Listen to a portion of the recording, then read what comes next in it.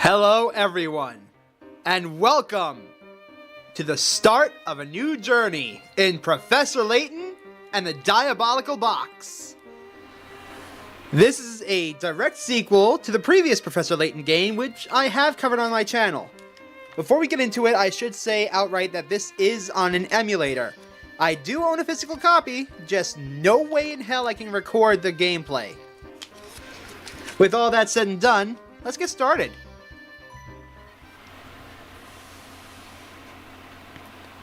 Of course, I'm going to be playing as Shackle.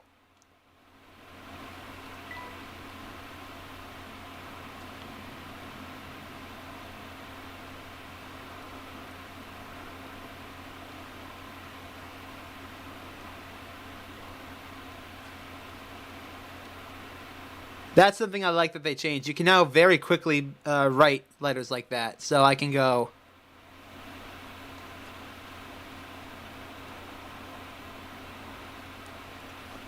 I can actually make a K now. That's good. This is a work of fiction. It's too fast for me to read. Tales of a box that brings death upon any who dare open it. Tell me, do you think those rumors could be true?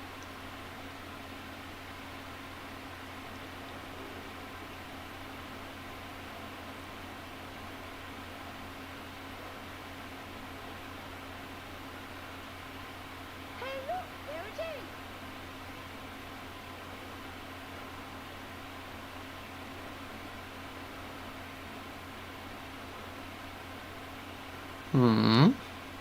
Now, isn't that a familiar face?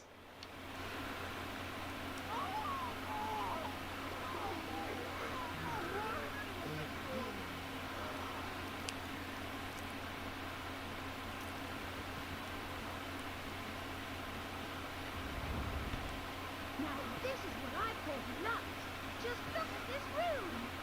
Yes, I can certainly see why some call the Military Express a cruise ship on rails.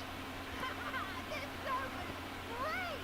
Now, don't forget, Luke, a gentleman pays attention to his manners. He is very simple. Indeed. Hello, Moss. Thanks for tuning in. I'm in the Gens VC if you want to join. But for now, let's get started on our journey. Hello, Nuremberg Angel. Welcome to the stream. You just joined us as we began.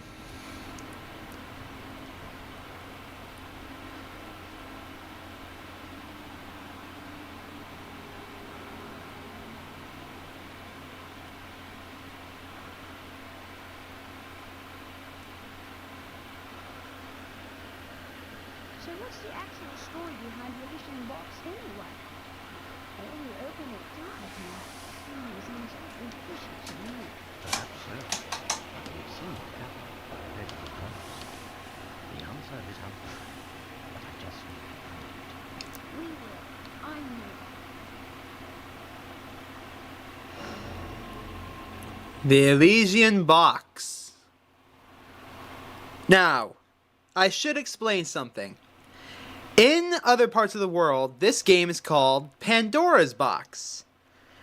The reason why is because over in Europe, that's a more well-known thing, I guess. Hyperboard chicken? Alright. But, yeah, over in Europe, it's called the Pandora's Box, which makes no sense because the box is from Elysia, not Greece. So, I don't know what's going on with that. That's why I like the naming of Diabolical Box a lot more. Ooh, good story time. To my dear friend Shackle. There was a box that was rumored to kill anyone who opened it. At first, neither the professor nor I believed it. Ah, okay. All that changed with the arrival of a single letter. I'm sorry I misread children as chickens. My bad. A few days earlier. Luke, have a look there. Oh, what's that, Professor? It's a letter from my dear friend and mentor, Dr. Andrew Schrader. Is everything all right? My dear Hurt, knowing you, I imagine you've already heard of the relic known as the Elysian Box. This strange antique is infamous for killing anyone who opens it. I'm not sure if Elysia is a real place or not, but I know it is a place. At least in stories. Truth be told, I'm a bit dubious of the box's murderous reputation, but you know how I am. Once something piques my interest, I simply must get to the bottom of it. That's why I'm pleased as punch to tell you that the elusive item is finally in my possession. He found the box? What's more, I believe I'm on the cusp of unraveling a great mystery tied to this box. For the moment, let's just say I have a theory, though I haven't been able to prove it yet. Initially, it was my intention to finish my research before daring to open its lid. But I must confess that my curiosity is simply overpowering. In the unlikely event that anything should happen to me, please finish the work I started here. Uh-oh. Your friend, Andrew Schrader. You know, his name sounds an awful lot like Schrodinger when you think about it. Just can't help himself when it comes to boxes. According to the postmark, this letter was sent 2 days ago. We should go pay the doctor a visit. I just can't shake the feeling that something awful has happened. Well, your intuition's usually spot on. I say we head out right away.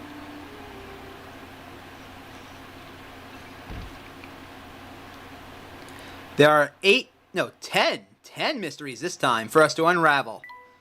The first is the Elysian Box. It is an antique said to bring death upon any who dare to open its lid. According to rumors, the box has already claimed many lives and is feared in many parts of the world. Can this strange item truly exist? Luke, before we go, would you be so kind as to fetch my car keys? They're in one of the drawers in that desk.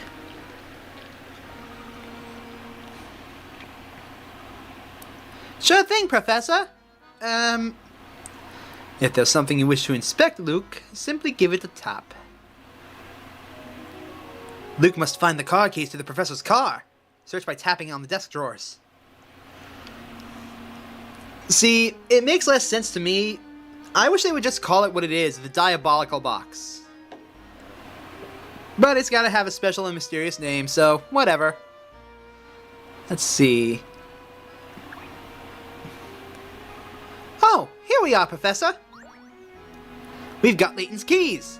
You can find the items you pick up in Professor's trunk. Many thanks, Luke. Now let's go.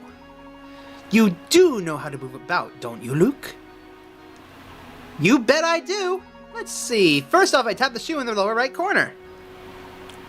Then I just tap on one of the little arrows that appear to move myself in that direction. I agree with the whole game having Studio Ghibli vibes. I wish that Ghibli made this, because then it would look even better.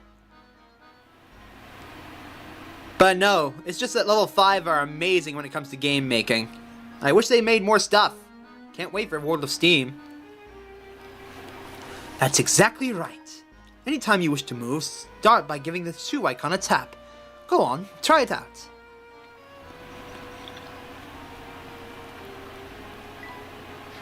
Apparently, uncomfortable chairs make you smarter. I find that hard to believe. A lovely view is the perfect antidote to a working long hours. Who knew the professor was such a pack rat? Wow, that's a lot of documents. I can't figure out a good voice for Luke.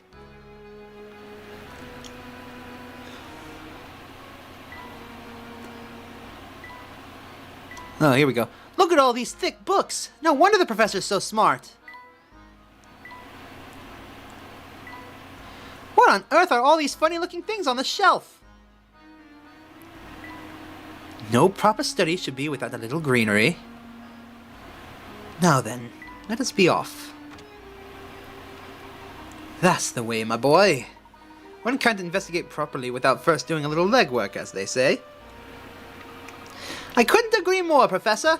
Now, shall we head off? Look at all the appointments and meetings posted here. I think this is a perfect voice for Luke. What do you think? Also, yes, I understand that all the other games have different names. Trust me, trying to find out which one was what on the emulator was annoying. That reminds me. Yes, I'm on an emulator, but I'm also curious.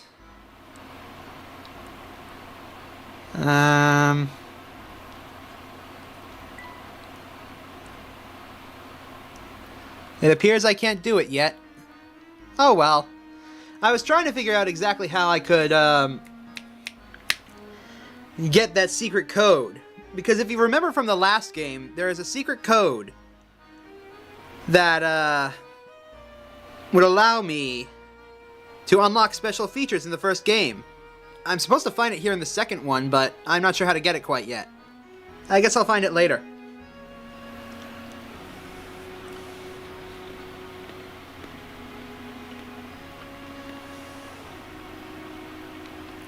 Let's close our little box.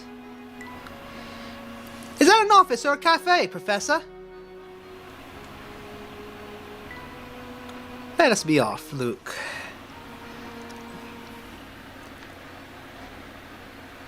Hey, John, welcome to the stream. You're just joining us as we just got started.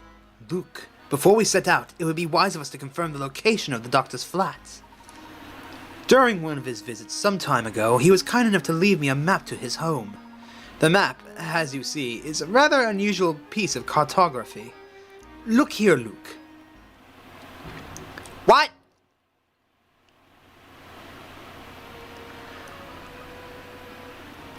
Oh, how clever!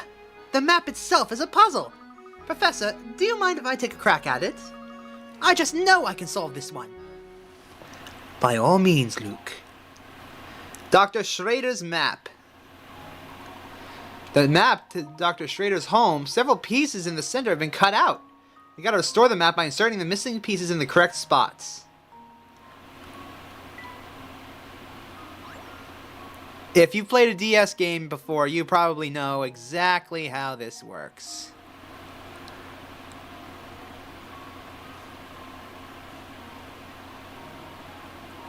That doesn't line up. Neither does that. They don't line up at all. Ah, because there's more than one spot. There's more pieces than there are spots.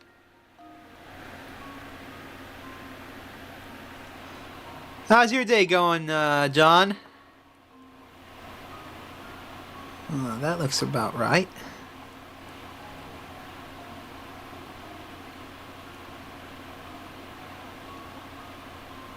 Ah, hold the phone.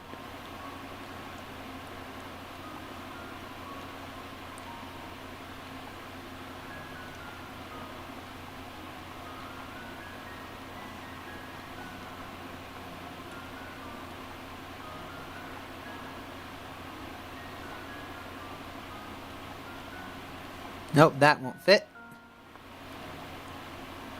That'll do, and this should be it. Look at that!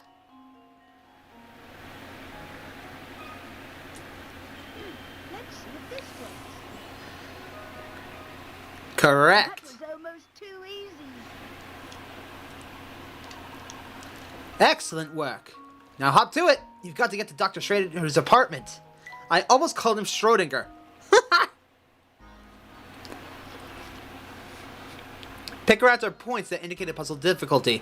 The more picarats a puzzle is worth, the tougher it'll be. When you submit an incorrect answer for a puzzle, the number of picarats you can earn from that puzzle decrease. So you'd better think carefully.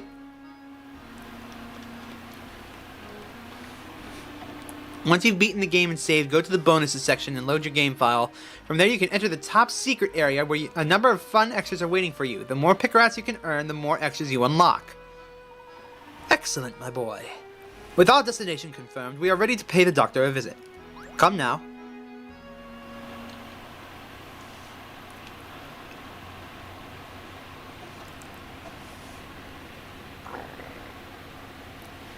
Ah, the Layton mobile.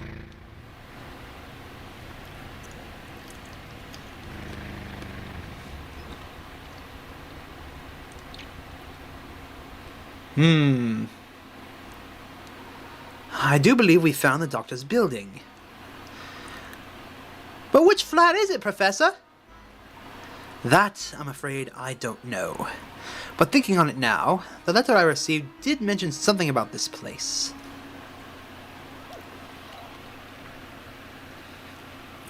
Well, I hope your lunch break is going well.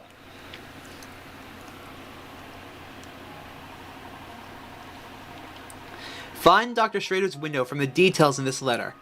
In the morning, I often awaken to the sound of music drifting in from a nearby flat.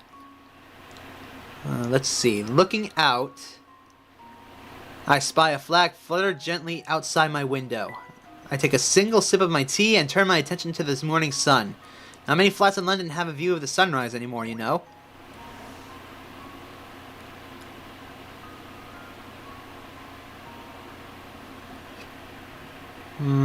Flag fluttering gently outside my window. So it's one of these two.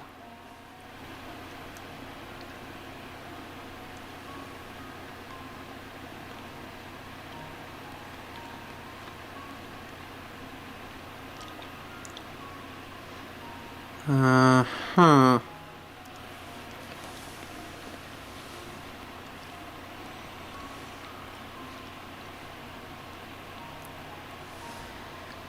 I'm gonna say it's this one. Consider this puzzle solved. Yay! A true gentleman leaves no puzzle unsolved. That's right! Now that you know where it is, head for the doctor's home.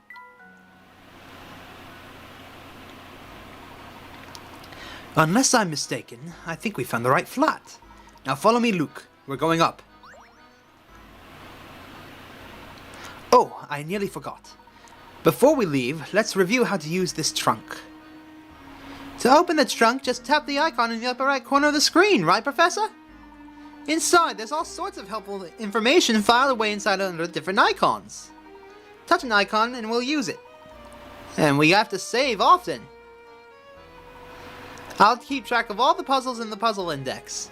Tap it to view all the puzzles that we've encountered thus far. Solved puzzles are marked with a check. Those we've yet to finish are blank. Puzzles we've already finished can be replayed by selecting them from this screen. Also, the puzzle shows the locations of unsolved puzzles we've tried. So that way we can revisit them. We tap the journal icon to display my personal notes on key story events. So wherever you need to access the trunk, just give it a tap. Let's see. Oh, the flowers are blooming. I wonder who takes care of them. Hello there. Hello there, mister. Never seen you around here before. Want to hear something useful? Check it out. See that mailbox right over there? Try tapping on it, will you? Hint coins! Brilliant! That's a hint coin you found there. Ever work a puzzle and you get stuck? It's times like that when I bet you fancy a hint, yeah? Well, then when that happens, you can trade in those shiny hint coins for hints. They're scattered all over the place, which means you should always be on the lookout for them. Tap on anything suspicious, alright? Good. Well, that's all I had to say. You take it easy there, mister. Cheers. This place is nice, but I feel safe walking around here at night.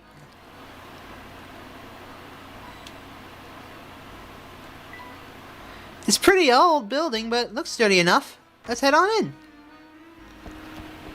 Up to. There's no time right now to examine cleaning supplies. Come on, Professor. We can look at the view after we make sure the doctor's okay.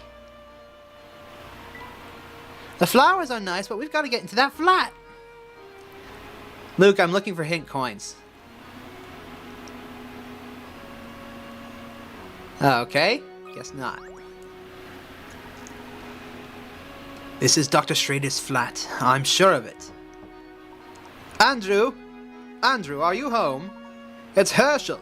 Herschel Layton. Sir, are you there? Doctor? I don't hear anyone in there, Professor. What if he's... There's no time for speculation, Luke. We must get in this door open immediately. It seems to be locked from the inside. But without a cave, there's no way to get in. Ah, of course. In my haste, I forgot about these keys and the doctor included in his letter. Quick, Professor, let me try them on the door. Huh? That's strange. It doesn't seem like any of these keys will work on the lock. Luke, don't you see? Dr. Schrader has set before us yet another puzzle to solve. I really hope you guys enjoy Luke's voice because that's the best I can come up with. I'm not good at doing young, rambunctious kids. I'm not one anymore. As you might expect, the key won't open on the door if the shape doesn't let it pass through the keyhole. Now, I was actually spoiled on this when I was a kid. I know exactly how to solve this puzzle. The reason why is simple. I played the demo at Walmart when I was really young, when this came out in 2007. And I figured this out on my own. You use the back of the key for the lock. That is so cool. That was almost too easy. That's right. It did take you a while to figure out that the portion of the key resembling the grip was actually a part that fit the keyhole. This can be found often in the most unlikely of places. I wish doors had keys like that, man. That'd be so cool. Alright. Puzzle number 3. The right key is now in our puzzle index. Oh, shit. Professor!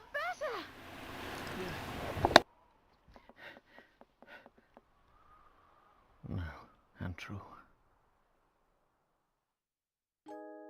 How could this have happened? I miss public demos too.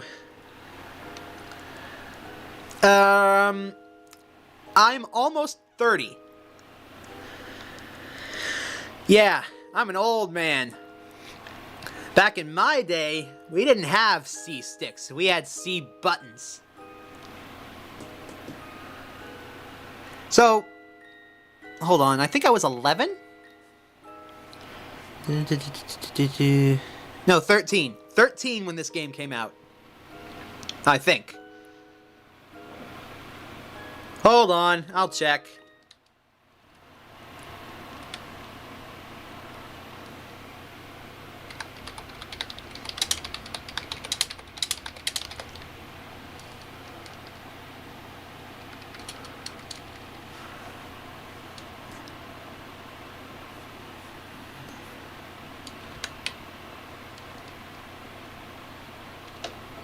$12. The answer is 12. I was 12 when this game came out.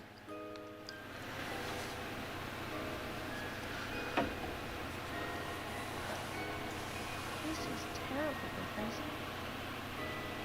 Do you suppose the Elysian box did this to Dr. Schrader when he tried to open it? Okay, I know it says that you're supposed to pronounce it Elysian, but no, I'm gonna say Elysian. That's just...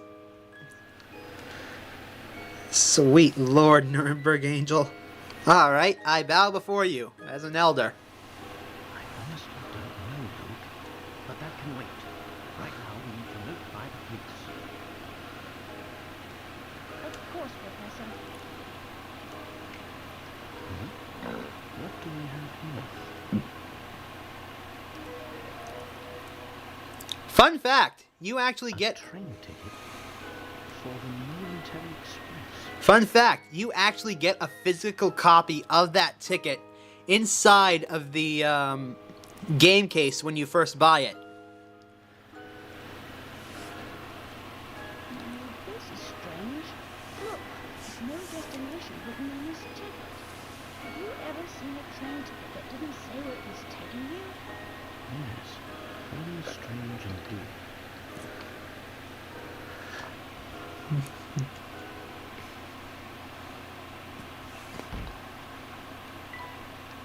A single ticket with no visible destination was discovered in Dr. Schrader's home. It appears to be for the Voluntary Express, but where exactly is it supposed to take its owner? Now, before I forget, I should say that this game will be the last game I stream before I have to take a hiatus for about 3 weeks. But once I come back, I will be getting right back into it.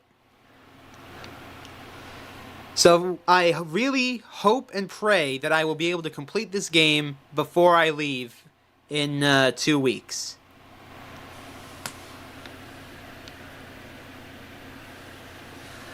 Oh my god, John, I remember those things. Oh.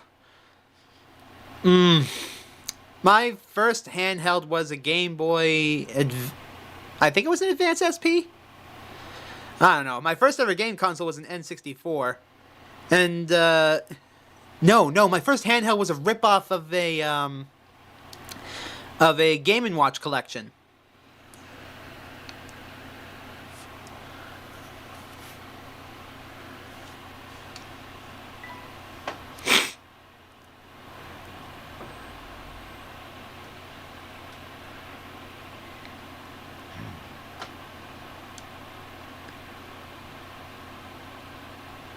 Excuse me.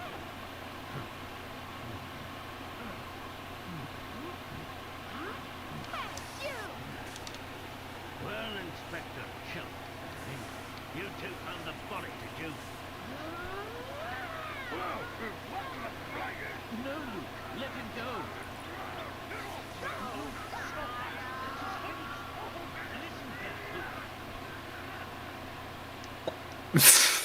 Oh my gosh, his face doesn't come off. He's the real deal. You don't say, Luke. So yeah, in the first game, that turned out to be a disguise for Don Paolo, our arch nemesis. It's a good thing I can do his voice, indeed, indeed. That's my face, not some people taffy. I'm so sorry, sir. I didn't mean it. I was sure we had another imposter on our hands. What in the world is this child talking about? I swear, young ones these days have no manners. Fun fact, I've never actually owned a Sega game console. Not once. Hell, I've never even touched a Sega game controller in my life. My apologies for the confusion. Allow me to introduce myself. My name is Professor Layton. I'm a professor of archaeology at Crescent University.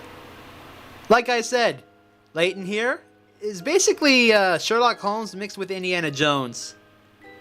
And he's the best. I'm his apprentice, Luke. Interesting.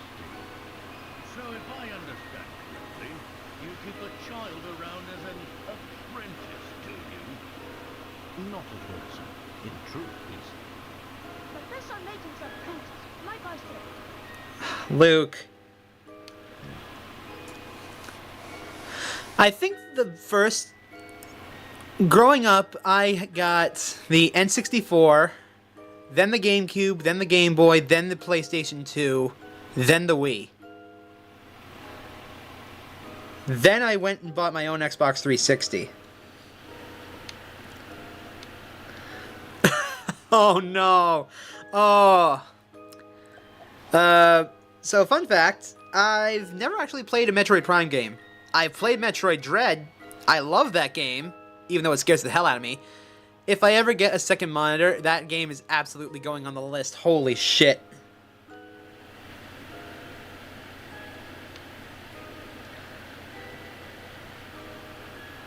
Nice. Nice, John. Well, it's really none of my concern. I have a crime scene that needs my attention. Clear a path, will you? Not of course. Lips are sealed. You got it, Professor. Let's see.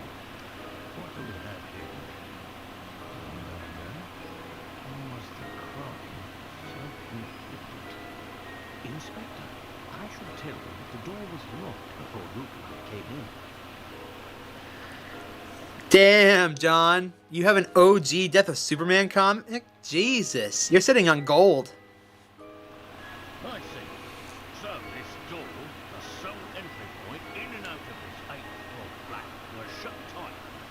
Then the doctor was holed up in here, completely apart from the outside world, yes? That being the case, yes, I'm sure of it.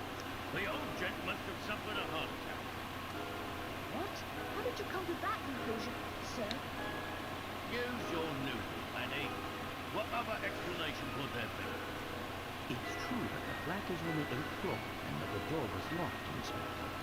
Still, I'd hesitate to say that this room was completely closed off from the outside.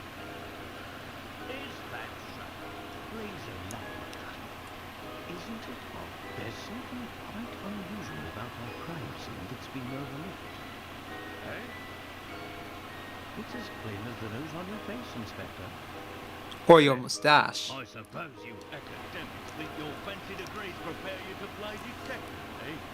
I tell you, nowadays, it seems like everybody and their mum thinks they can do my job. Now, as I was saying, the cause of death was heart failure, plain and simple. And that's what caused it.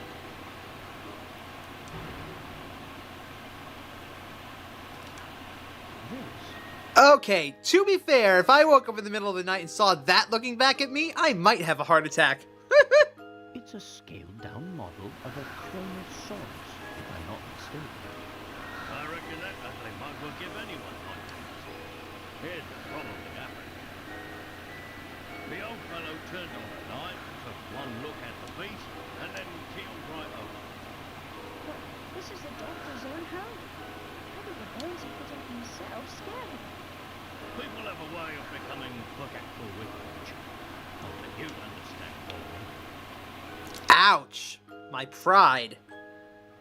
Well, you're right about that. I don't think I understand it at all. Mr. Layton, was it? No? Ah, yes, Layton. Mr. Layton, what do you think? The scenario you paint certainly isn't out of the realm of possibility.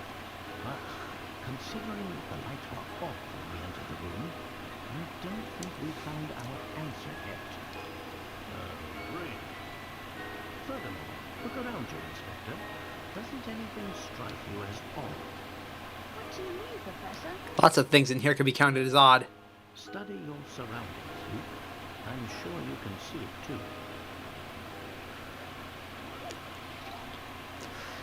too. If I ever figure out how to, I might actually make a little icon of my profile picture talk.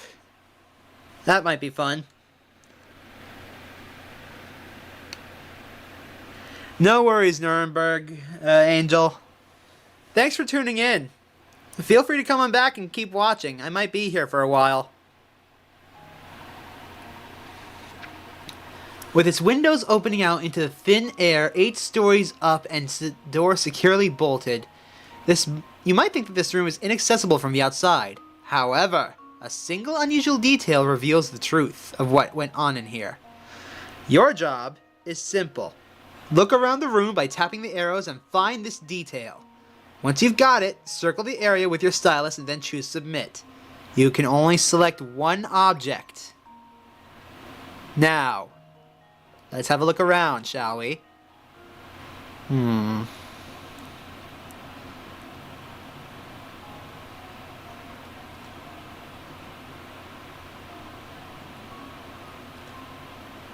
Did you see it?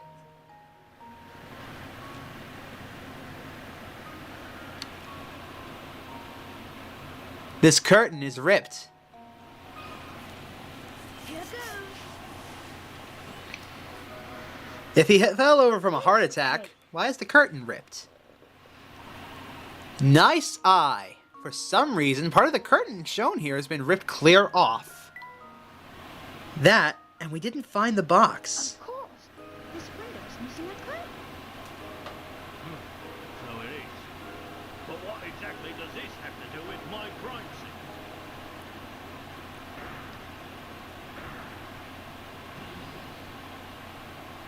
It means someone exited the building through this window, and I'll bet he's our culprit.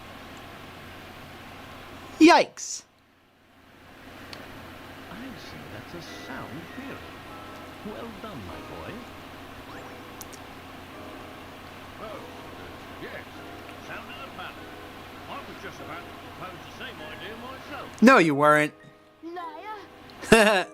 Shh, Luke, listen. I don't believe our friend the inspector will give much help to us. What say you and I conduct a little investigation of our own? Professor, look. There's something in Dr. Schrader's hand.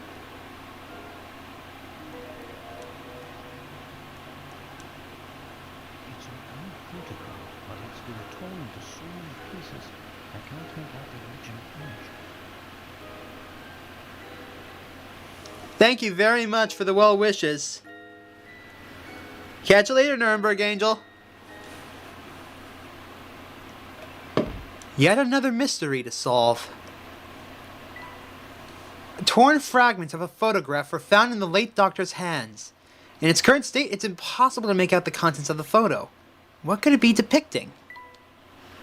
Hey, what's the big idea? You can't just hide evidence in a crime scene. Get your hands off that.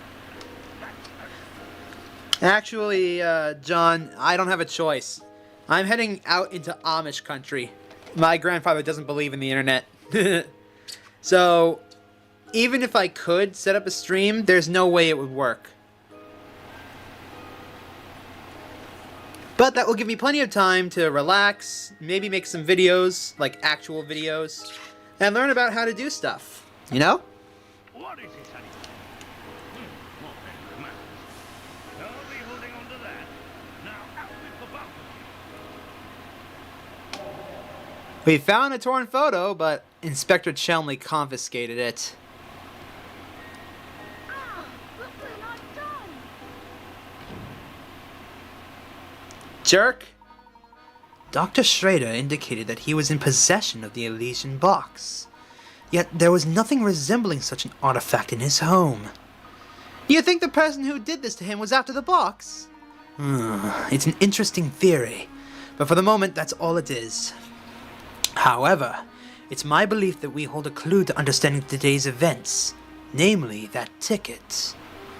The Military Express ticket, right? Correct, Luke. I believe that a trip aboard the Military Express is in order.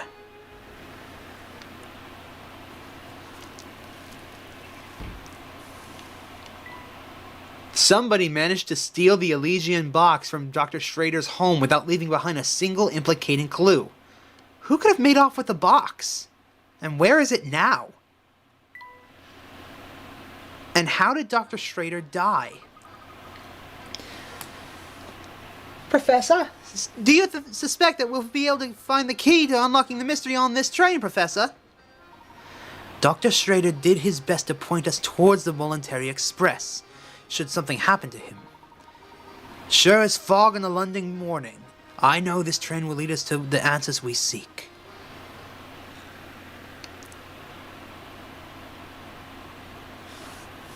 Professor Layton and Luke sped away from the scene, unaware of the secrets that awaited them down the Italian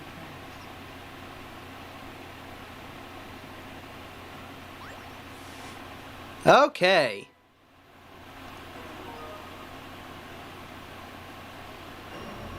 Chapter 1. The legendary Voluntary Express. Gosh, just look at this place, Professor. It's so posh I feel like I should be wearing a monocle. Quite so, Luke. Every decoration and detail in this room is more decadent than the last. I'd wager the rest of the train is just as grand. How would you like to go exploring for a bit? Look at that, Luke. Your bag is wide open and your belongings are scattered everywhere. Oops, I guess they are.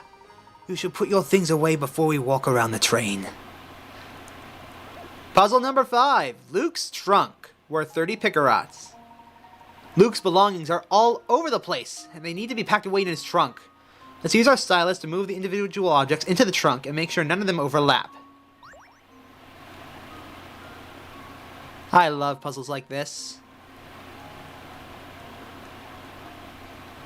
Okay, this is up in a corner.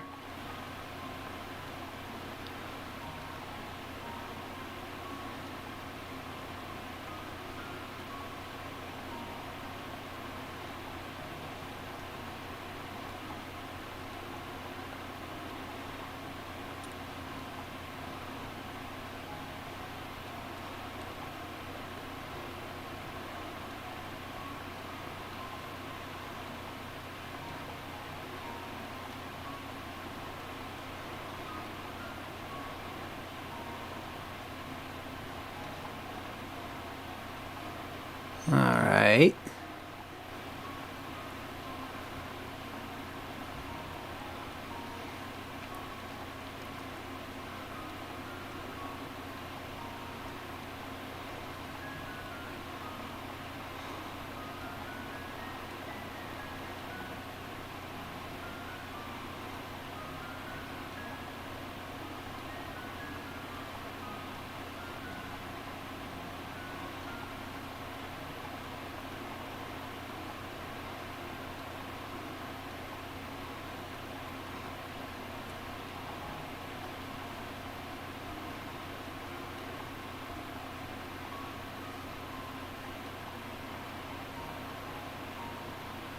Damn, that was close. Alright.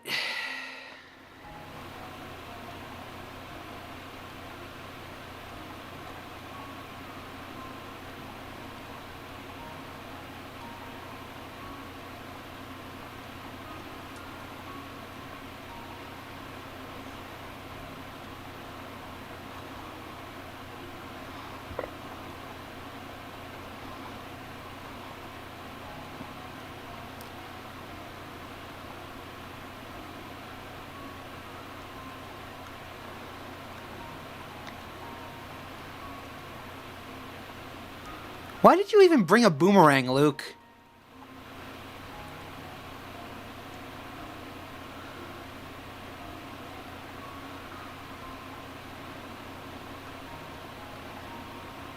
Oh, oh, aww.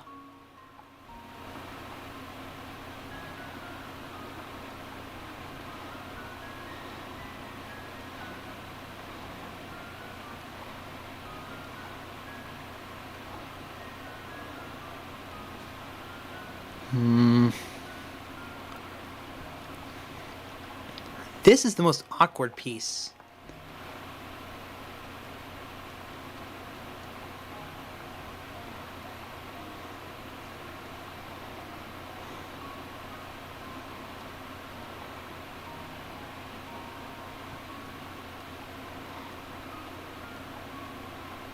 Those fit together quite nicely.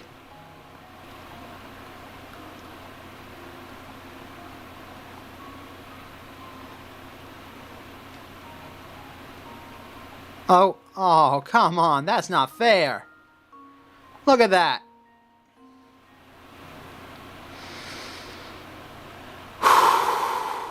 Okay.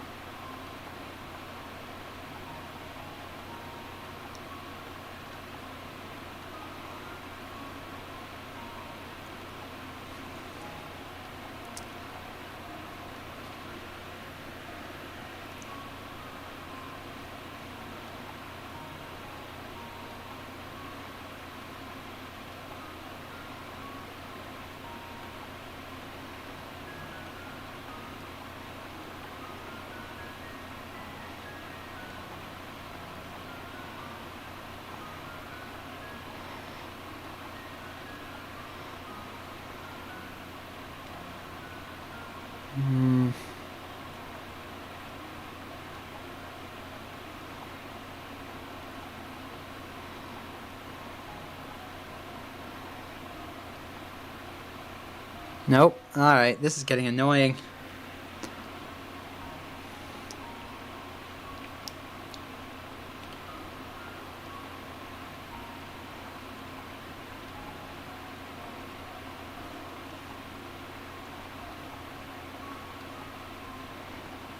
Usually I'm very good at these kinds of puzzles. Oh, wait. That's a good start. That's a good one. That's a good spot.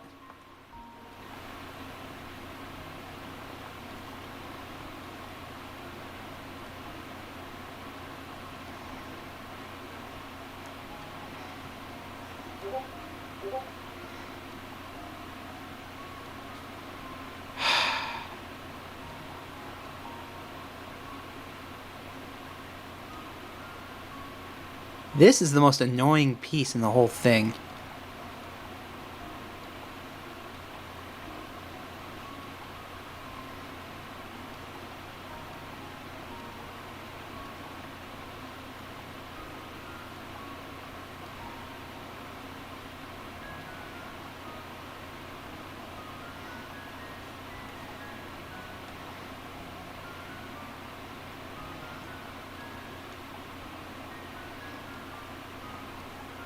Hold on, I've got an idea.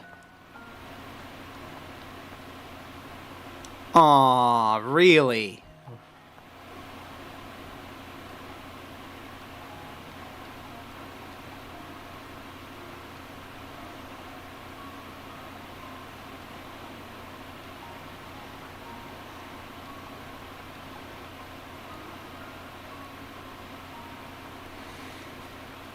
Screw it, I'm gonna use a hint coin.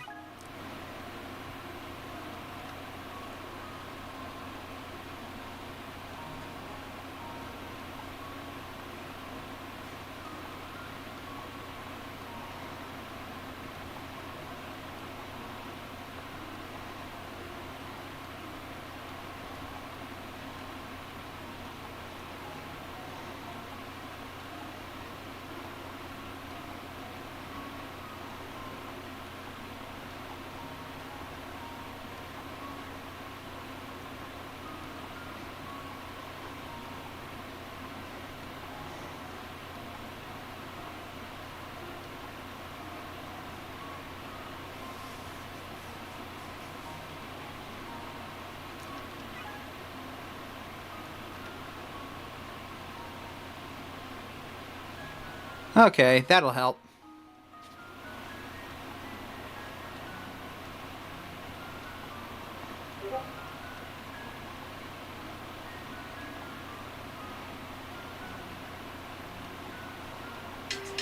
Oh, for God's sake.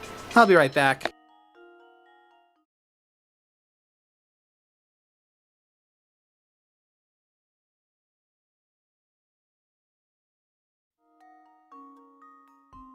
Don't you just hate it when you get scam calls when you're doing something? Ooh, it drives me crazy.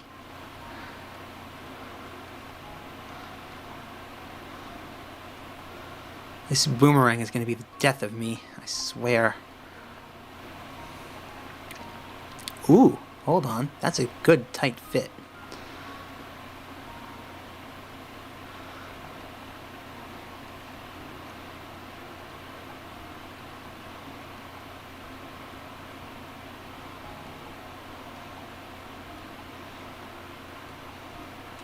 Ooh, got it. Got it. Let's see if this works. Piece of cake. Good work. Luke should be able to close the bag easily now. I'm going to be doing that in a couple days. Whew! It was a tight squeeze, but everything's finally packed away, Professor. A bit of planning will prevent this type of scrambling in the future. You're right, and I do feel better with everything put away. Come on, Professor, let's look around a bit more.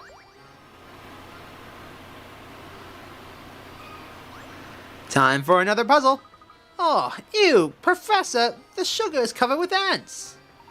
Oh dear, I'll have to remember to get sugar for my tea elsewhere. Curious though, isn't it? How did they get here? Perhaps this puzzle will shed some light on things.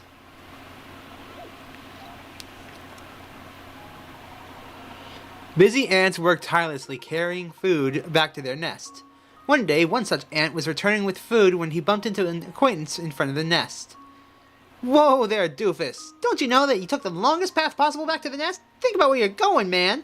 Knowing that this ant never traveled the same area twice, can you trace the path he walked to get back?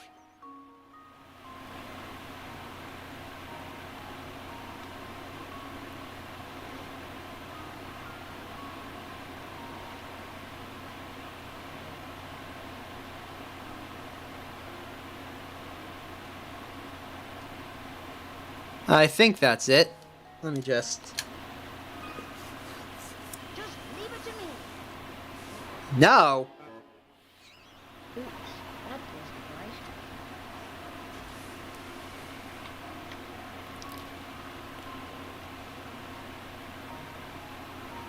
Ah, this might be the reason why.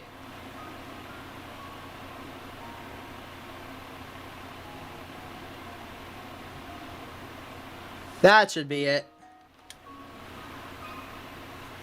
Just leave it to me. What? Oops, that What do you mean, no?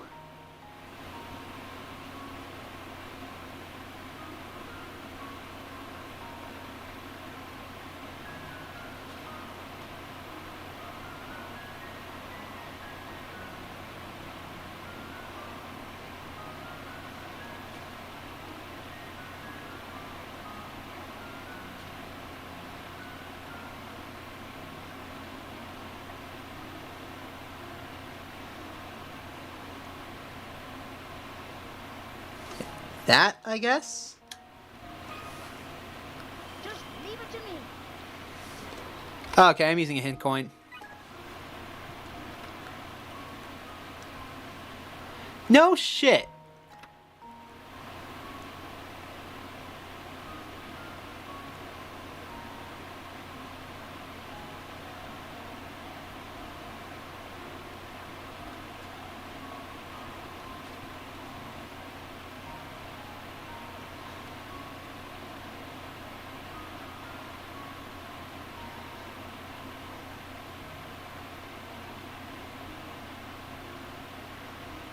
I think I did this one already.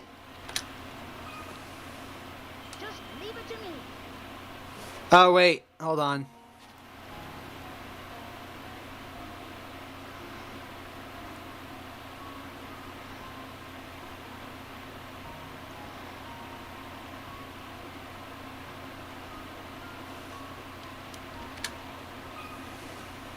Just leave it to me.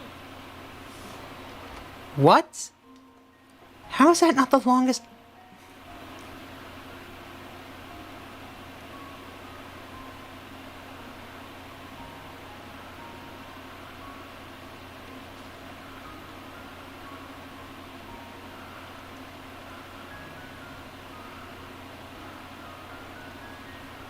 That can't be it.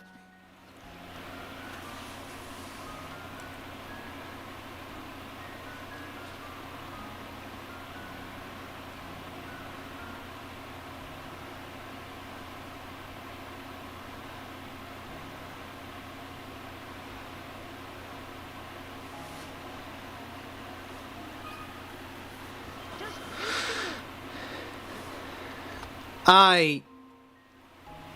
Huh?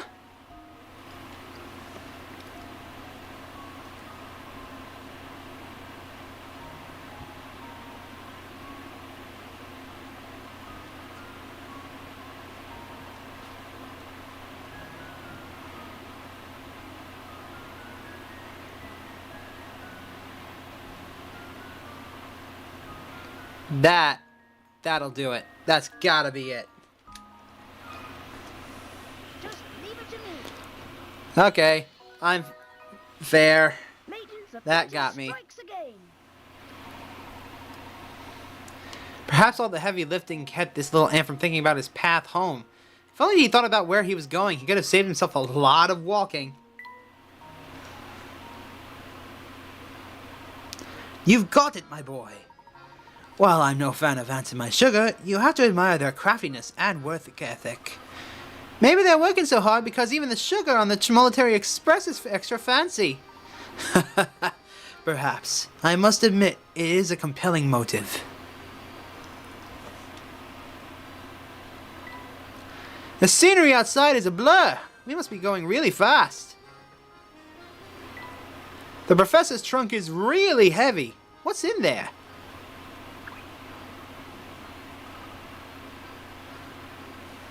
I'm awfully surprised that a train as luxe as this one would have an insect problem. Ah, handmade items are such a luxury, blah blah blah blah. Such a luxury. Ooh, a hint coin. It's always nice to have a light around. Alright, I will be right back. I'm gonna go get a drink.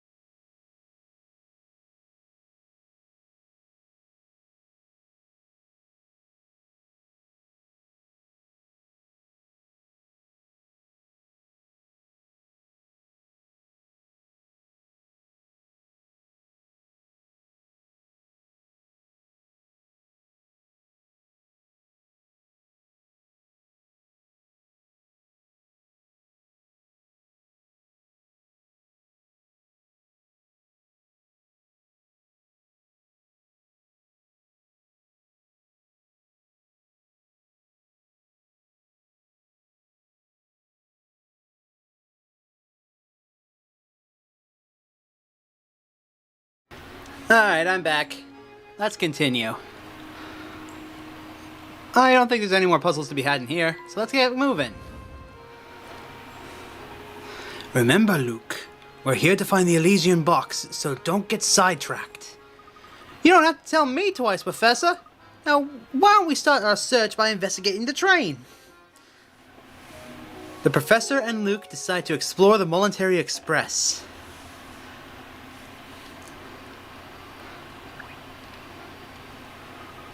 I hear the rooms in the front of the train are so super fancy that the doorknobs are made of gold.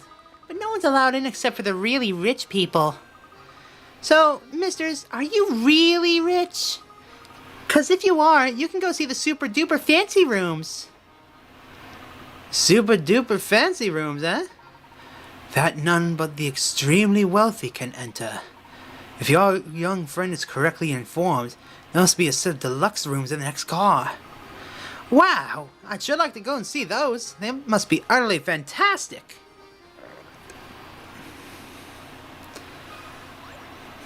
Puzzle? I'm going to my grandma's. Where are you two going? We're actually out looking for something, dear. Sadly, we don't know where it is. Until we find a clue that points us in the right direction, we'll simply have to continue looking. Oh, that sounds like a lot of work. Here, I'll tell you a puzzle to take your mind off that stuff. A strip of paper.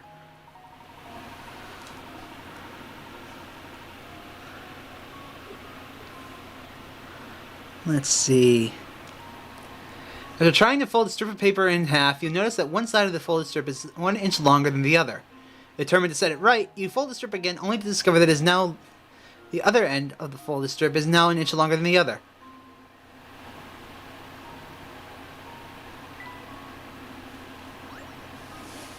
Now that you've made 2 folds along your strip, figure out what the distance between the folds is when expressed in tenths of an inch. I think the answer is 10.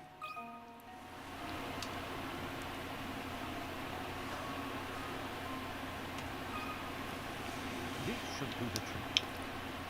Yes. The answer is 10 because it's just an inch apart. That's right. The distance between the folds is 1 inch or 10/10ths of an inch. If you're having trouble visualizing this, a picture that the matchbox shows above has a height of 1 inch.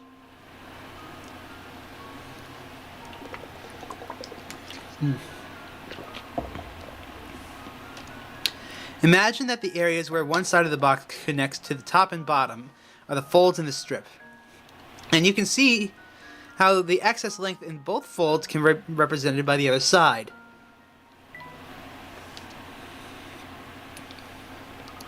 You got it! Wow, those hats you're wearing must be thinking caps or something. I hope you find whatever it is you're looking for, misters. So yes, I am going to be using save states, but if I use a hint coin, I'm going to save after I use the hint coin, because that's just cheating. I'm tired of being on a train. Are we there yet? Are we there yet? Are we there yet? Are we there yet? Run. What's this? Yes, I oppose the accommodation. I do not done. Please. I really hope I don't ever have to voice you. Dear God, my throat would never be able to handle it. That reminds me, I believe just in time for my sweet baby. I'm off to the dining hall. Gosh, that lady was just the type I'd expect to see on the Voluntary Express. Talk about rich and fancy, eh, Professor? Quite. This train is full of many well-heeled patrons like the woman we just met. We must watch our deeds and words here. A formal setting demands formal manners, wouldn't you say? Absolutely, Professor! Hello? Ooh, puzzle. Just look at that! The craftsmanship on this picture. Look, I'm almost certain it was hand-blown. Who knew that something as ordinary as a picture could be so fancy? What could be more relaxing than sitting in your own suite with a cold beverage and watching the sunset? Ah, speaking of beverages, or in this case, deadly beverages, have I got a puzzle for you. Let me at it, Professor! Pictures and poison, huh? Two men, 1 and 2, are playing a strange game. First, both men put their empty pitchers on the table. Next, a judge brings a pitcher filled with purple poison and places it in either spot A or spot B. The judge then starts shifting the poison from one pitcher to another to any adjacent pitcher over and over. After moving the liquid 55 times, the owner of the poison-filled pitcher must drink its contents. If you were the judge and secretly wanted one to win, would you place the poison-filled pitcher on spot A or B?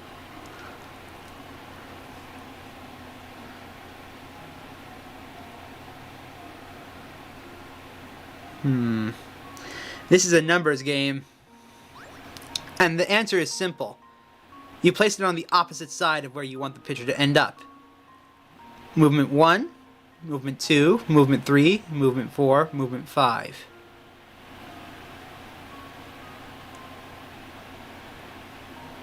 Wait a minute. 1, 2, 3, 4, 5, 7, 8, 9, 10, 11, 12, 13, 14, 15, 18, 19, 20. 3, 4. I'm going to say it's in spot A. Here goes. What? Well, I'm stumped.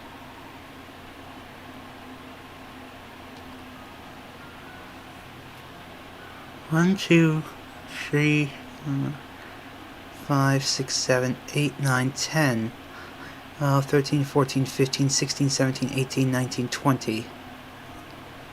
1, 2, 3, 24, 25, 26, 27, 28, 29, 30, 31, 32, 33, 34, 35, 36, 37, 38, 39, 40, 1, 2, 3, 4, 5, 6, 7, 8, 9, 50. 1, 2, 3, 4, 5. I guess we're putting it in B. I don't... Here goes. Hit me with the answer, please. Piece of cake.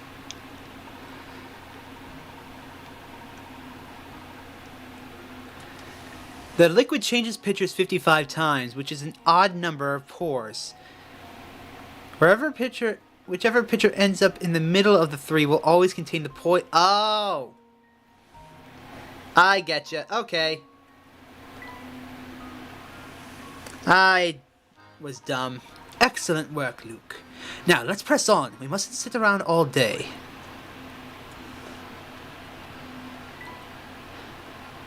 We already saw that one. This piece fits perfectly with the room's decor.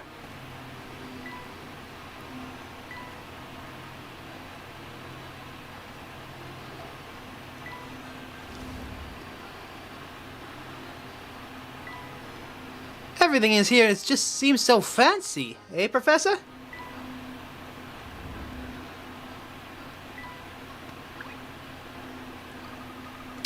I bet the deluxe rooms make our room look like a freight car. Hold it right there, man. Sammy Thunder says entrance to that car is for VIPs only, capiche? Now, I know you'd like to sneak a peek, but that whole car's booked, so that's a no-go. Aww, I bet the kind of person who can rent out the whole car must be some kind of super tycoon. Indeed. I wonder what it must be like to have that much room to yourself in a train of this caliber. Well, for now, I suppose we'll just have to keep wondering, eh, Professor?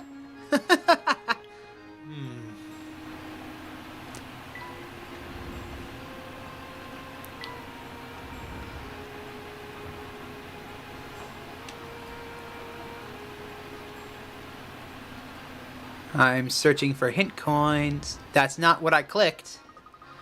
Wow! Just look at all the stuff there is to eat! Yes, it seems that the Military Express is a first-class operation, right down to this kitchen. Oh, my, passengers in the kitchen! I'm sorry, but we just can't have that. Wearing those dirty clothes of yours in here could earn me a health code violation, you know. I'll have you know that there's nothing at all dirty about our clothes, sir. Say what you like, Short Stack, but that doesn't change the fact that I'm running a kitchen here. Did you stop to think about what would happen if icky outside germs made it in here because of you? I see your point. Terribly sorry for the intrusion and worry we may have caused you, good sir. Oh, alright. I'm sorry too, sir. Wait, what's that?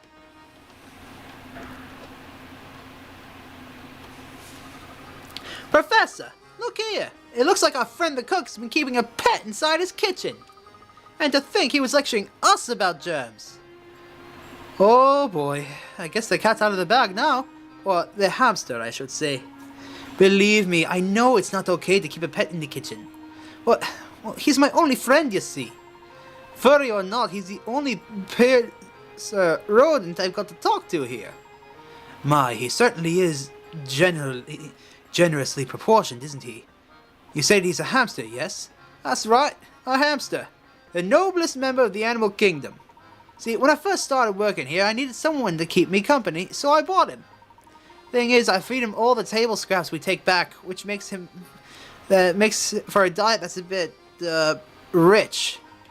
He's really put on the pounds, and if he doesn't get in shape, it could be really bad for his health. The poor little guy. That's why I want to ask something of your boy. Would you mind holding on to my friend for a little while? When he's here with me, I can't help but feed him, but those scraps of pastry and pasta, they add up. So you're saying you want us to hold on to him and help him shape up? Sounds like a great idea to me. I mean, what do you think, Professor?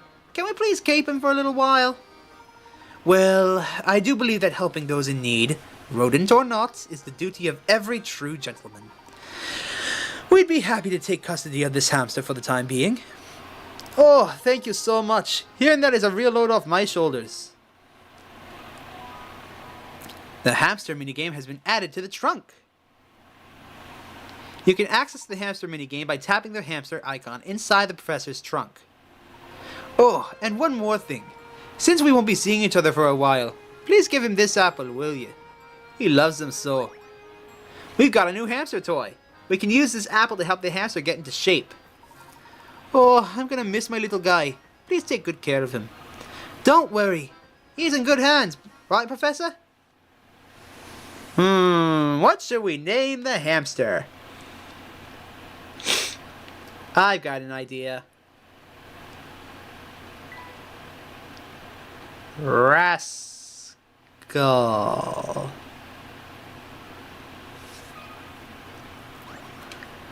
Luke has named his new hamster friend Rascal. Okay, little guy. From now on, anywhere I go, you'll go too.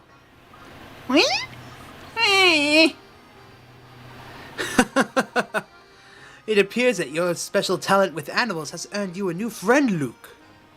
I think so too, Professor.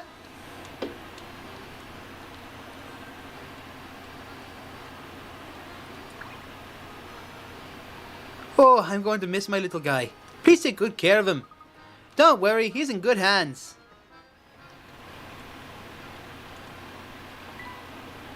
I bet those veggies come straight from the farm. Fresh baked bread. It smells so good.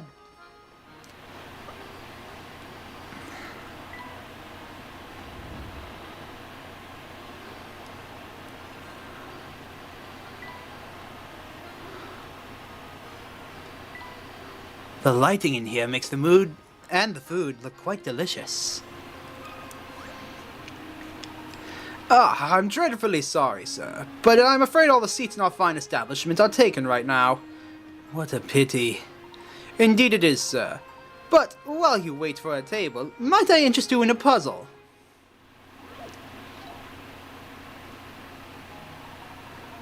Let's see. 4 couples sit elbow to elbow in a crowded dining car. All diners are sitting next to or across from their partners. The Joneses are sitting by the aisle. Can you determine where Mrs. Hadley is sitting? Okay, these two cannot be the Joneses. Actually, no. These two here have to be the Joneses.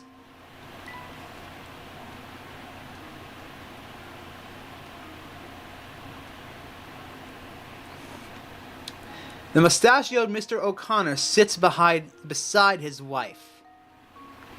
O'Connor. Mr. Lambert sits across from his wife. So this is Lambert. So this is Mrs. Hadley.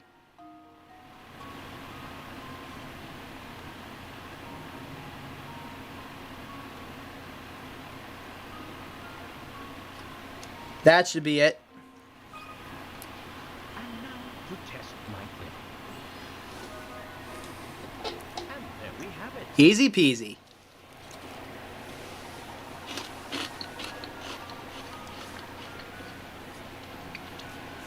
That's right. Since the mustachioed Mr. O'Connor is sitting beside his wife, both couples on the left must be sitting beside their spouses. Since Mr. Lambert is sitting across from his wife, he must be sitting at the right table. The Joneses are sitting next to the aisle, so they must be C and G. With everyone else identified, you only have the Hadleys to deal with, and they are represented by these two. That is exactly right, good sirs. They do say that nothing whets the appetite quite like a hearty puzzle. Oh, and it appears that a table has just opened up. Allow me just a moment to tidy it up, and then I will be happy to escort you to your seats. Great, I'm starving. Oh, good, our table is finally ready. We'll just be taking our seats then. Madam, please wait, just a moment. You see, these passengers have been here much longer. Nonsense! We'll not hear another word of this. You take these people before us, we are insulted. I do apologize, madam. It is simply that these gentlemen arrived before you. We will not be kept waiting, do you understand? Not a single second! Now out of our way! Madam! Talk about pushy! I do apologize, sirs. There's a lovely observation deck on the last car of the train. May I suggest that you spend a few minutes there while we prepare a new table for you? No need for apologies, my good man. Your job is not an easy one. We'll go see the deck and return in a bit. The Professor and Luke decide to visit the train's observation deck, also known as the caboose. My sincere apologies, sir.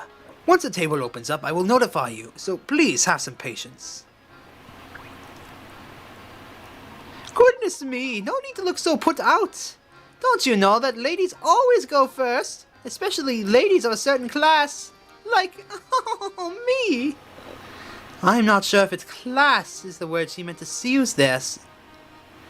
Quiet, Luke. We must be gentlemen. Lest we become worse than her. Yikes! That's a bad idea, Professor. Welcome aboard, sirs. May I interest you in a refreshing beverage or a scrumptious snack? Thank you, but I don't think we need any snacks right now. Of course you don't. And I put on my best smile for nothing.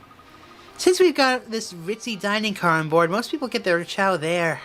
With a competition like that, it's hard to sell even a cup of tea. I'm so bored. I've got a while until my shift ends, so please help me pass the time with this puzzle, would you?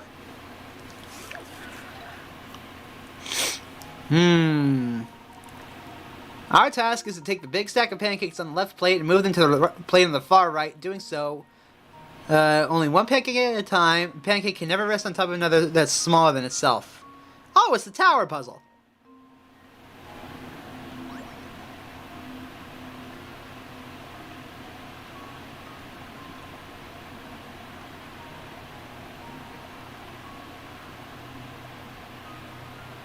Ta-da! Let's see if this works. That was almost too easy.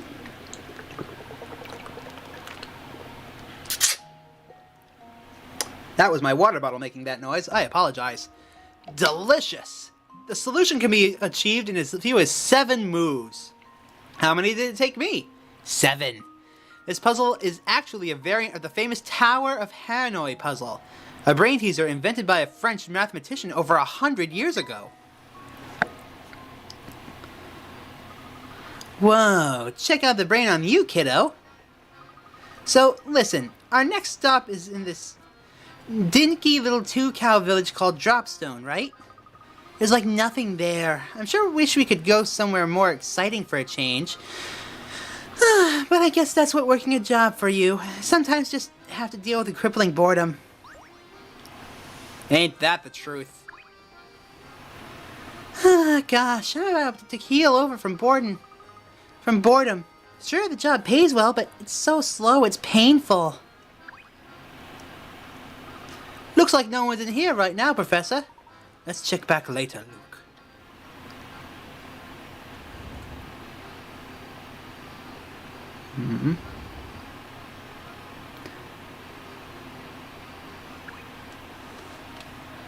Say, Professor, does that shack over there seem familiar to you?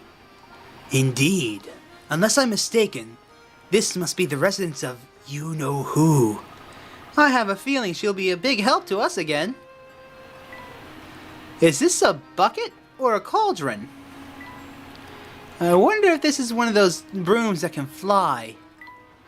I swear, I've seen this little house somewhere before. Like on our last adventure, perhaps? This is Granny Riddleton's shack. We'll come back to this a bit later.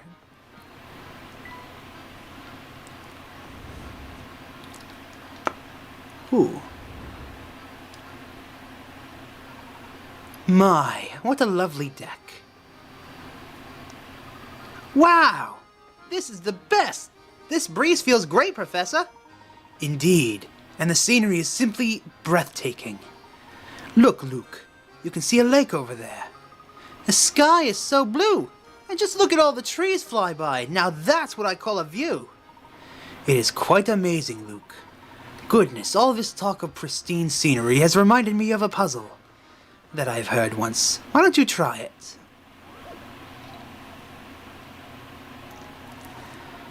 The forest below contains 4 different kinds of trees. Use your stylus to draw dividers in the forest so that you form 4 different sections.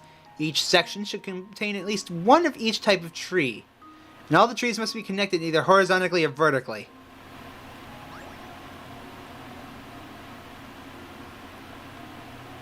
Let's see.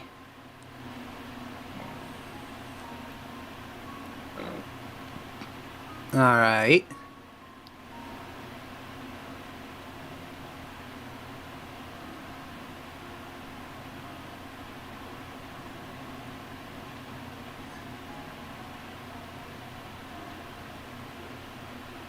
That looks good to me.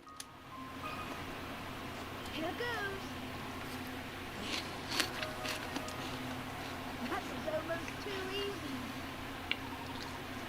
Very nice. Now take a moment to admire the gorgeous scenery. That's exactly it, my boy. Well done, Luke. Well, did you expect anything less, Professor? Wow, it feels so nice out here. I almost forgot we're supposed to be looking for the Elysian box. I can't say I blame you, Luke, but that box led the doctor to his death. Come what may, I will solve this mystery. Of course.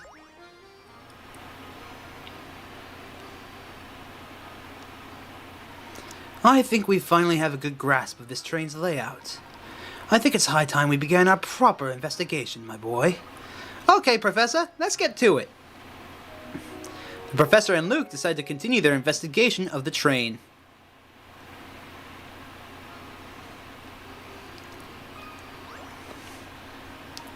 Look at that. Someone's left rubbish on the deck here. Can you believe that? Some people have the worst manners. Listen here, Luke. A true gentleman cleans up after himself, and others, should the need arise. What do you say we take care of this mess?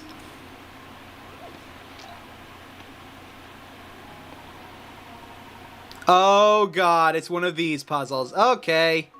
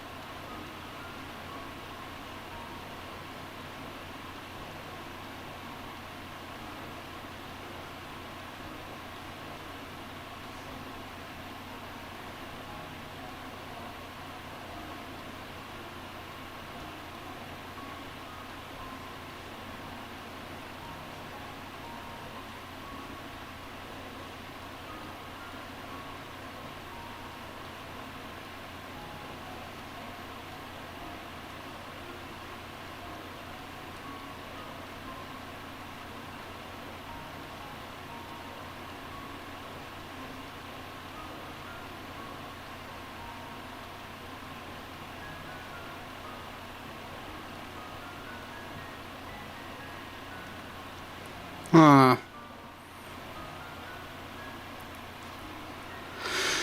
Okay, this is starting to get annoying.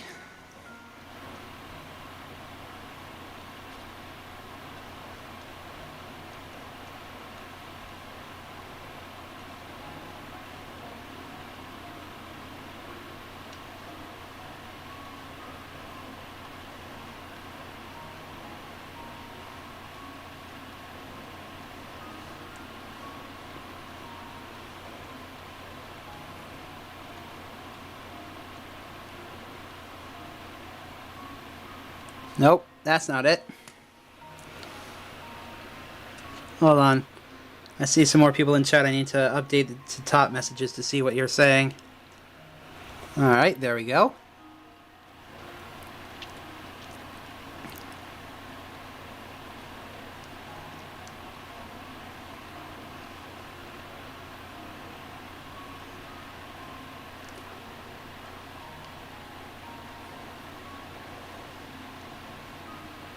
I just undid all the work. Damn it.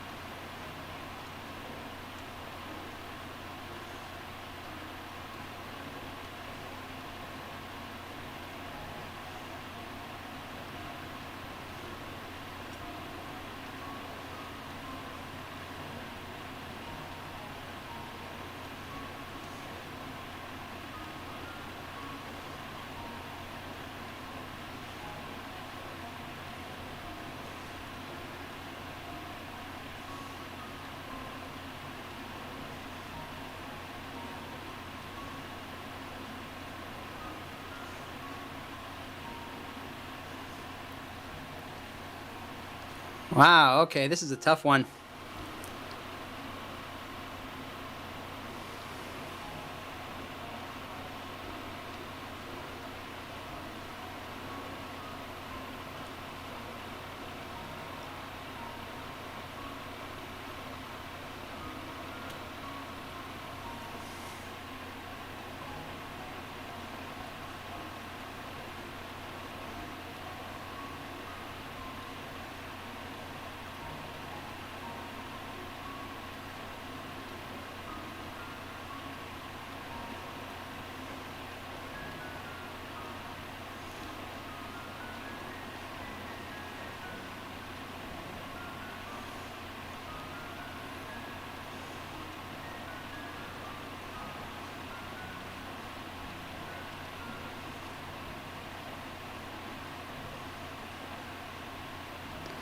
Hmm.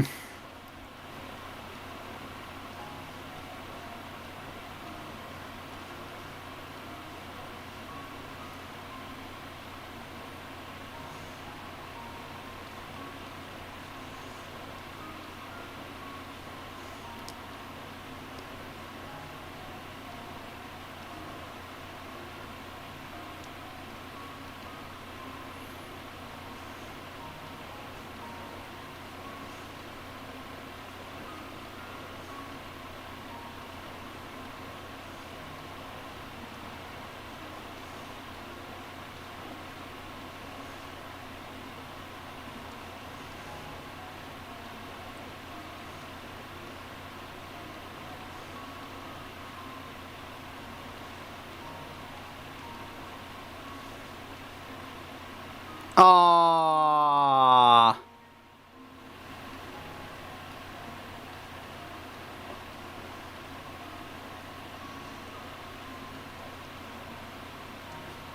Maybe I should keep these two down in here.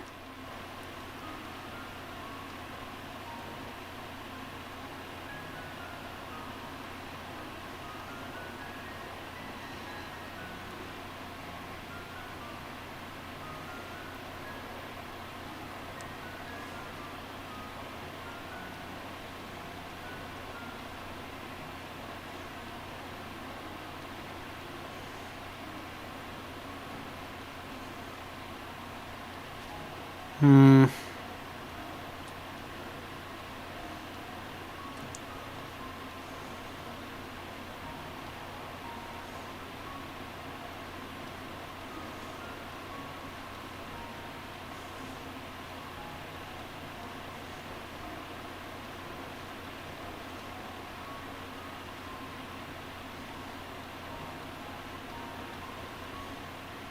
Nope.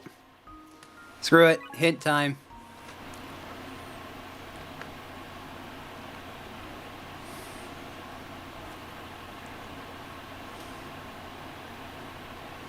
Okay, I never have to move that block again, huh?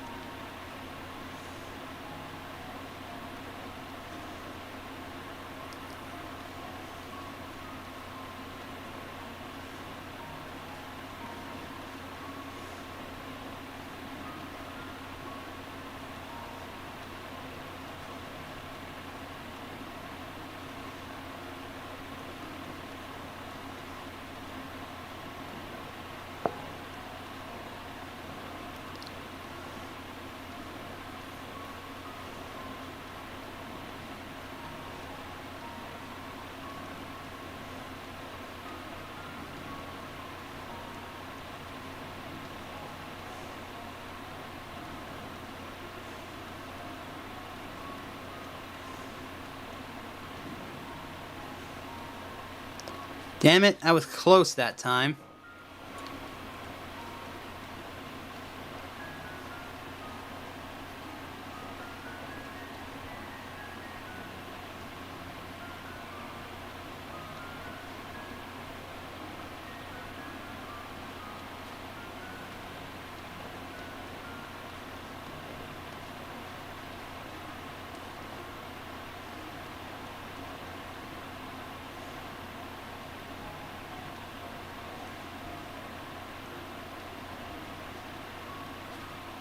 Hmm.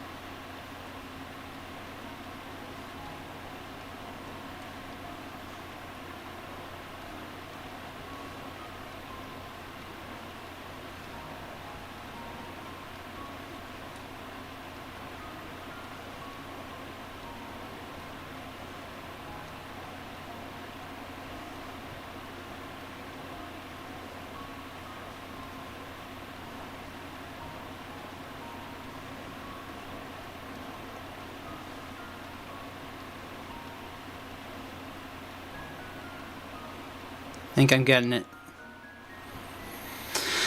And then the game just has to prove me wrong. Wait a minute. Wait a minute.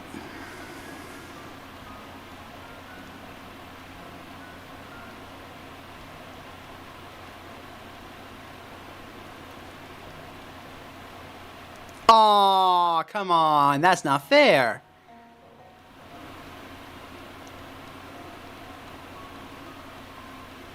Oh, Oh.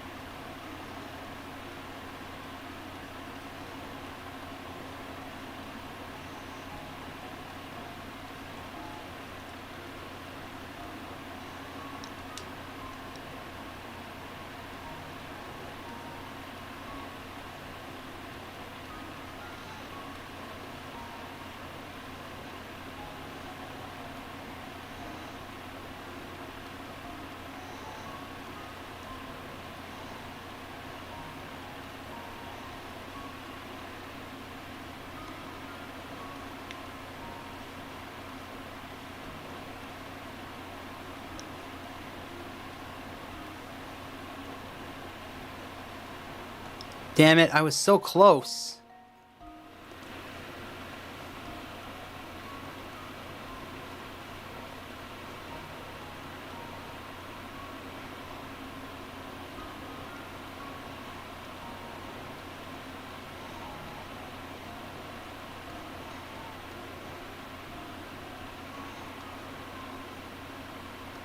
Nope, that ain't it.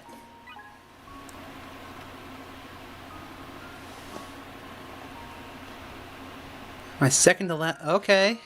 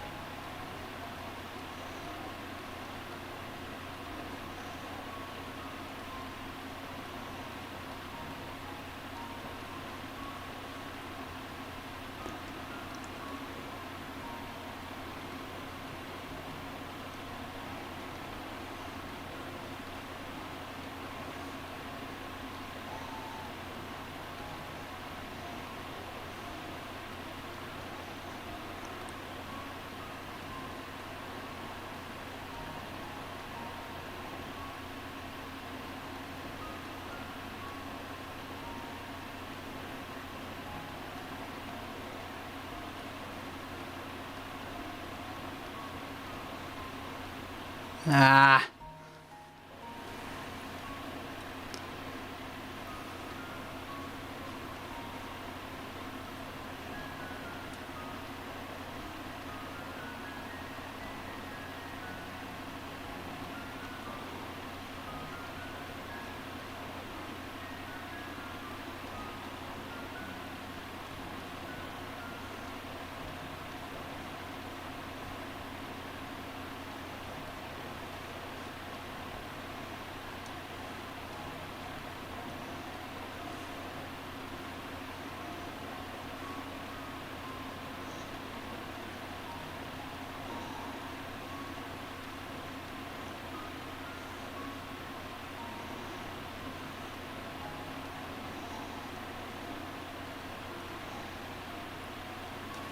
I'm gonna look this one up. This is taking me forever.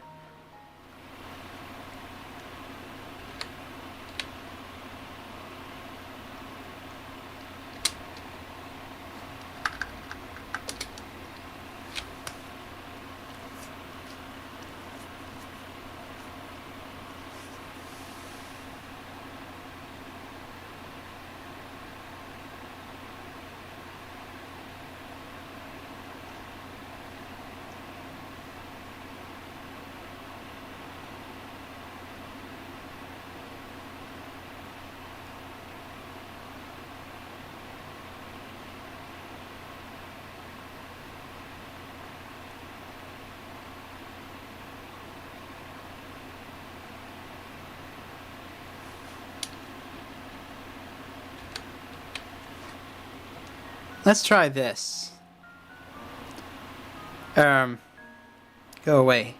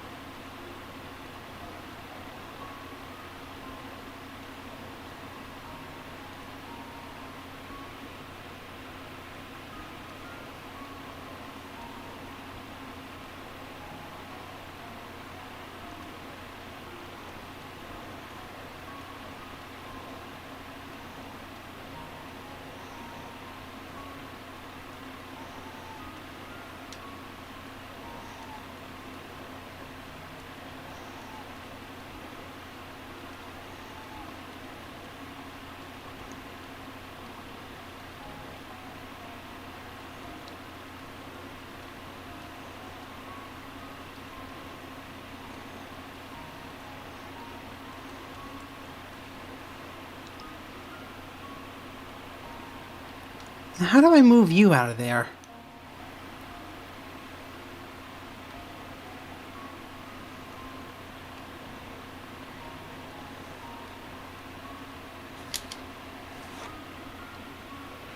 Ah.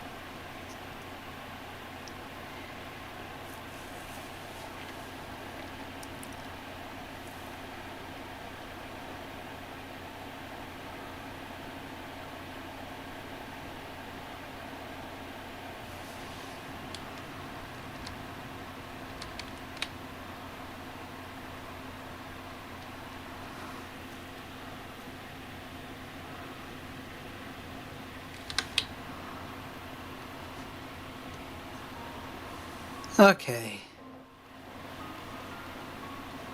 This puzzle's gonna drive me insane, isn't it?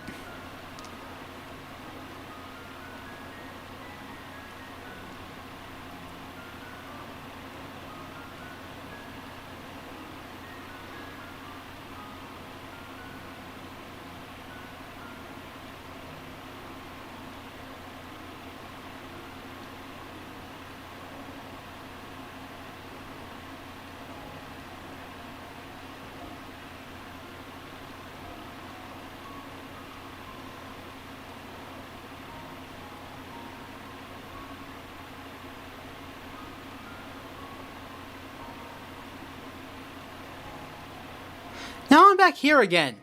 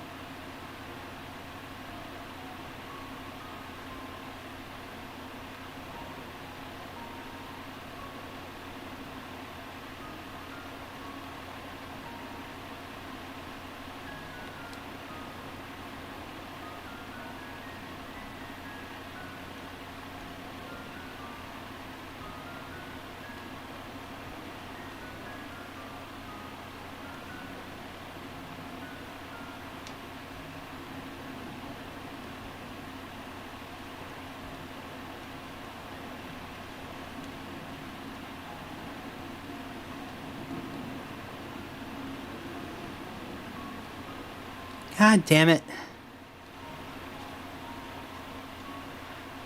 Even when following a walkthrough, I can't do this.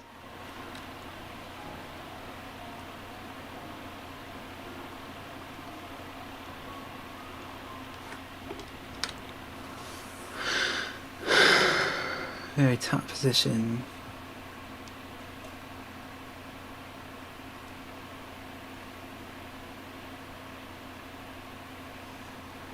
No block into the garbage can.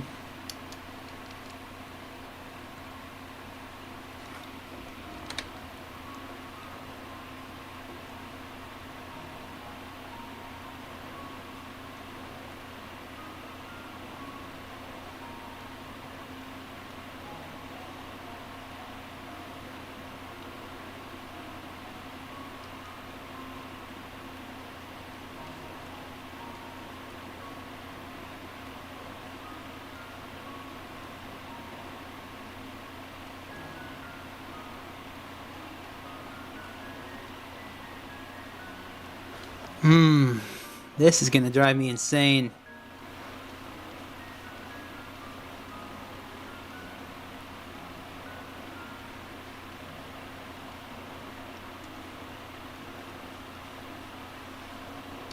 So it's under the garbage.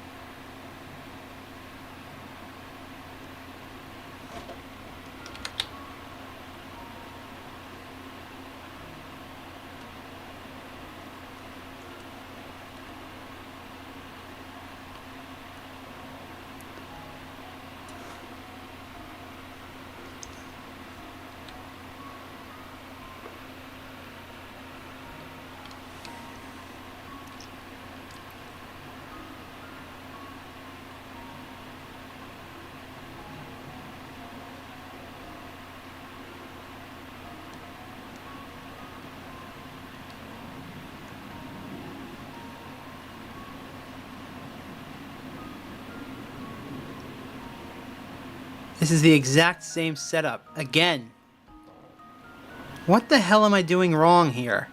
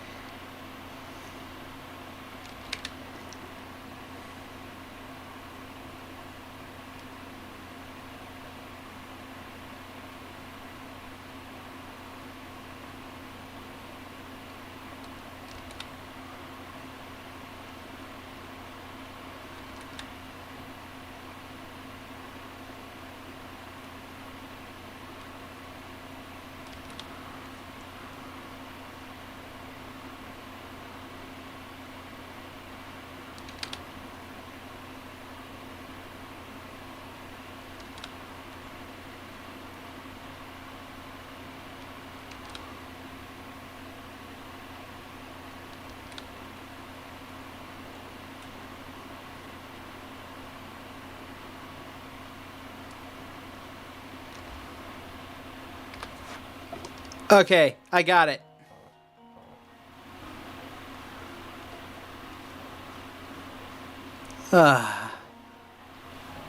You know I'm bad at a puzzle when I can't even figure it out without the walkthrough video. Like, sweet lord.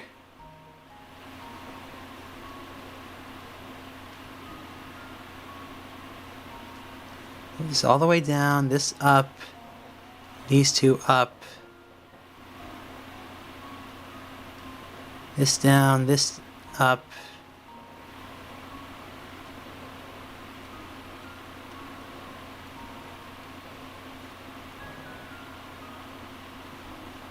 Here, here, and there we go. Jesus, that took 20 minutes. A true victim leaves no puzzle unsolved. If you really know how to work it, you can complete the puzzle in as few as 29 moves. Don't forget, the trash belongs in the cans, not on the street, or else you'll have to do this puzzle. There, now there's no trash cluttering up that amazing view. Wonderful, isn't it? Keeping a place neat really brightens it up. Never touching that puzzle again.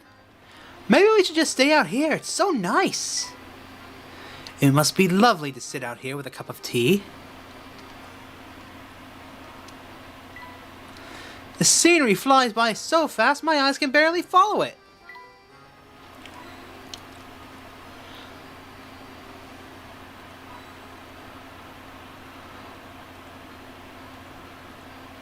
Alright, let's head back inside.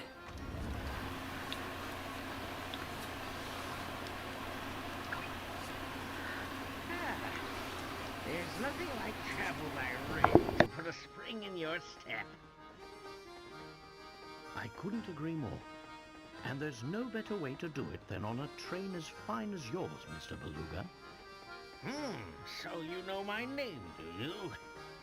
But of course, this train and its owner have quite a reputation in London.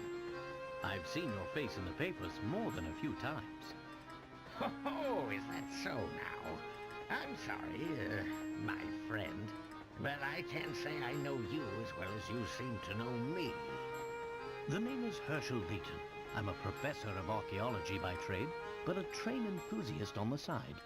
I've heard tales of this train's grandeur, so I decided it was time to experience it firsthand. Well, isn't that something?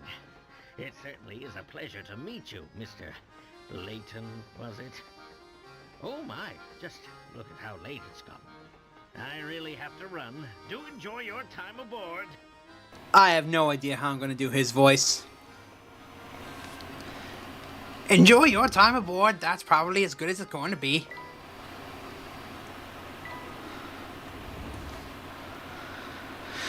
Alright, let's keep moving away from back there. Why don't we head back to the dining car now, Luke? I've worked up quite an appetite. The professor and Luke decide to visit the dining car for a second time.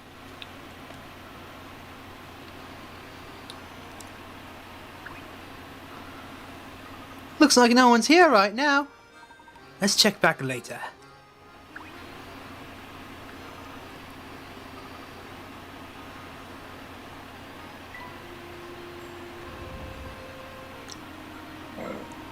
Welcome back, sirs. My deepest apologies for the long wait. Let me show you to your seats. All right, it's finally time to eat. My sentiments exactly, Luke. Wow, look at all these choices. It's enough to make my head spin, Professor. Oh, look over there. There's some sort of commotion going on. You call this hot cuisine? I call it slop. You're saying we should actually serve it to our customers? I'll remake it right away, sir. Feh! Get that mess out of my sight this instant! But of course, I'm very sorry to have displeased you so. And another thing! Look at these vases in that picture. Utterly tacky. Replace them immediately. But sir, that piece is a quintessential work by the world-renowned... I don't care if it's the Queen of England who painted it. Replace it, and be quick about it. Yes, of course, sir. I'll start making the arrangements at once. Hey, it's that same man we saw earlier. I don't think I've ever seen anyone so bossy. And loud. That would be Mr. Beluga, I believe. It's too bad that picture wasn't to his taste. I think it's marvelous. Ah, and speaking of pictures, Luke, have I got a puzzle for you?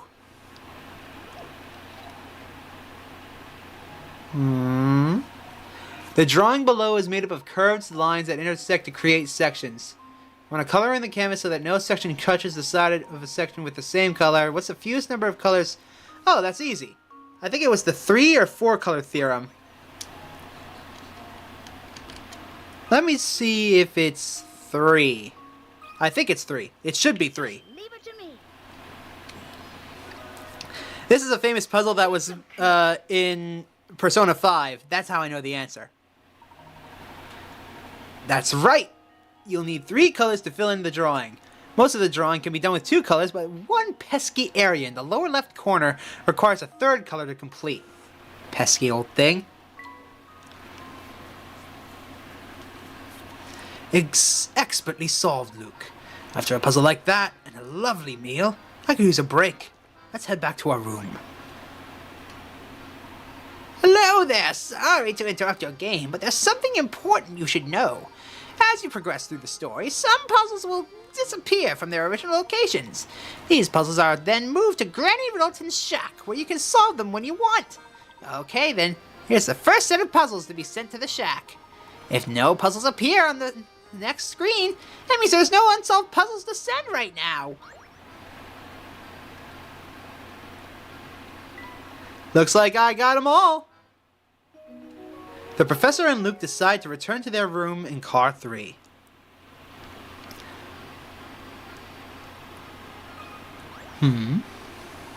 No doubt about it. The Military Express is the last word in luxury. Even the crystal is first rate. I'll say, look at this glass. Yes, its etching is quite impressive. Ah, and speaking of glasses, have you heard of this one, Luke?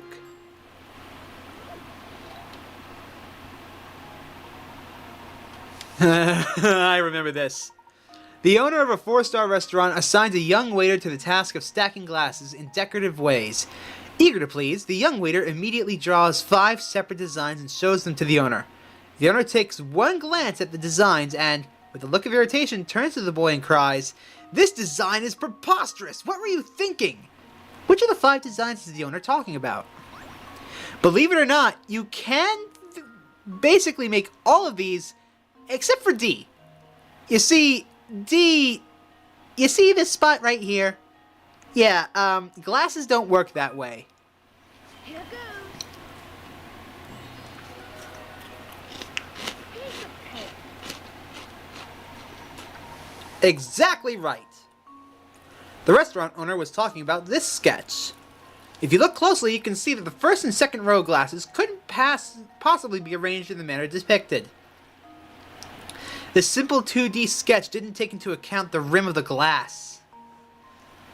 If you can figure out how to stack a glass in this way, you've broken the laws of physics. Now then. Nicely done, Luke. Now, let's move away from the glass, shall we? It'd be all too easy to break it.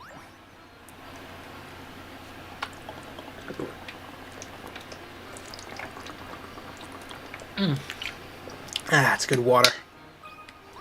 Excuse me, sir, do you have another puzzle for us? Thank you for your patronage, sirs. I hope our cuisine was to your liking. Oh, yes. Both the variety and the execution were excellent. You honor us, sir. Professional servers such as myself live for the worlds like those. As a fan of diverse menus, perhaps you might enjoy this puzzle, sir. Ah, yes, this puzzle. Now, Luke, are you sure you can really eat all of that? You put in quite an order there. No sweat, Professor. I'll clean my plate and still have room for more. It's no wonder the Professor is concerned, as Luke's order costs twice as much as the Professor's. Below you can see all the items Luke and the Professor ordered, as well as the price of each item. Touch the price for each items that are part of Luke's order and Luke's alone. Well, we know for a fact that Professor Layton likes tea. So I'm going to say that this belongs to Layton. And this belongs to Luke. There we go. Professor and Luke. Let's see here.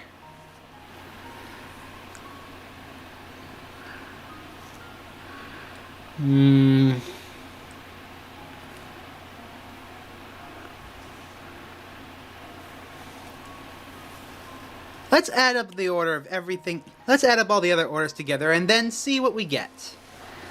Let's see. That's 27. 30. 43. 43. 43. 50. 60. 85.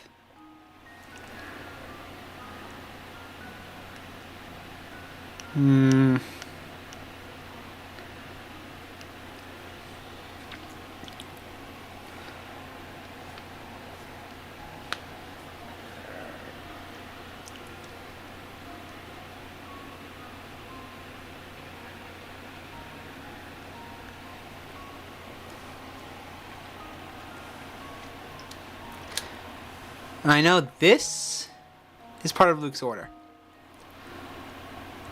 That's 29.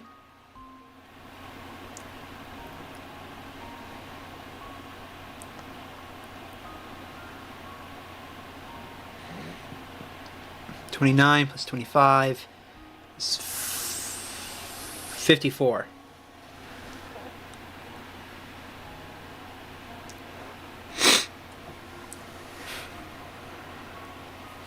$29 plus 16 is 45.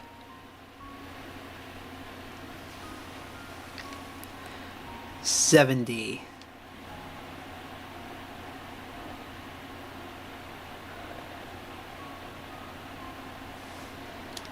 I believe this is the answer.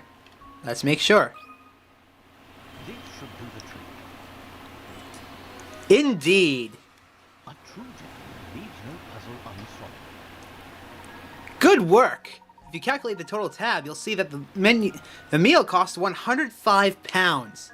Knowing the total, Luke's must have ordered 70 pounds worth of food, and the professor is 35. Once you got those numbers, the rest is easy. That's quite a huge meal for Luke. Are you sure you didn't order too much? Nope. The steak's great, Professor. The stew is great, and the steak's great too. Well then, eat up, I suppose.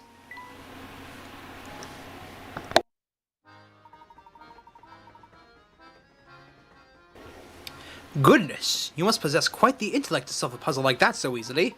Now, as we have some time until our next destination, I invite you to sit back and enjoy the ride. I wish more people would come and see this.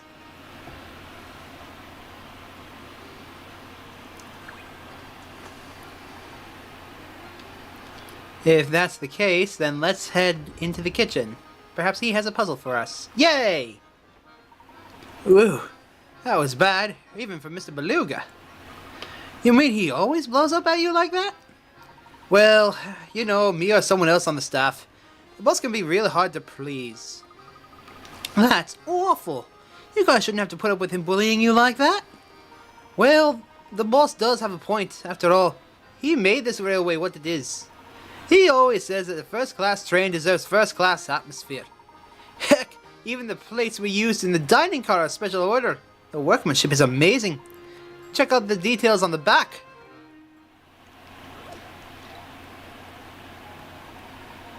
The plate in front of you bears a mark made up of two nesting equilateral triangles. Can you puzzle out how many times bigger the large triangle is when compared to the smaller one? Oh lord. Okay.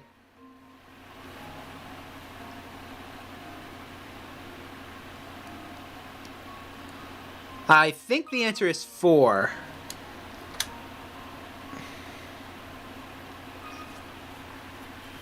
Let's see if this works. Yay! Layton, the planter strikes again. That's right.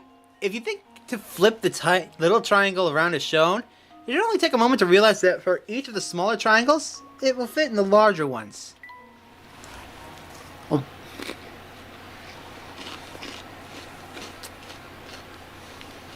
Gosh, you've really got an eye for this kind of thing.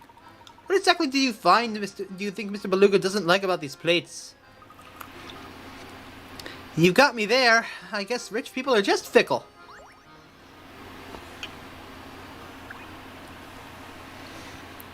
The boss really can bust my chops sometimes. But at the end of the day, I don't mind the job much.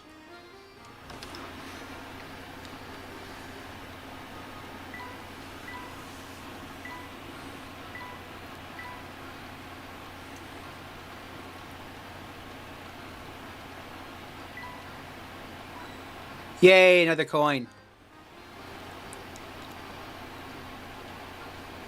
Alright, let's get out of here.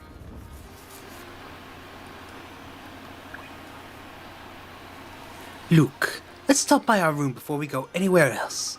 Sounds good, Professor.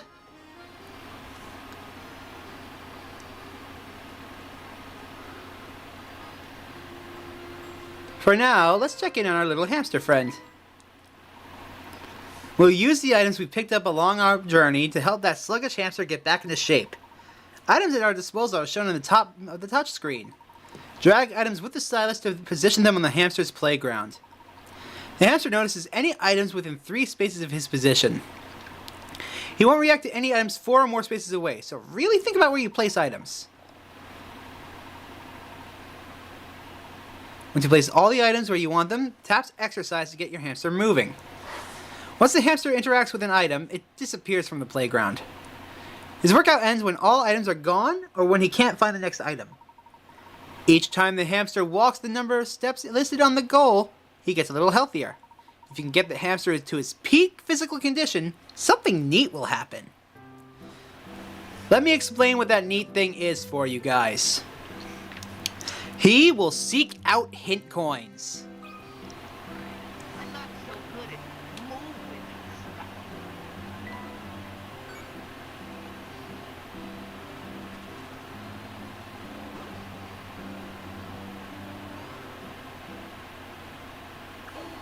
Rascal walked 3 steps, but he wasn't able to reach his goal. Poor guy.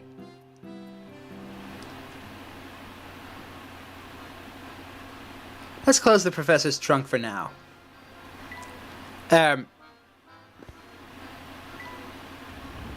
This way. Now, what do we have here? My boy, my sweet little boy, you've got to do something right this instant. Search this entire train. Madam, please, calm down, so I can understand the situation. Ah, Inspector Chelmley. I had no idea you were aboard this train.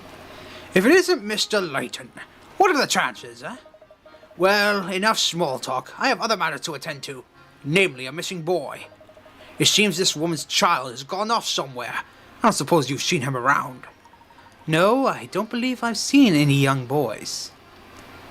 My little boy wandered off, and he hasn't returned yet. I'm simply at my wit's end worrying about him. Gentlemen, I demand that you drop whatever it is you're doing and help me find my boy.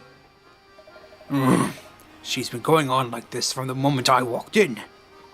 I understand your concern, madam. My friend and I will be glad to lend you a hand in your search. We'll have the best chance of recovering your boy if we set out searching immediately. Yes, that's exactly what I just said. Now go find my boy already. Tell him Mommy's worried about him. It seems the only clues we have to go on are this shoe the tyke left behind, and his name, Tom. I tried to squeeze more details from the woman, but it's useless.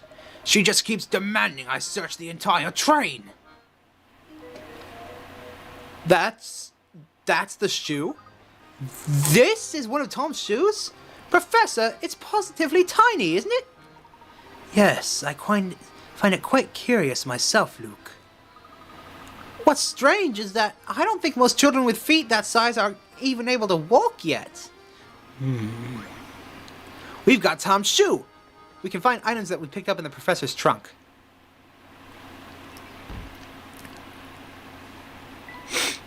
While riding on the Momentary Express, Babette's little boy, Tom, manages to disappear.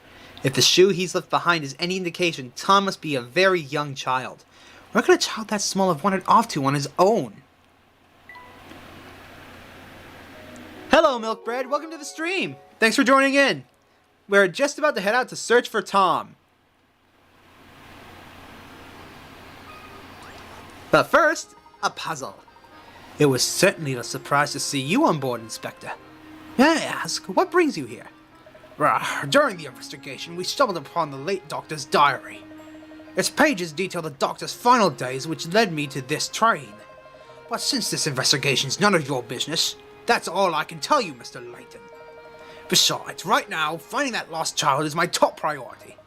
However, since all I have to go on is a shoe and a name, the search will be an uphill battle. Luke and I would be glad to offer our assistance in this matter. Oh, I'm sure you would. I've heard all about you, Layton. You've got quite the reputation for poking your nose into other people's business. But before I let you in on my case, show me your famous powers of deduction by solving this puzzle.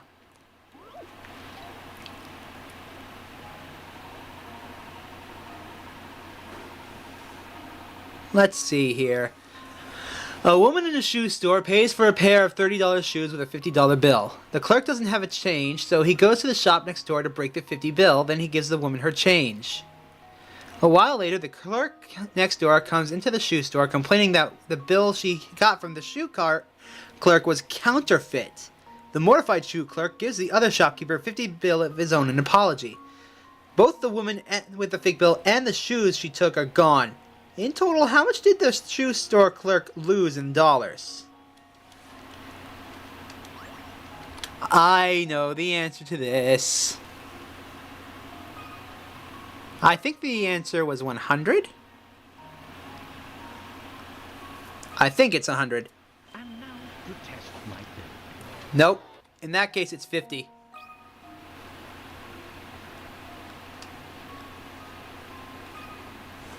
And now to test my theory. There we go. Huh, wonderful.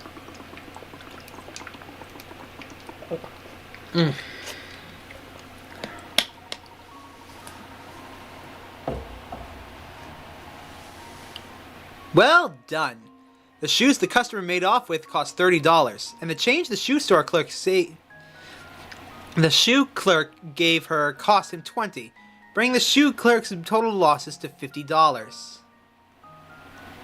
The shoe clerk received $50 in real money when he swapped the fake bill for change, but he had to return this same $50 when the counterfeit bill was discovered. This means these two transactions effectively canceled each other out.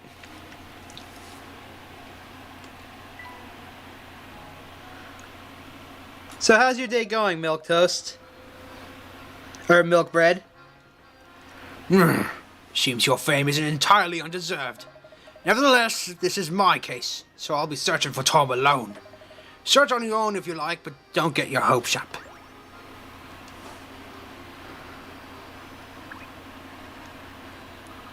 Looks like no one's here right now. Let's check back later. If you find that missing boy, be sure to head straight to Babette's room and tell her. She's in car 6.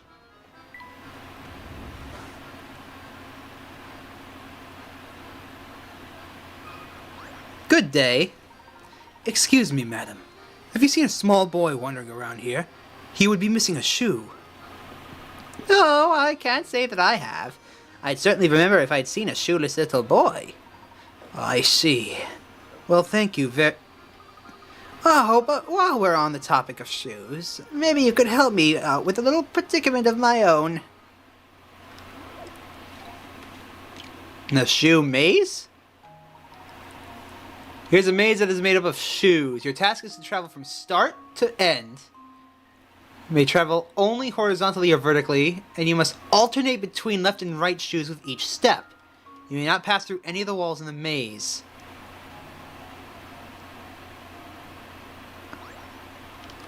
Okay.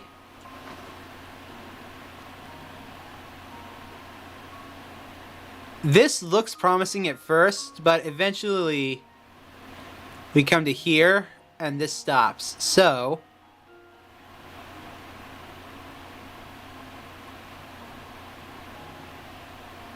yep, back here. So this is just one gigantic loop.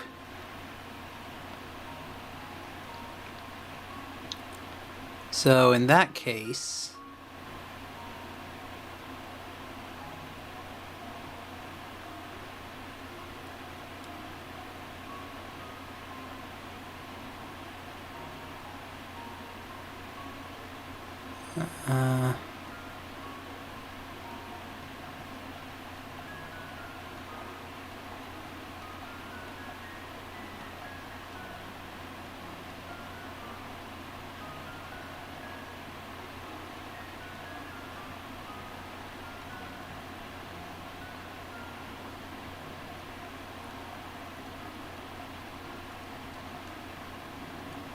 that looks about right.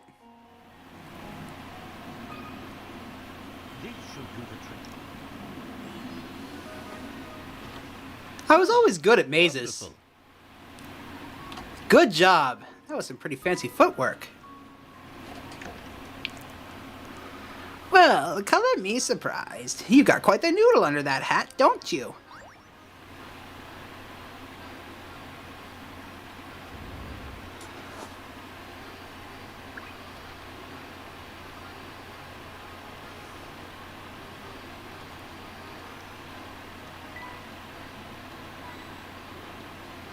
Hint coin. Hint coin. Let's move out.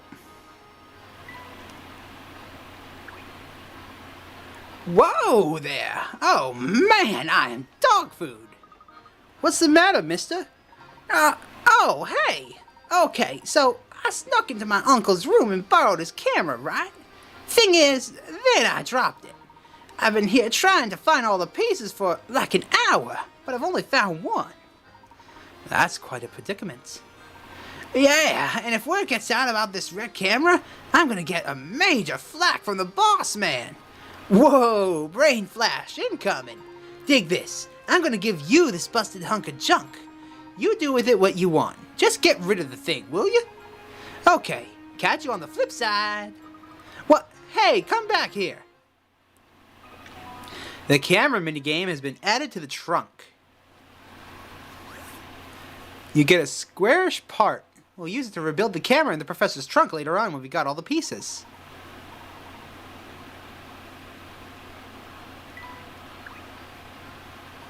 I know you're itching to see what's behind that door, man. Well, you can't go backstage without a pass. What if we just took a really quick peek? No can do, little guy. You need a ticket to do that. I tell you what, though. Your pal Sammy Thunder has a puzzle that'll take your mind off that door. Check it.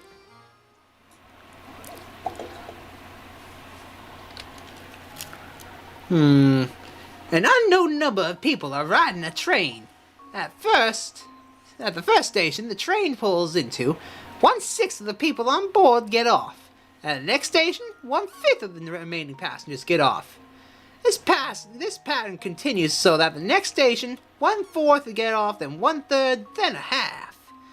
Then, at the final station, all passengers remaining on the train exit as well. Assuming no one got on the train during the ride, what's the fewest number of people that could have been riding on the train when it set out?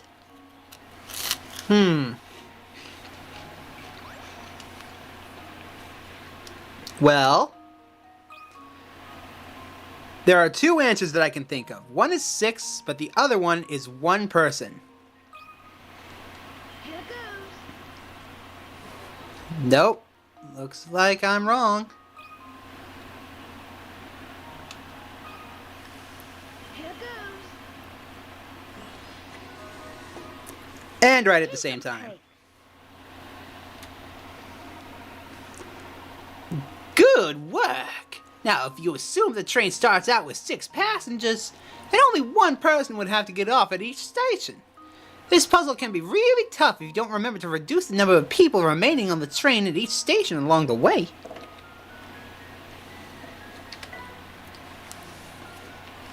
Alright! And that's how that one goes. Well, show's over now, so move it, will you? If the folks in there find other passengers hanging around outside their door, I'm gonna get an earful, man.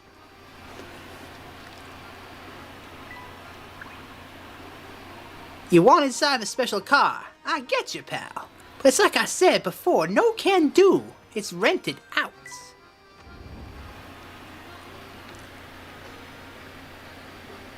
Hello, Nathalie. Welcome to the stream. Thanks for tuning in. Right now, we are on the lookout for Tom, a young boy who is apparently lost on the train.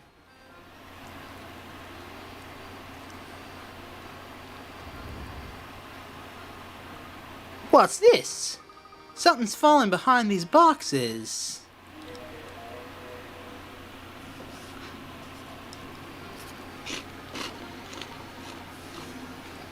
It appears to be a cap of some sort, but I don't think I can reach it from here. Maybe the cap belongs to Tom, Professor.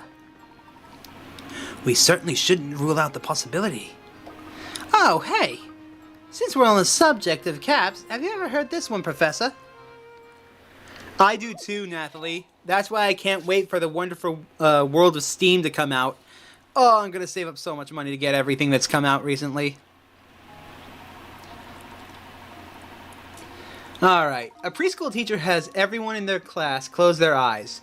While none of the students were looking, she slipped caps onto their heads and then said, Okay, everyone, open your eyes and look at the hats that all your friends are wearing. Whoever sees 4 or more people wearing red hats gets a red balloon, and whoever doesn't gets a blue balloon. In a class of 10 children, only some of the kids got a red balloon. Knowing this, how many kids went home with a red balloon?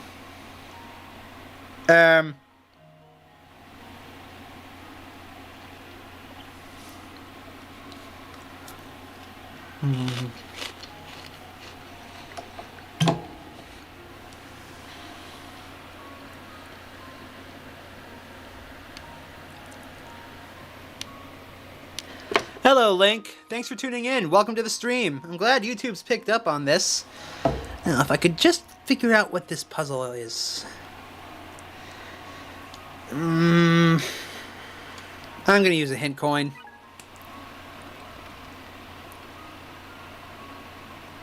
There are no fewer than 4 children in red hats. I have not played Atomic Heart. Not yet.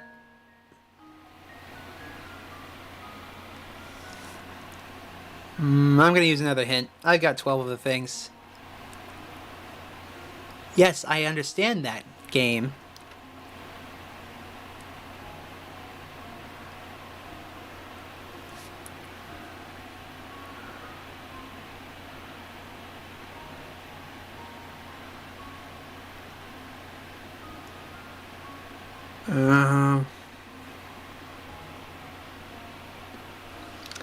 I have not played all 8 canon Half-Life games, but I am planning on playing Black Mesa when I get back from my hiatus.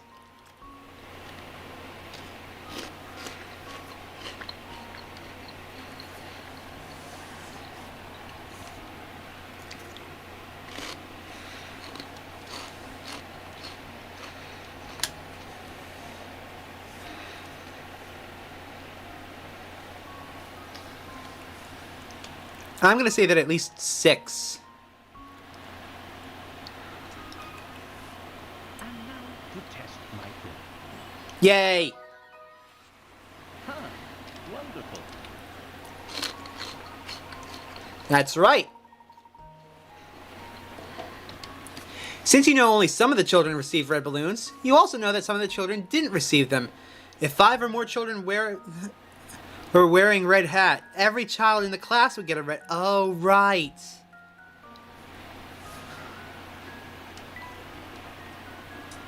Okay, I get it.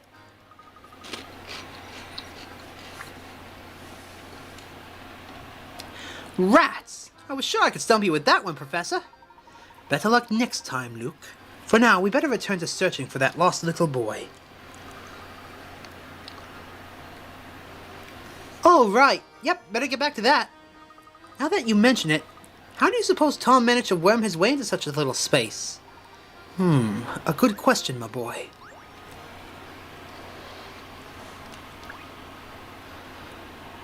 The boss can really bust my chops. That's not his voice. What was his voice again? The boss can really bust my chops sometimes, but at the end of the day, I don't mind the job much. That's it. That's his voice. Alright, let's go.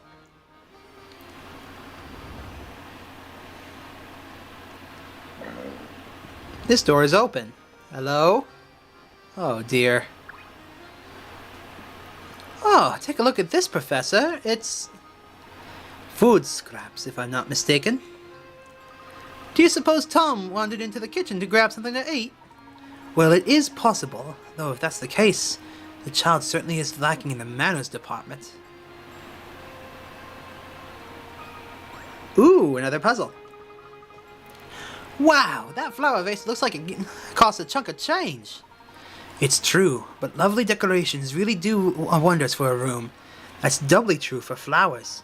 Tell me, Luke, what do you think of flowers like these? Crazy daisies. I'm getting flashbacks. Now for something on the flowery side. Of the 3 pictures labeled A, B, and C, one is actually the same as the picture on the far left. The image on the far left has had... Oh, it's just been mirrored.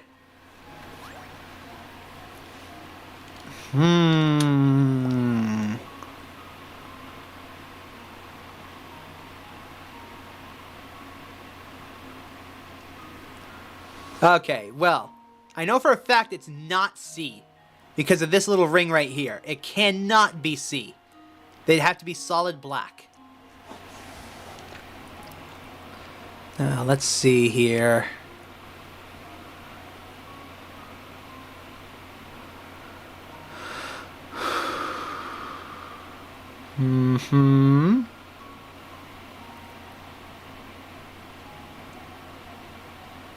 Let's look at the differences between these pictures and see if we can narrow it down. Blah, blah, blah.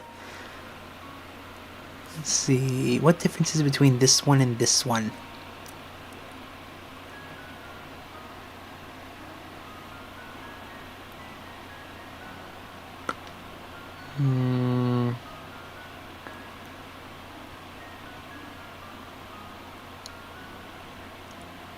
What is the difference? That little dot right there. Is that their difference? If that's our difference, then the answer is A. Let's try it. Let's see if this works. Yay! Piece of paper. That's right. Image A is the same picture as the black and white picture on the far left.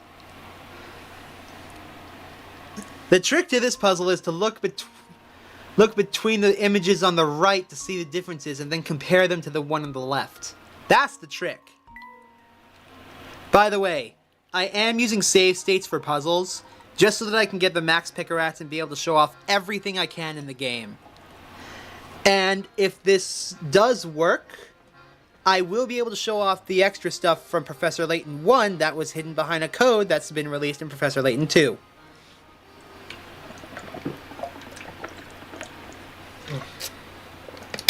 Sorry, need to get a drink to wet up the voices. Nice job. Not all puzzles will be such a breeze, but let's keep moving for now.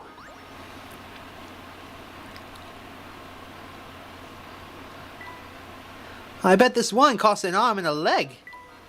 Gosh, this dress is big enough for me to be the bedspread. Yep, she doesn't have a puzzle.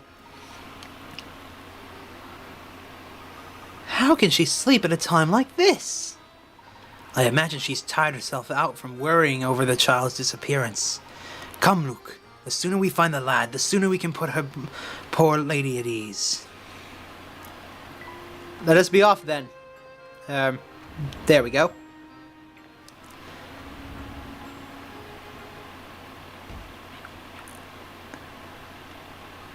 Oh! Is everything all right, miss? I'm just fine, thank you. Excuse me. Say, does that lady seem kind of familiar to you, Professor? Yes. Now that you mention it, something about her did seem rather familiar. Welcome aboard, sirs. May I interest you in a refreshing beverage or a scrumptious snack? Sorry, miss, but right now we are busy searching for a small child. Have you seen a young boy wandering around by himself around here? A little boy, huh? Nope, sorry, mister. That doesn't ring any bells. Ooh, what happened? Did he get lost on the train? Yes, unfortunately. We haven't been able to track down the missing tots. You know, I probably shouldn't spread rumors, but hey, I've got nothing else to do. Did you know that there's a weird old lady staying in this car? What if she kidnapped the little one and has him stowed away in her room? I know it's probably not true, but what if? She's just so bizarre that I can't help thinking that. But I could get in trouble for spreading rumors about patrons, so forget I said anything, okay? A strange old lady, huh? I wonder if we've seen her around. Your guess is as good as mine. I've actually fully streamed the first Professor Layton game on this channel.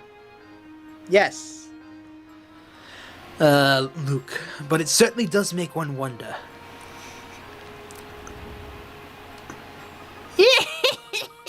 Hello there, sunny boys. Ever get all knock-kneed and goose-bumpy from terrifyingly hard puzzles? Well, have no fear. The beautiful and clairvoyant Granny Riddleton stands before you ready to help. I should have known. Who else could this tiny house belong to? Hey, wait a second. you doing here anyway? So, you've heard of me, eh, Shorty? Good to know I'm still a hit with the youngins. What do you mean? Of course I've heard of you. We've met before, remember? Nope. I suspect you've got the wrong granny, boy. I've never seen you before. But you're here now, so that means you need to hear my spiel, right? Not really.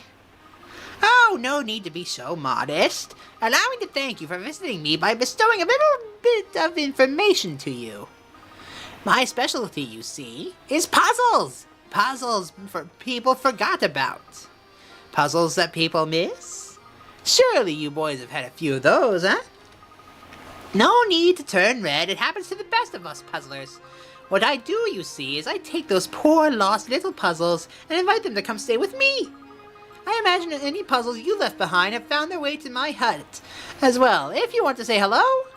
If my hut is empty, then you clever lads will just have to get out there and find some more puzzles. Now, why don't you take a peek inside my hut to see what's there? Ack! Why, Granny Middleton? I know, she's very nice. Luckily, so far there are no puzzles in Granny's shack, so I've gotten them all. Goodbye, Granny Riddleton. I hope I don't have to voice you ever again, even though you're amazing.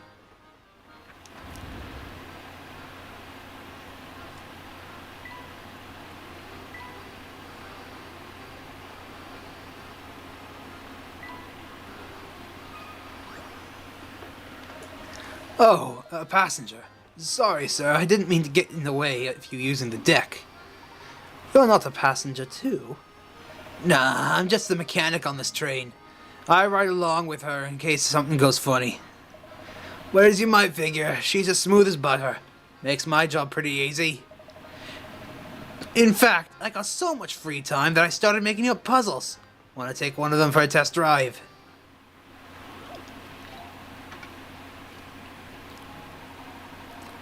Oh god. After years of bad business, the local zoo has finally run out of money to feed its animals. Bellies rumbling from days with no food, the animals make a plan to escape the zoo. After prying open the bars on their rusted cages, all the animals attempt to find their way through the maze-like walls of the zoo to the exit. Tap the picture of each animal you think made it safely out of the zoo, and then tap Submit to answer.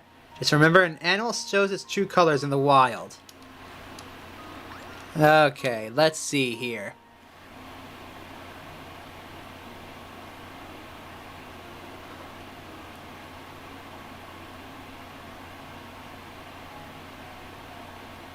Well, first off, we should start with animals that can even make it to the exit. So,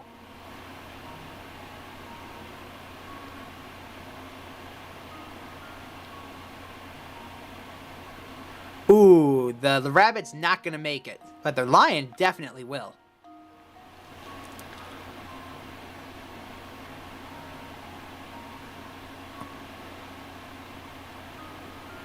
The giraffe is stuck. There's no way for that poor thing to get out of here. The ocelot is also trapped. There's no path to the exit for him. Let's see. Yeah, but he will run into the crocodile. And the crocodile, it seems like the only animal that's making it out of here is the lion. Oof. Consider this puzzle solved. Ah, wonderful. Sharp thinking. The only animal that will safely escape to freedom is the lion. Both the rabbit and the lion will make it as far as the path to the exit. The second the lion spots the rabbit, he's gonna eat.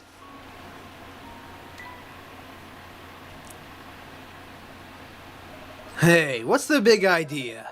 Don't you know how hard it is to pass the time with puzzles when you solve them that fast?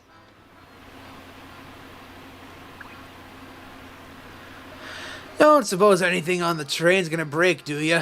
I'm dying for something to do. Well, you could help us look for the lost child.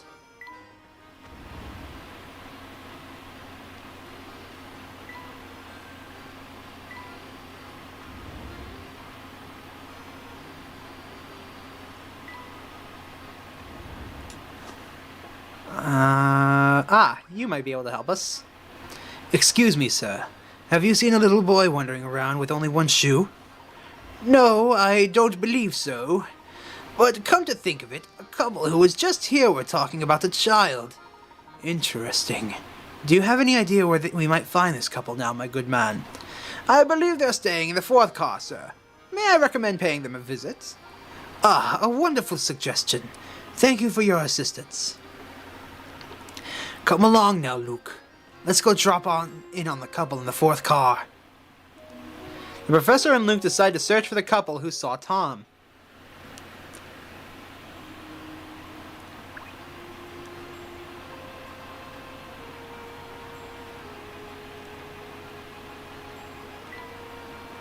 Just clicking around for more hint coins. This is car 4. So there should be someone in here. Ah, hello.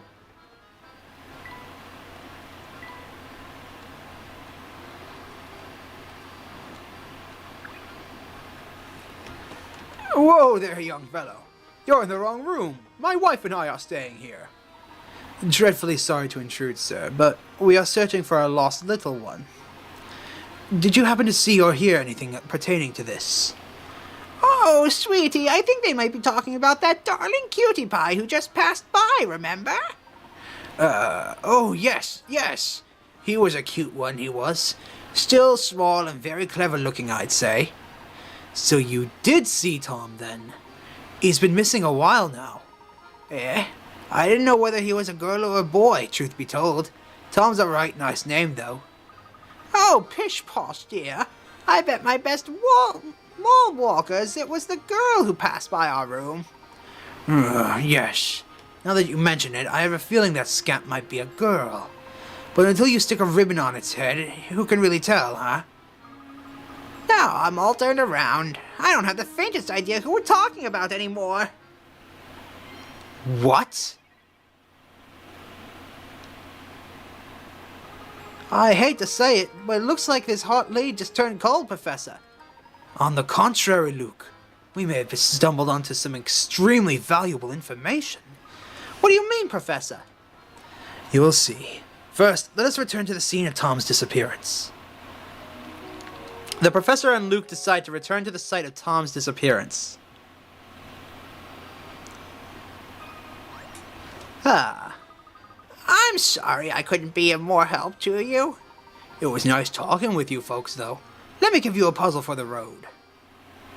I'm sorry my voices keep changing for the NPCs. I'm still trying to nail down Layton's. Okay, 8 people are playing an unusual communications game. In this game, one person has to get a message across to 7 other people.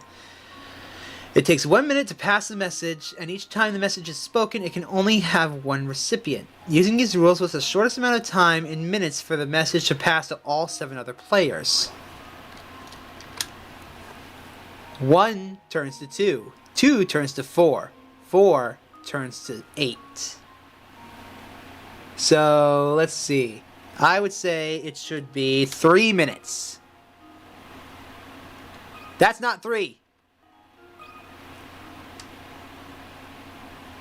That's 3. This should do the trick. It's the same concept when it comes to plagues and diseases. One person can turn into 4 people. 4 people can turn into 16. And 16 can turn into, well, a lot.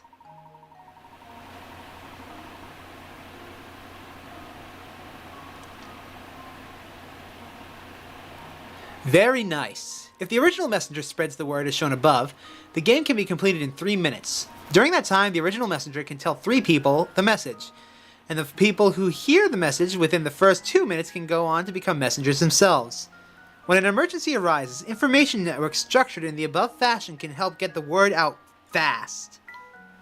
Or vice versa in the cases of a plague. Yes, sirree. That's the answer. Pair of sharp tacks the two of you are. I'm downright impressed. Still, don't get your hopes up about finding that little one. He could be anywhere. Goodness, listen to my husband. Sometimes he can get a little negative without realizing it. I, for one, am rooting for you. The best of luck finding that little one. We've got a button part. We can use it to help rebuild the camera.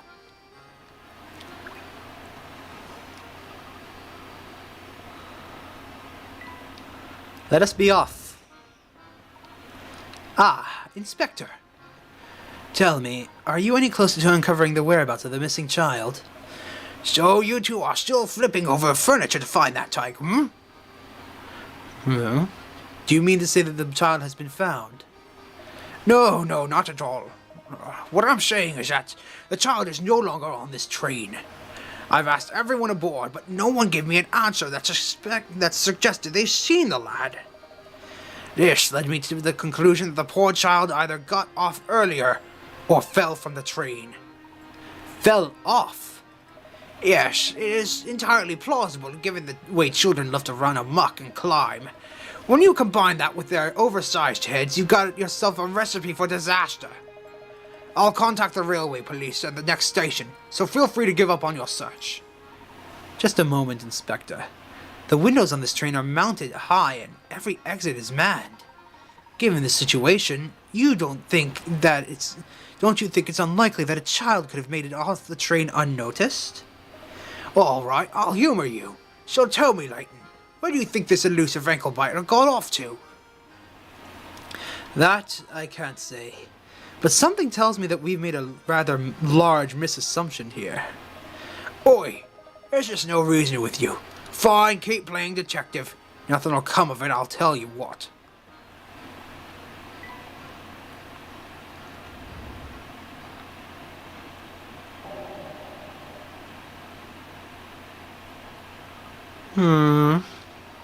What's on your mind, my boy?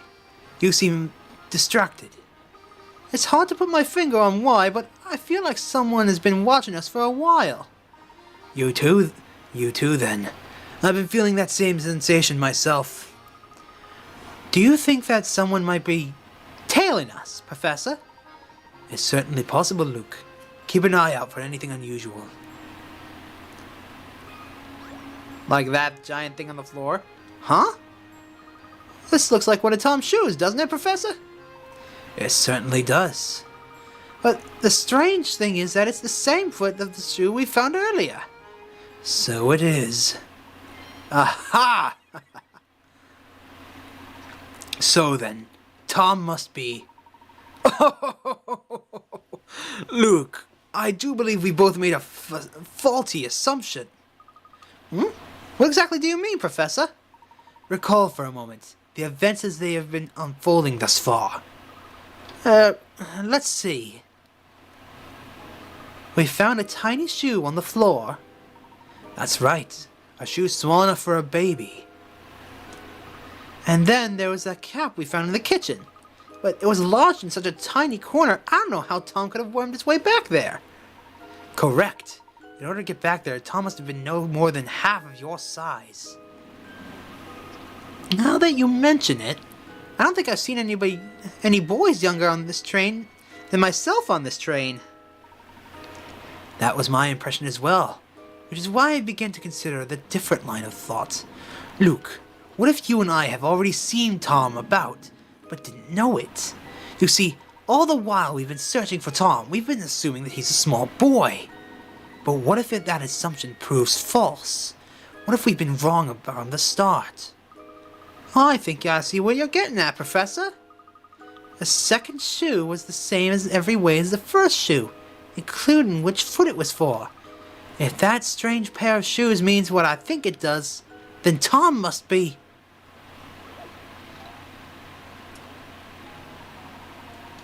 Oh God, it's a slidey puzzle. Professor Layton has a feeling that Tom may not be the child we suspect him to be. Move the L-shaped pieces around and arrange them in a plus shape in the middle of the board in a way that sheds light on Tom's true identity.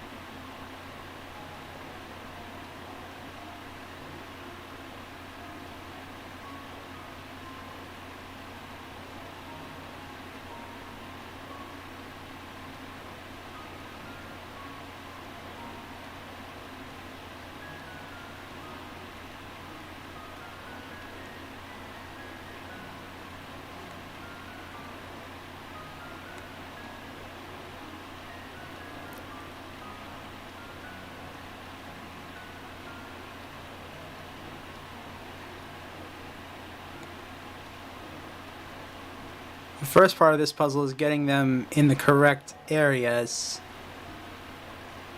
Like the correct orientation. There we go. That got it. Let's see if this works. Piece of hay. Good work. We've been bamboozled. Tom is a dog, Professor. Do you recall the girl we saw earlier holding a small dog? I suspect that small dog was our friend Tom. So if we track down that girl, we'll find Tom. The professor and Luke decide to search for a young woman holding a little dog.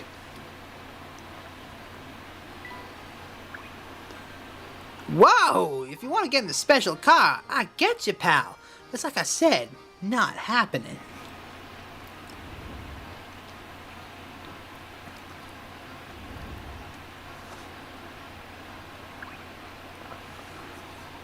Greetings, sir. Are you still searching for that lost little one? Indeed, we are still searching. Tell me, sir, have you by any chance seen a young lady pass by with a small dog? Ah, now that does ring a bell. Yes, I believe she was heading towards the back of the train. Is that so? Well, thank you, sir. You've been most helpful.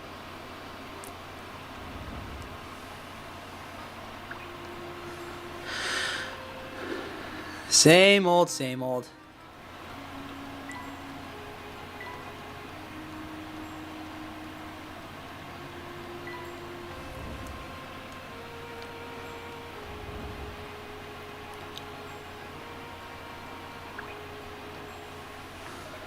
Well, if it isn't the famous Mr. Layton, dashing about like he knows something I don't. I was just about to head over to Babette's and inform her that her child is no longer aboard the train. Inspector, we are a mere moments away from discovering Tom's location. Might I ask you to give us just a bit longer to finish our search? Still don't want to face the truth, eh, Layton? Fine, since you're so intent on it, and seeing how Babette is napping right now, I'll wait a bit longer. But mind you, the moment she wakes up, I'm taking my findings to her, got it? If you want to prove yourself right, bring that boy back before that. Understood. I plan to do just that, Inspector. We better find the girl with the dog as quickly as we can.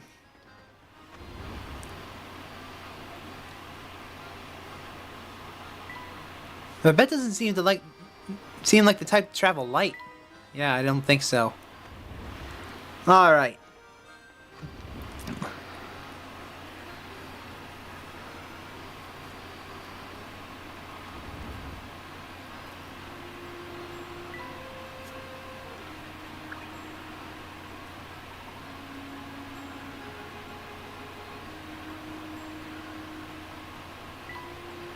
Mm-hmm.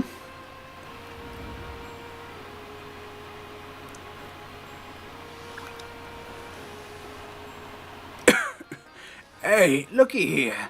You guys have solved at least 12 puzzles. I applaud ya. Heartily. I can't see how I could dislike a couple of can-do go-getters like yourselves. Let's be pals, huh? Nope, that's not the answer. Whew, this one's gonna weigh heavy on my mind, I tell ya. Now what's with you two? What can I do you for? We're looking for a young lady with a small dog. Have you seen anyone fitting that description? Yeah, I remember seeing someone like that pass by. Was headed to the back of the train, I think. Thank you very much. We'll just be on our... Now hold it right there, Top Hat.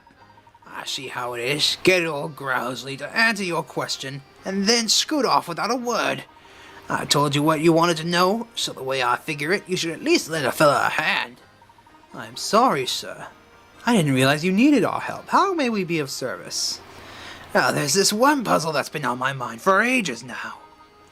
Wanna try?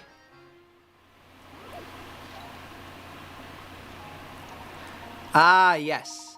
A man sitting next to you on the train shows you a picture that he's drawn. Let's say this picture has a total area of 10. Can you figure out how much of it is made up of clouds compared to the area that's made up of sky? I don't think you need to guess the answer. There's a very easy method you can use to work this out. The answer is simple. Divide everything. Like this.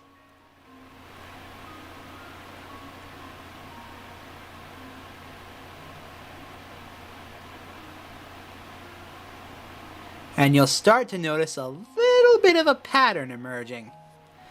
These two boxes are completely empty, no clouds whatsoever. But if you look closely, this one and this one seem to be very similar.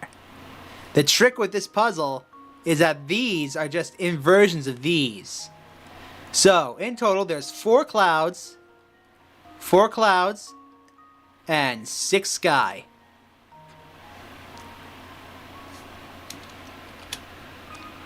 So there should be 6 sky to 4 clouds.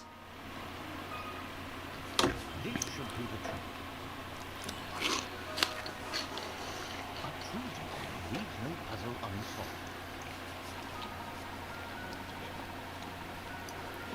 Like I said, the key here is to use the studs surrounding the picture to divide it up.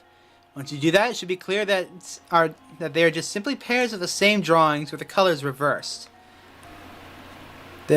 In those 4 pictures, in these 8 pictures, 4 are clouds, 4 are sky. Plus the 2 blanks leaves 6 sky.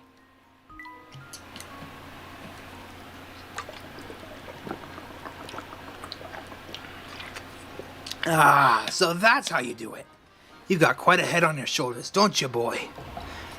Now, as to that girl you were asking about, she's probably on the observation deck behind me.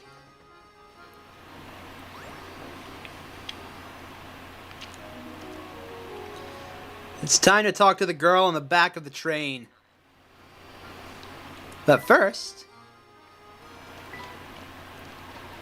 drag parts from the bin on the top of the touchscreen to drag to the camera to enlarge them. Drag the selected parts to place them inside of the camera. The control orientation and position of parts within the camera by using the stylus. Touch the center of the part and drag it to move it around. Fix the camera, gather all 10 missing parts and place them correctly so that no gaps remain. We'll have to find out for ourselves what happens when it's all said and done.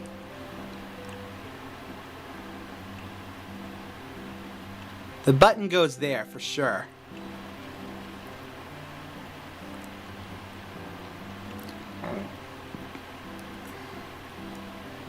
I think this goes here.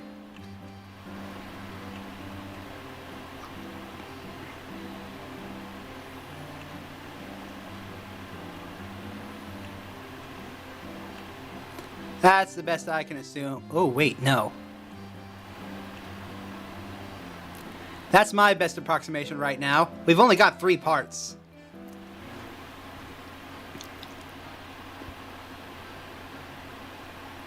Now then.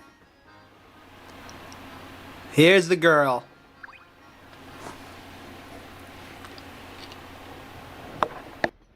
Excuse me.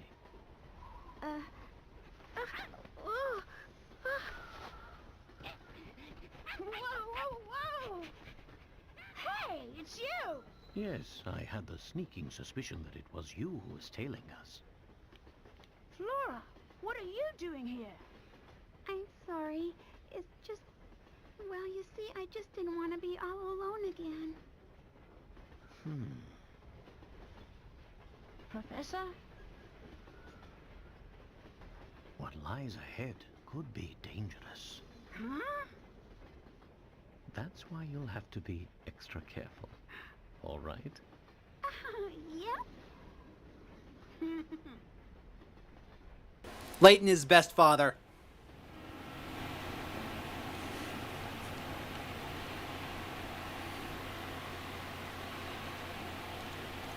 So, if you didn't know, this is actually the 3rd of Professor Layton's adventures. The first was the Curious Village. The second one was a movie.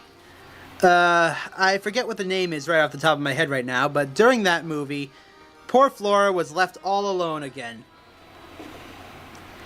And now in this adventure, she snuck her way on board the train and forced us to bring her with her. Forced us to bring her with us.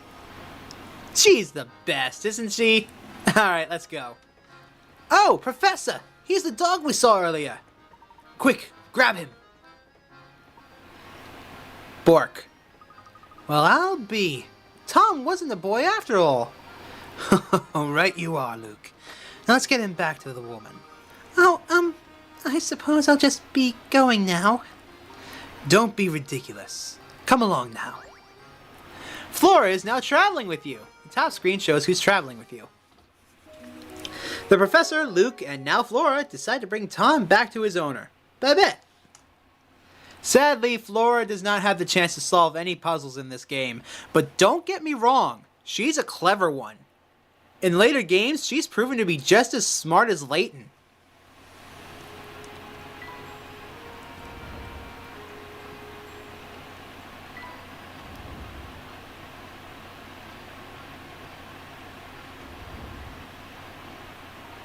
Oh, thank heavens, you're all right. My sweet little Tommy boy, I've missed you so. Bork, bork. What? This is Tom. We were under the impression that you were searching for a boy, not a mutt with a fancy haircut. How dare you compare my darling Tommy kids to some common street mongrel? Lost dogs are no matter for Scotland Yard. Next time he goes missing, find him yourself. Blimey, some folks haven't an ounce of sense. Come on, Barton. We've got real cases to solve. You got it, Inspector. Don't you walk away from me! I'm not done talking about your atrocious manners! Well, enough of that. Welcome back, sweetie! Where did my little Tommykins run off to today? He's such a darling that I feared someone might have kidnapped him and been holding him for ransom.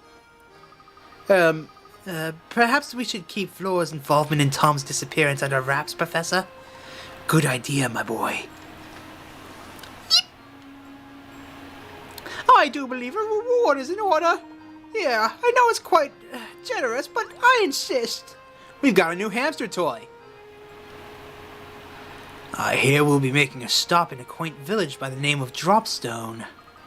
How much longer until we get there, Professor? I'm not entirely sure, but waiting here won't make the time pass faster. Let us rest while we wait. Tom has been solved. It turns out that Tom isn't a child, as we thought originally, but rather Babette's pet dog. It would seem that Babette's affection for Tom is so deep that she considers him to be much more than just a pet. Oh, that's one of the mysteries solved. We're making great time. The Professor, Luke, and Flora decide to return to their quarters for the time being. I know it's quite the gift, but you rescued my sweet boy, so I insist that you keep it.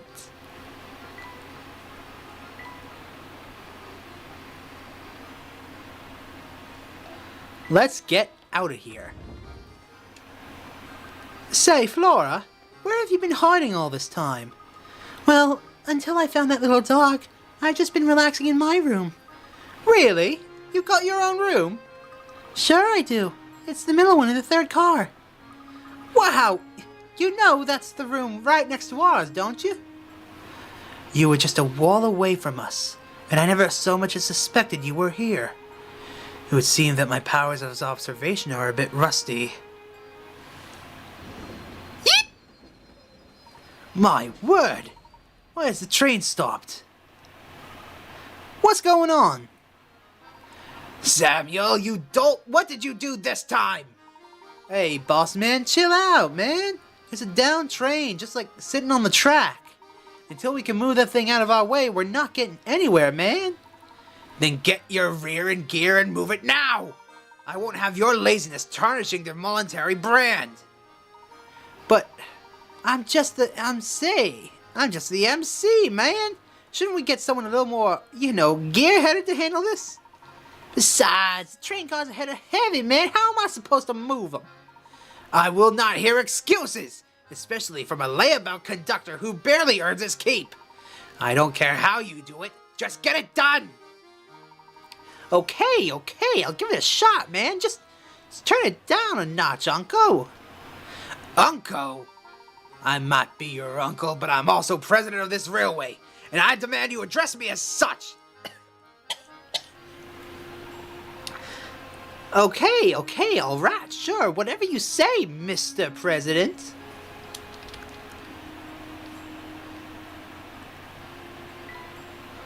Wow, looking at it again, it sure is a stunning train.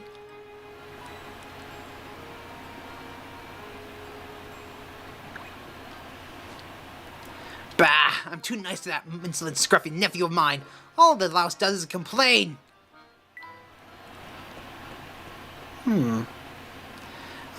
What seems to be the problem here? Oh, sorry, Mr. Passenger. See, there's this giganto freight train parked near the track, and it's just blocking our way. Clearing the track is going to take me some time, so just sit back with something fuzzy and wait. Something fizzy and wait. I see. Can I lend you a hand?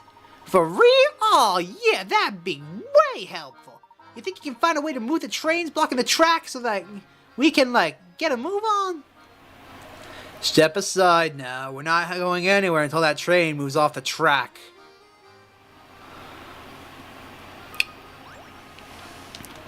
Until we get this car out of the way, the Military Express isn't going anywhere. Train swap! Swap the positions of the two trains along the tracks. Move the cars one at a time. Make sure the numbers on the sides of the track match with the numbers of each car.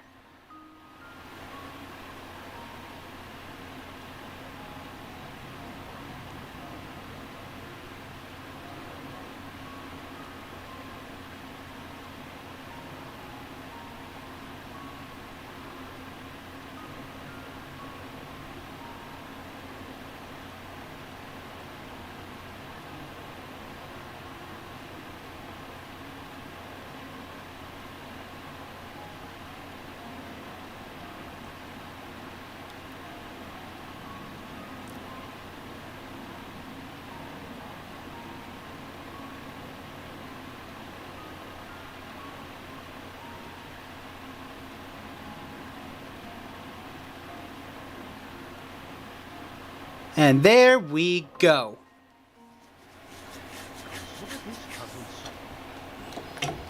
I probably did a few extra moves that I didn't need to do.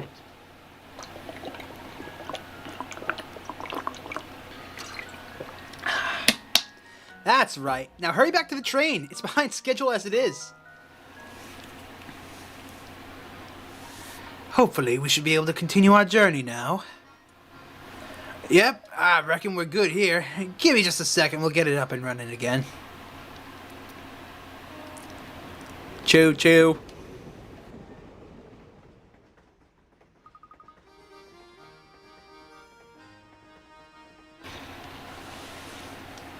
We're finally moving again, Professor.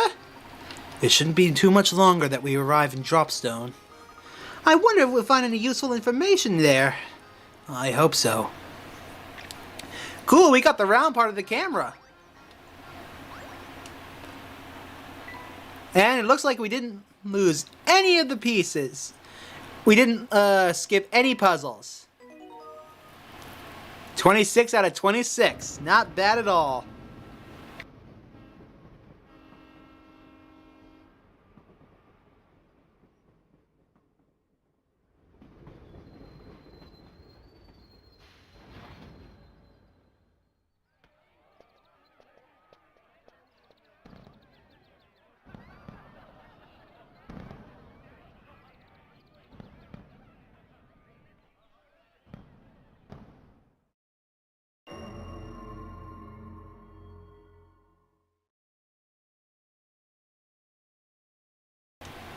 Chapter 2.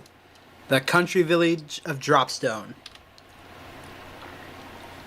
That sudden stop back there did a number on our brakes, so we're stopping here for repairs. We got at least 3 hours till we're ready to roll, so why don't you go catch the local sites? A capital idea, sir. Besides, who knows what information we might stumble upon in the village? The Professor, Luke, and Flora decide to take on the sights around Dropstone.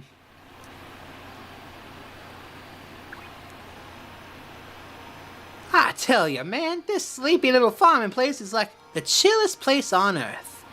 The boss is just wandering around the village, and so is that inspector dude. The village is celebrating its 50th anniversary right now, so I bet there's tons of stuff to do. If I weren't stuck working, I'd definitely go and check it out myself, you know? So the village was founded only 50 years ago? That's quite young for a settlement in these parts. And it's so peaceful here, I can't really believe we'll find any clues about the Elysian box. Oh, I wouldn't be so sure about that, Luke. Remember, one of the first rules of puzzle solving is that the answer is often in the unlikeliest of places. Of course, you're right. I'll be sure to keep my eyes peeled for us, Professor.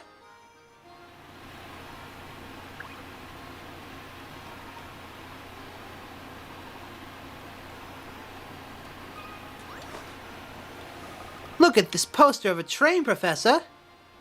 Yes, yes. It's quite lovely, Luke. Oh, but there's something quite odd about this picture. Huh? What do you mean, Professor?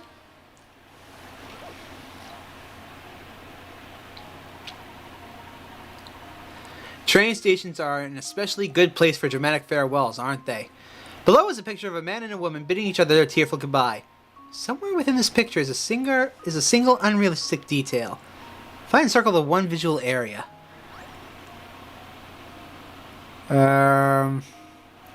Wait a damn. Nope, that's not correct.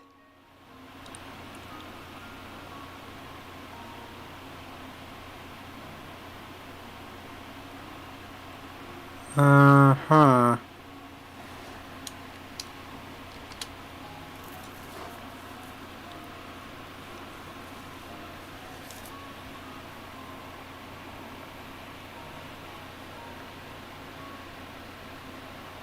Well, I can't really make anything out, so I'm just going to use the hints. There's nothing wrong with the dog.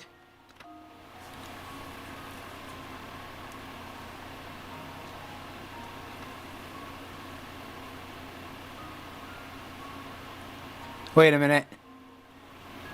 The train car itself.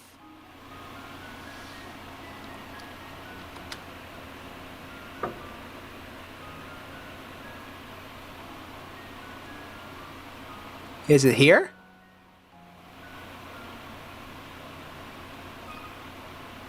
Just leave it to me. Alright, what am I not getting? That was almost too easy. Where the man in the picture to open the window as shown above, the frame would go through the roof of the... Wait a damn minute, that's right!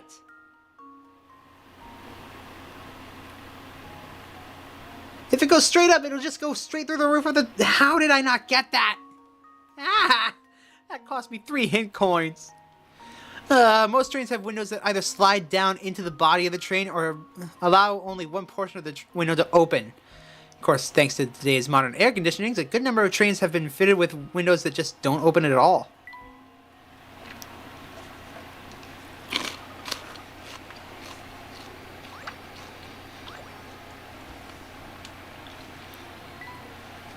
Alright, new parts for the camera, let's go.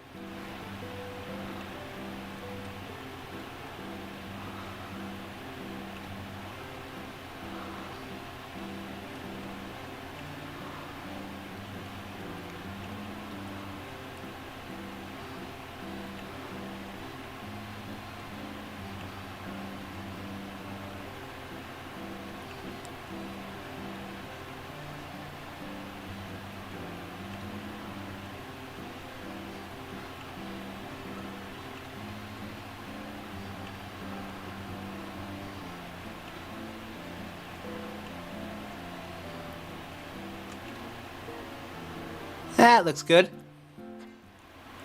Alright, I think I'm going to,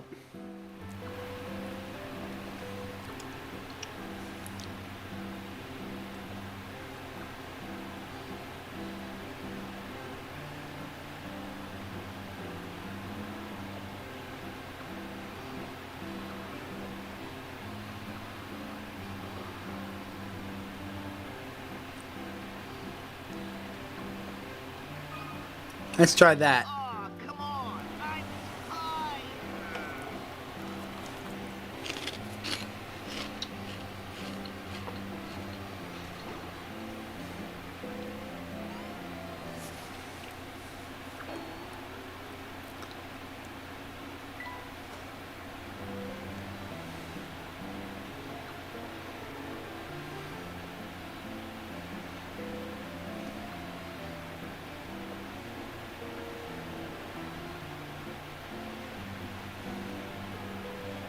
Let's try that.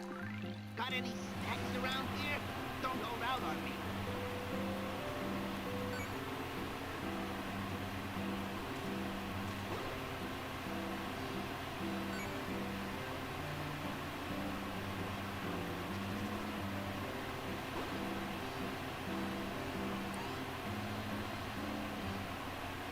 Poor little guy.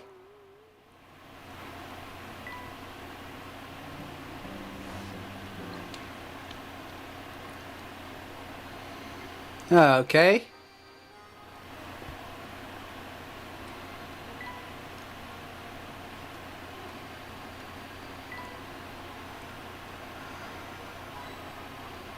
That was just a random pebble I clicked on.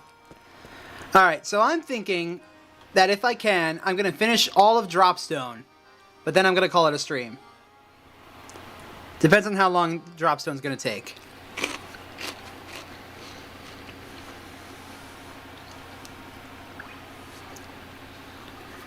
Oh, hello! Fancy seeing you laddies. Me? They booted me off the train until they fix it. If you're after a few puzzles to pass the time, just take a peek inside my shack of wonders. I'll be here until I can get back on the train, so just come by if you get a hankering for a puzzle. Yay, no puzzles. Okay. Yep, that's a bench. Sure is benchy.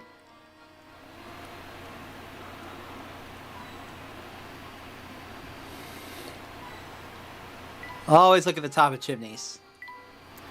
The whole village is decorated for the festival.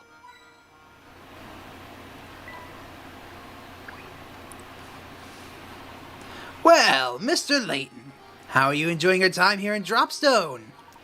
It's been delightful. Every once in a while, it's nice to leave the city and enjoy the countryside. The air is so clean and fresh. I'm jealous of the people who get to live out here. I couldn't put it better myself. There's something about this place that makes you feel like a new man. And with the village celebrating its 50th anniversary today, our timing couldn't be better. Come to think of it, your Voluntary Express turns 50 years this year, doesn't it? Quite the coincidence. Yes, indeed it is. Sheer coincidence, of course. Still, it could have been fun to celebrate your train's anniversary here at the festival.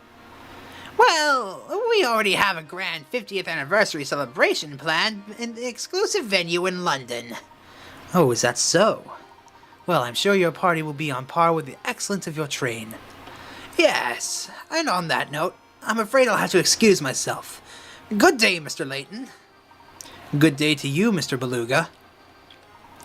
Aye, it's already been a year since she passed.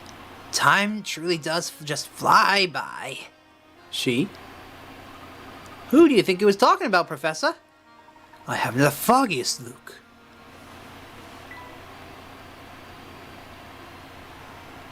Alright, let's continue looking around. Looking around.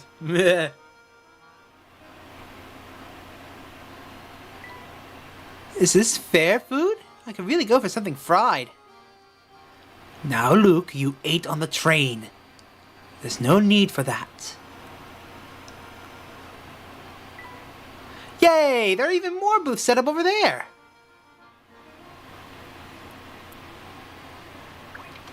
Hello, sir. Oh-ho! And who do we have here? Visitors from out of town. Indeed we are. We were traveling on the Voluntary Express, but we've stopped here for repairs. Oh, if you're here for repairs, I bet I know where you're headed. Oh, really? What do you mean, sir? Huh? Oh, I was, just thinking out loud. Yep, just chatting with myself. Forget about it. Say, did you notice the festival that's running today here in Dropstone? Today marks the 50th year since the founding of our village.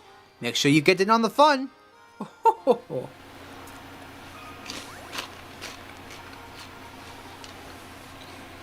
Oh, can you believe this weather? It really is the perfect day for a festival. I'm in such a good mood, I'm going to go ahead and tell you a puzzle I've been saving for a special occasion.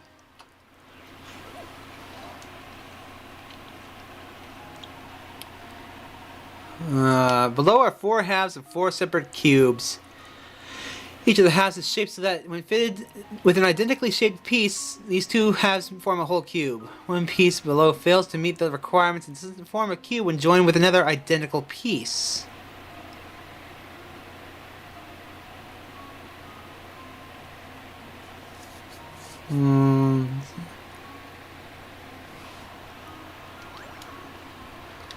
Okay, let's see. C does work. And so does... Hold on.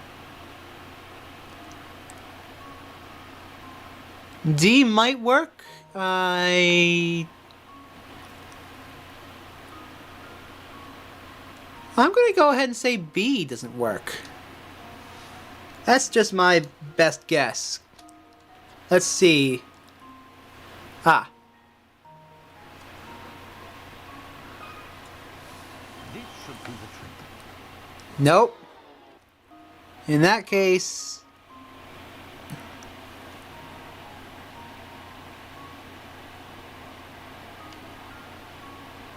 Wait a minute. The answer is D. This should do the trick. No, it's not. It can't possibly be A. Can it? This should do the trick. Okay, so how is C wrong then? Explain, game. This should do the trick. And there we have it. C will not form a cube when joined with other identical pieces. Some areas of the shape are just a little too complex to fit together neatly. Still, with only a few alterations, you could probably change that shape into something that works, don't you think?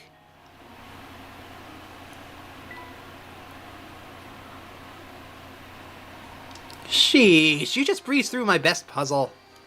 I didn't see that coming. While we're talking about puzzles, have you ever heard about the mysterious puzzle collecting lady? I hear she gathers and stores all the lost puzzles of the world. How she does it is a conundrum wrapped in an enigma stuffed with mystery. Or, you know, a mysterendum. Alright.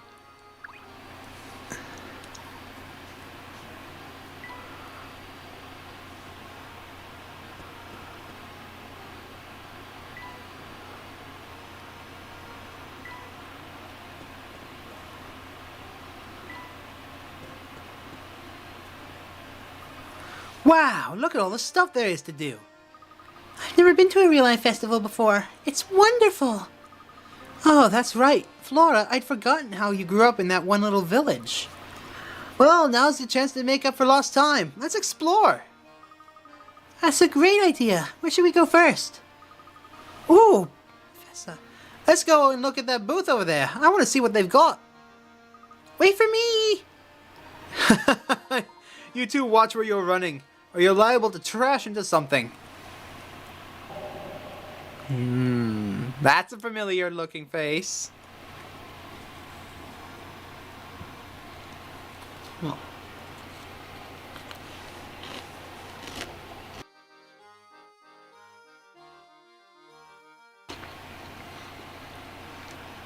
Alright, let's see here. You're a puzzle. Look at all the fruits and veggies on this cart. It probably belongs to the person running that little stand. Oh, but it looks like one of the wheels is dented. That must make it so difficult to move much. Yeah, I bet it does. I bet it's a real pain. Oh, but you know, that reminds me of a puzzle item about a busted wheel.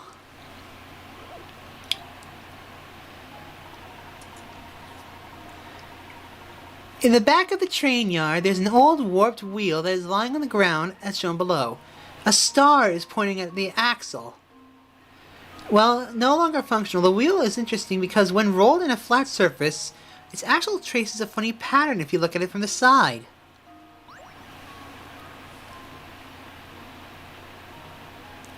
I think it goes there.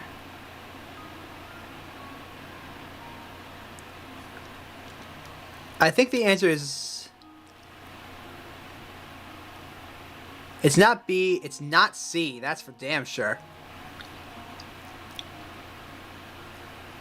I think it's either A or E. I'm gonna go with A. Here goes. Yay! Layton's apprentice strikes again. That's right. Diagram A correctly traces the path of the axle as the wheel rolls. You probably won't see this wheel on a train anytime soon, but it sure would be fun to watch it bounce around, wouldn't it? That's right, Luke. You sure figured that one out fast. If you've got puzzles, I've got answers. I'm impressed you knew a puzzle like that. I've never heard that one before. Well, I need to know a few things to run with you two.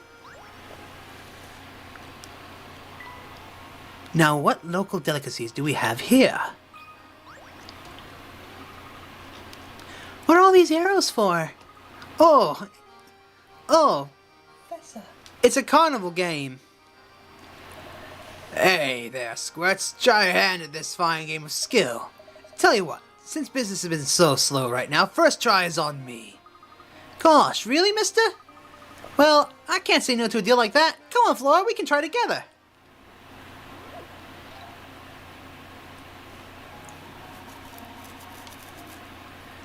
A bag of candy dangles from one of these 3 arrows attached to the wall. Assuming that all 3 arrows are perfectly straight, which arrow is connected to the shaft? I'm gonna go with C. Just leave it to me. I was wrong. In that case...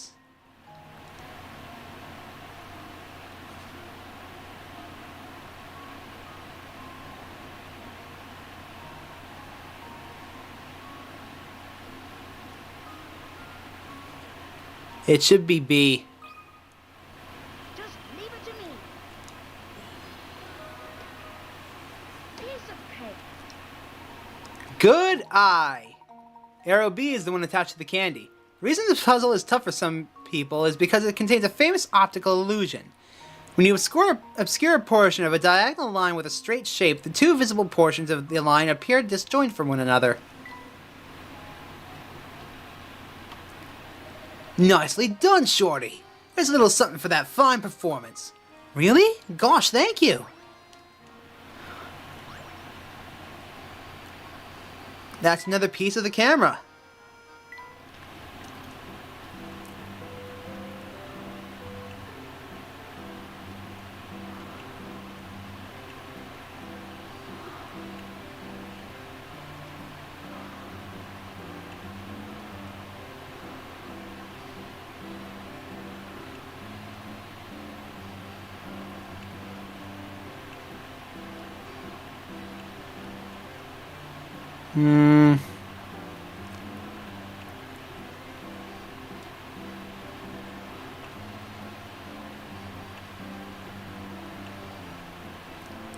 I'm gonna guess it goes there. As a matter of fact, I'm gonna put it back up here for now, because everything else looks like it's in the right spot.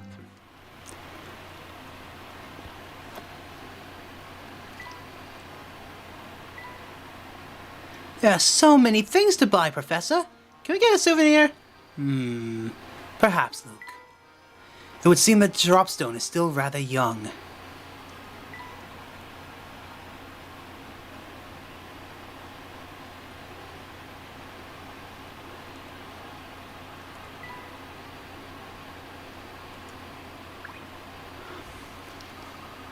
We're doing some top secret festival prep back here, so you can't come in yet, okay?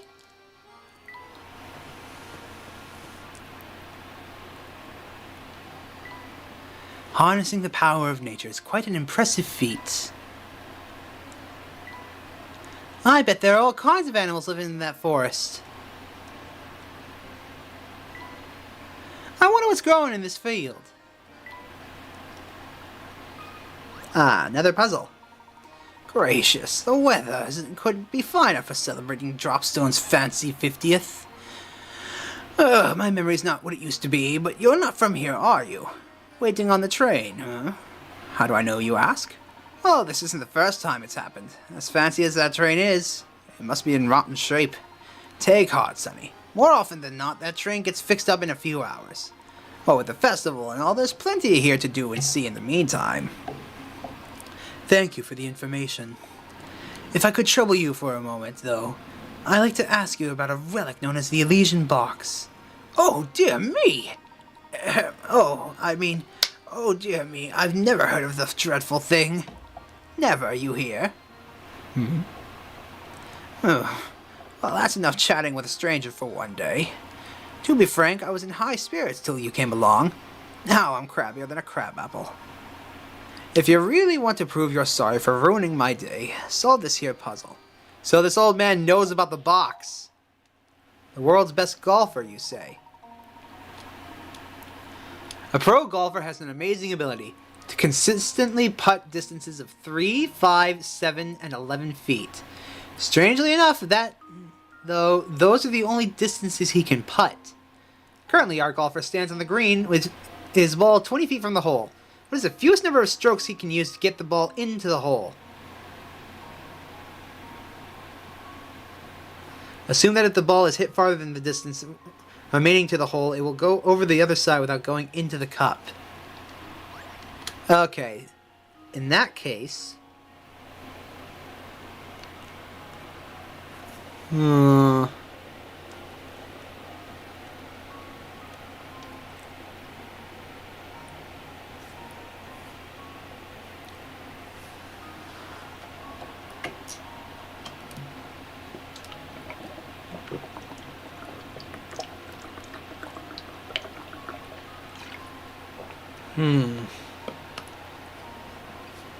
Okay, let's think for a minute here.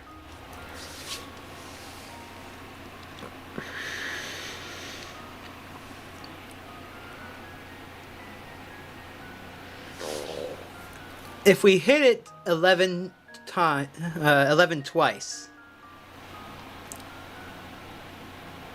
it'll be 2 feet over here. Then if we hit it 5 and then 7, that'll get it in the hole. But in that case, we could just simply hit it 4 times. Is there another way?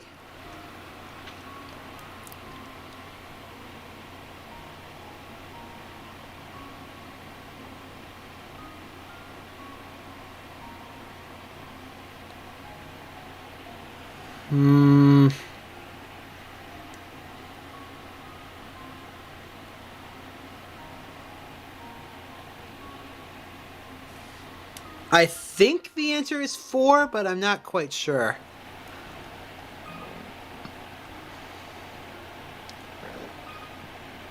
And now to test my theory. Nope, that's not correct.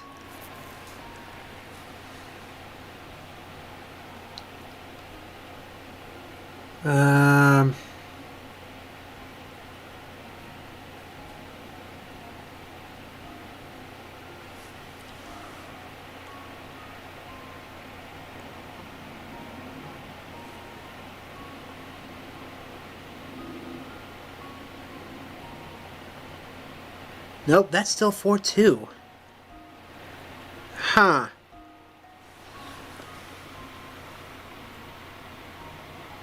This is a tough one, huh?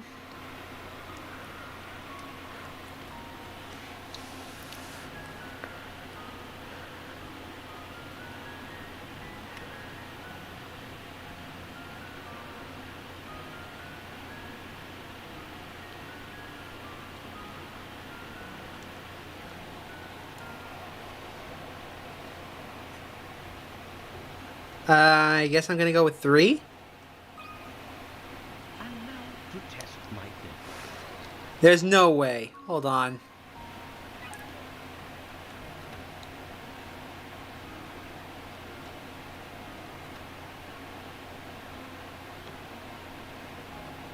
Oh, wait a minute.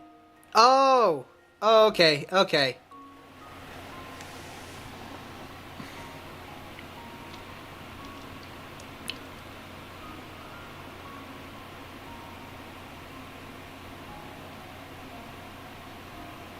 All right.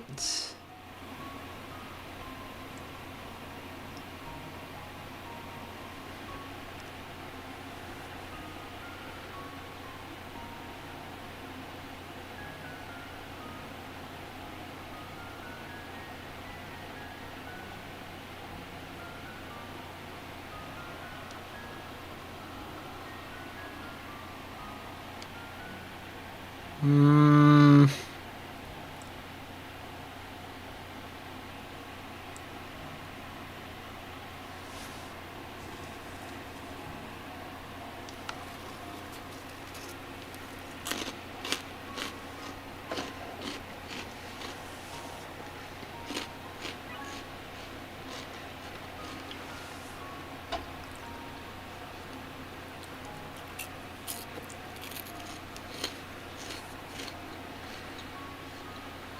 Oh my god, it's the Pythagorean. God damn it.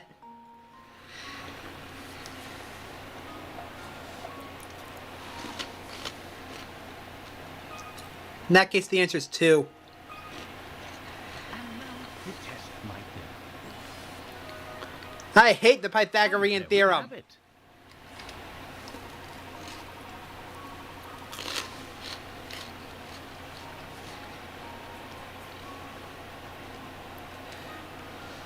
In order to sink the putt using the method shown above, he'd need to calculate the angle of each shot perfectly.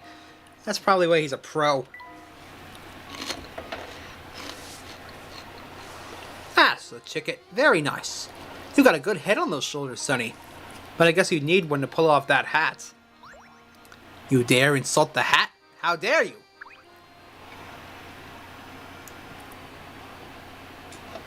Listen, for your own sake, don't go around spouting off about the you-know-what box. Bringing that topic up in the wrong places can get you in a lot of ugly looks. And who wants that? Understood. Do not talk about the box in this village. But why?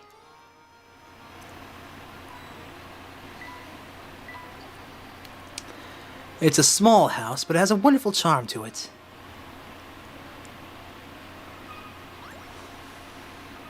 Look at this crazy-looking tree, Professor. It's all warped. With a structure like that, it must be quite old. I wonder how long it's been here. Oh, Luke, our little conversation reminds me of a puzzle I know. Care to hear it? Sure.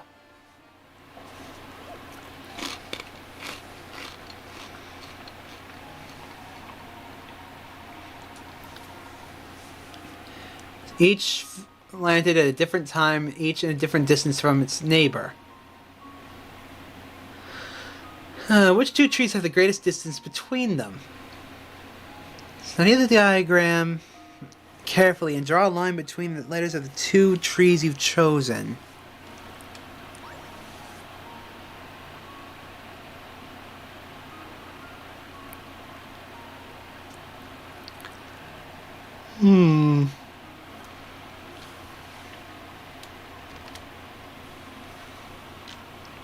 I think it's A and E. I really do. Of course, I'm not very good with optical illusion puzzles. Oh, cool. First try. Piece of cake.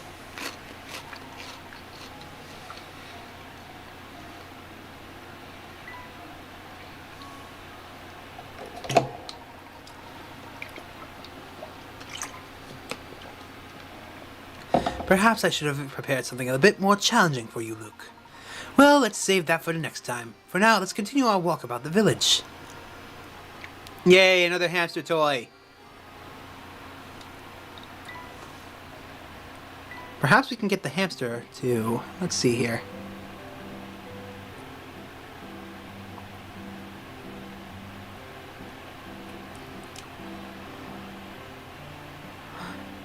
Hey.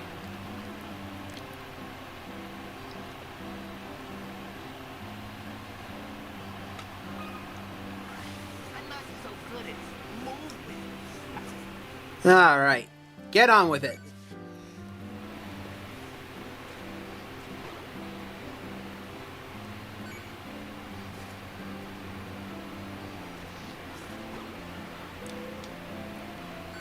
Apple.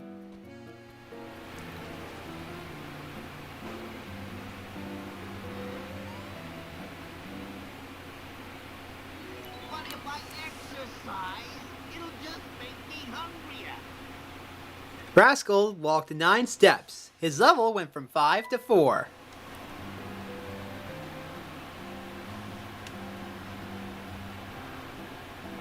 I would need 2 more items.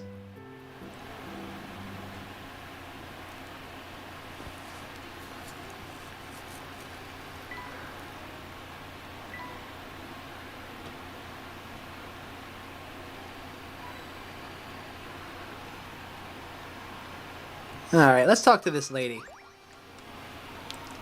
Hey there, fellow. I'm in a real bind here. Would you help an old gal out? What seems to be the problem, madam? My sweet little bird fell down a hole in the ground here. I want to help the poor thing, but I just can't reach her.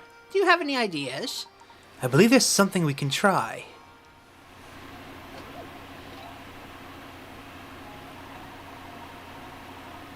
Oh no.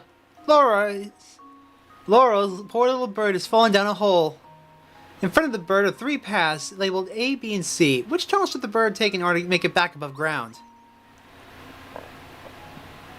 Follow the path. Follow the path.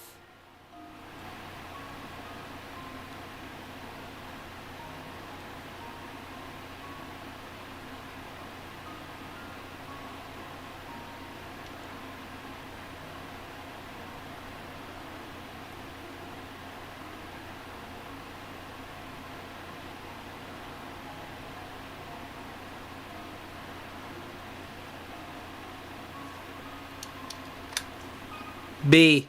Consider this puzzle solved. A true gentleman leaves no puzzle unsolved. I'm good at those. Very nice. The bird can safely escape her underground confines by following Tunnel B. Any other tunnel will lead her deeper into underground or into the mouth of a very hungry snake.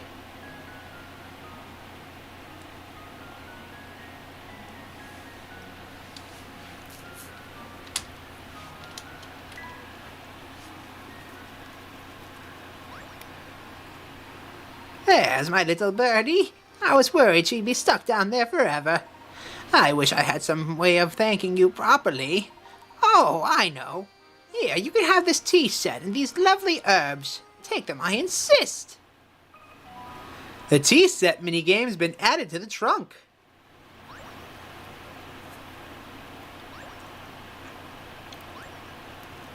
Huh. Another minigame. I don't know about this one at all. Add multiple doses of an herb to increase that herb's effect in the tea. Let's give it a try. Combine the ingredients you've gathered to make a variety of delectable teas. Tea ingredients currently in your possession can be found in the box shown in the touchscreen. When you're ready to make tea, tap the ingredients you want to use and drag them to the teapot. 3 ingredients before you can start brewing. Keep in mind that you can use more than one of the same herb. Put the lid on the teapot. Place it on top of the teapot and start brewing your tea. If your creation turns out tasty, the recipe for it will be added to the list of teas. While viewing your list of teas, tap a teacup to see that tea's name and characteristics. Once you find a tea you like, tap to serve, and to give to Luke and Layton a taste of what you've made. There are 12 recipes in all. Discover them all to unlock a neat bonus.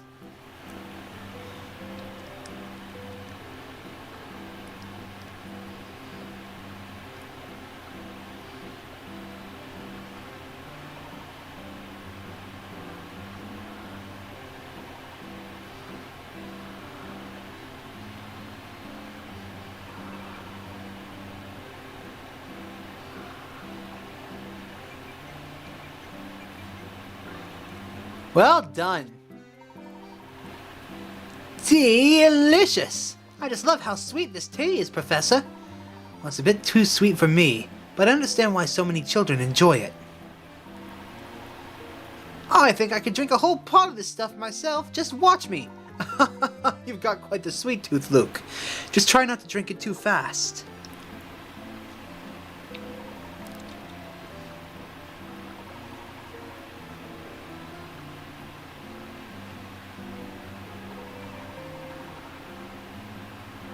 Sweet, sweet, and sour. Let's try that.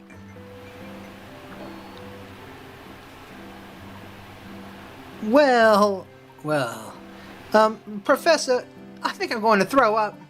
Perhaps I need to practice a bit more on my own time before I can start calling myself a tea master.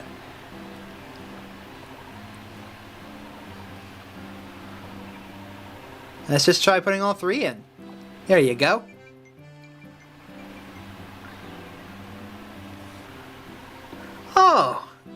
little sour and a little sweet. Yum. I certainly have to tip my hat to this tea's drinkability. I imagine it would be delicious cold as well. Yep, and since it's nice and light, I bet just about anyone will be happy to have a cup. Yes. I myself am partial to this lovely fruity aftertaste.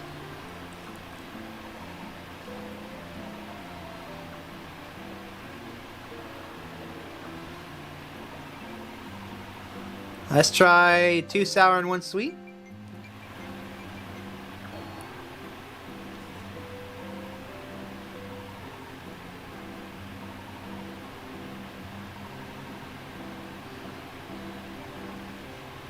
Let's try 2 sweet and a sour, and then I'll head back to the game.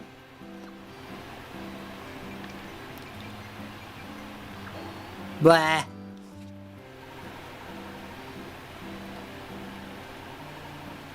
Why not take a sip and find out yourself? I think I'll pass on this one.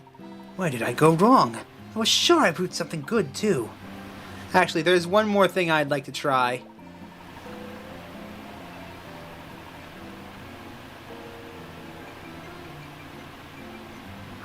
I didn't think so.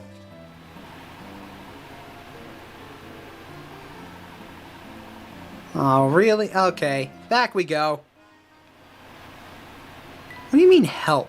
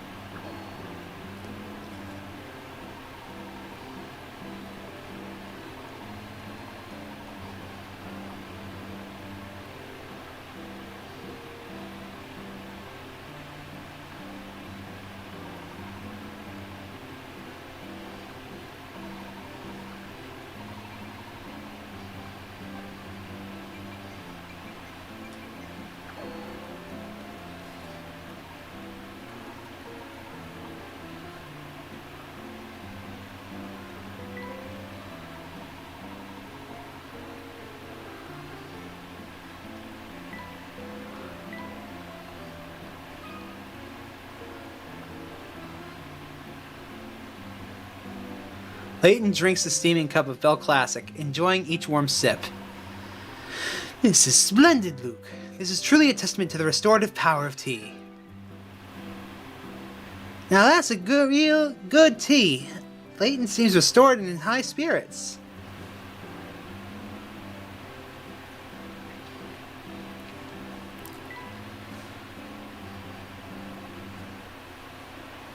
I see. Okay. Well, with that all done, let's move back to the middle of the...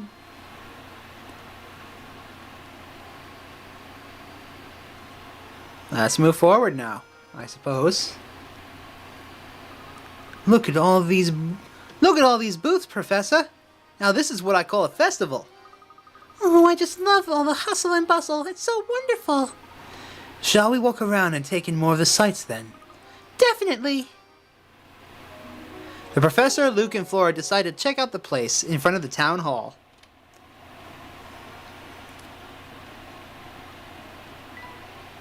This circular flower bed is truly lovely. Look at this little monument here, Professor. It appears to be commemorating something. Why don't we take a closer look?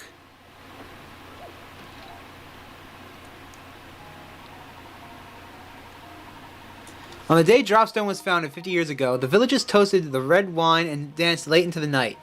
They also built this statue, engraving it with the word red and the date 8/12. Part of the statue is shaped like a wine glass and can be filled with water from the spout at the top. While the statue describes the villagers' activities on the day it was founded, it can also show where they found themselves the day after the festivities. Can you figure out where the villagers were? Answer in 3 letters.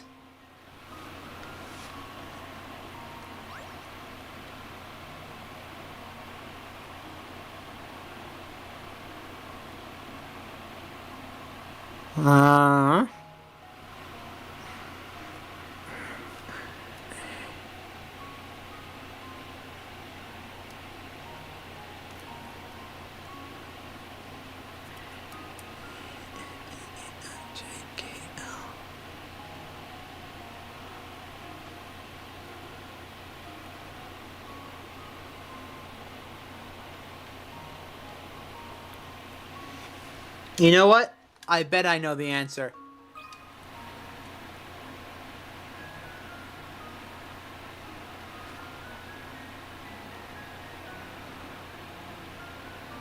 How is that a U?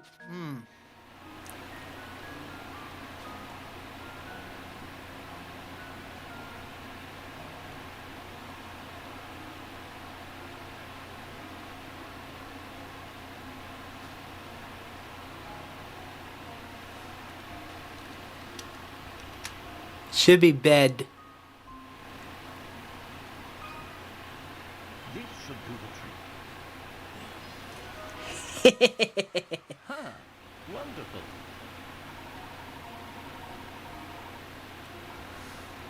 Brilliant! Filling the wine glass part of the monument with the water creates a reflection that transforms the engraving of 812 red to 813 bed. Everyone must have stayed up so late celebrating the new village of Dropstone, they couldn't wait to get up on time the next morning. According to the writing here, this village was founded by its first settler 50 years ago. That's strange, how 50 years is a long time for a person, but not much of a time at all for a village. Quite so. But this fact just invites more questions. Why did the founder come here in the first place? It's hard to believe he or she simply set forth from their old residence to found a new village.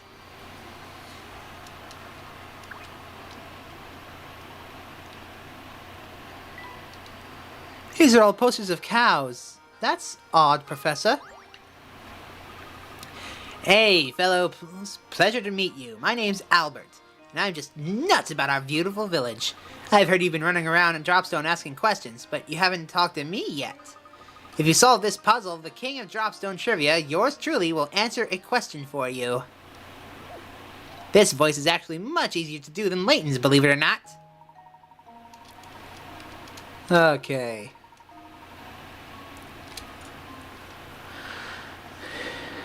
Okay, below is a wheel of male and female portraits. Select a portrait and, counting that portrait as 1, move 6 portraits either clockwise or counterclockwise and cross out last of these 6 portraits.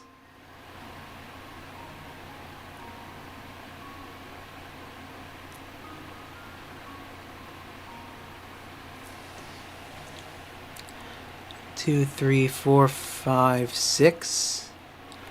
1, 2, 3, 4, 5, 6. Nope.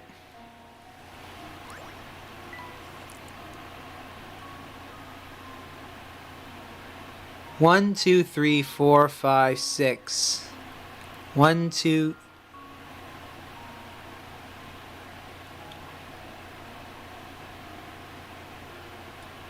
One, 2, 3, 4, 5, 6. Nope. 1, 2, 3, 4, 5. Nope. It's not the top. 1, 2, 3, 4, 5. Not there. 1, 2, 3, 4, 5. Not her. 1, 2, 3, 4, 5, 6. 1, 2, 3, 4, 5. 1, 2, 3, 4, 5, 6. 1, 2, 3.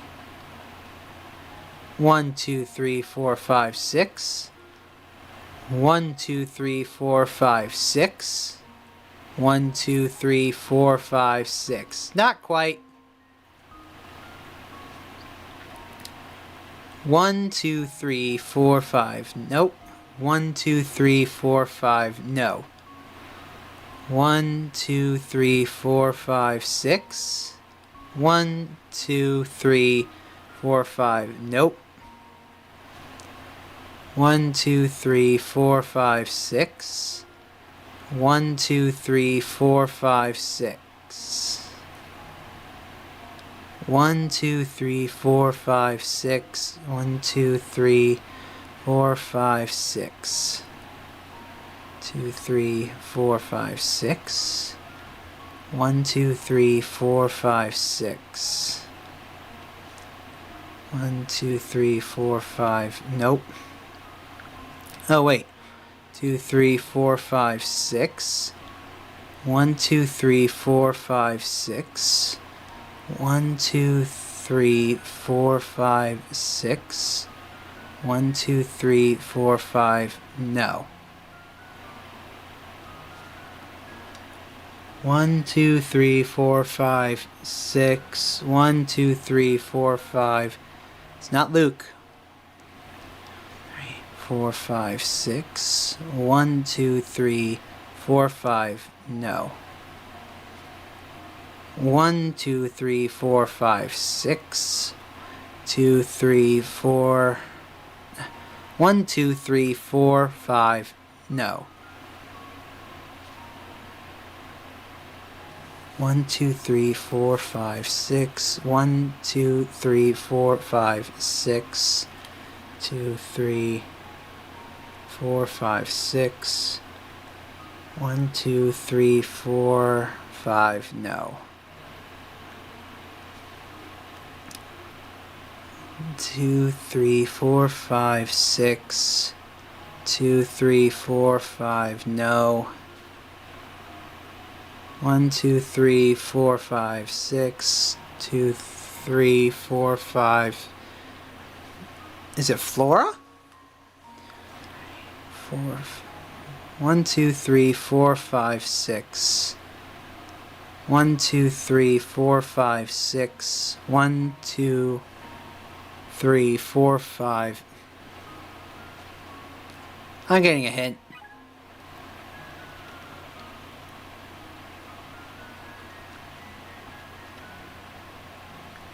Okay, a man counterclockwise.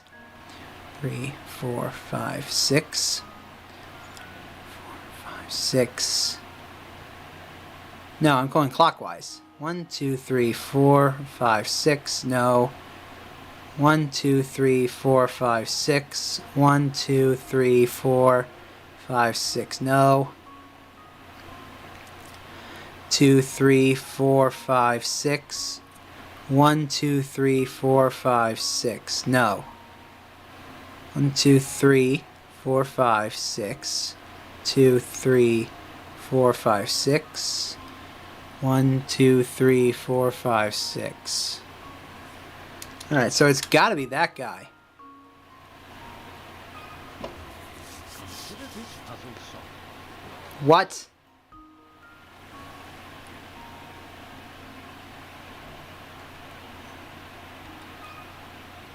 Consider this puzzle solved. It's gotta be Luke then. Consider this puzzle solved.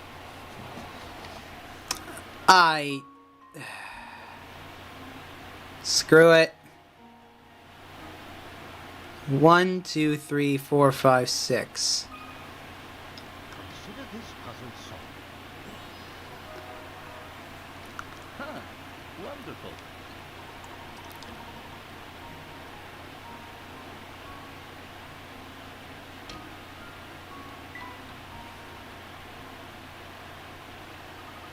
Expertly solved. Oh, it gave me chills, it really did. Okay, ask away. If you got any questions about the village or its history, I'm your man. Would you happen to know anything about a supposedly cursed antique called the Elysian Box? Huh. It's hard to believe, but you've gone beyond my area of expertise. I've never heard of the thing. What I can tell you is that people in this town jump at the very mention of curses. From what I gather, it seems that they have some connection to the village in the days of its founding. Unfortunately, that's all the info I can really give you on that subject. I'm sorry to let you down.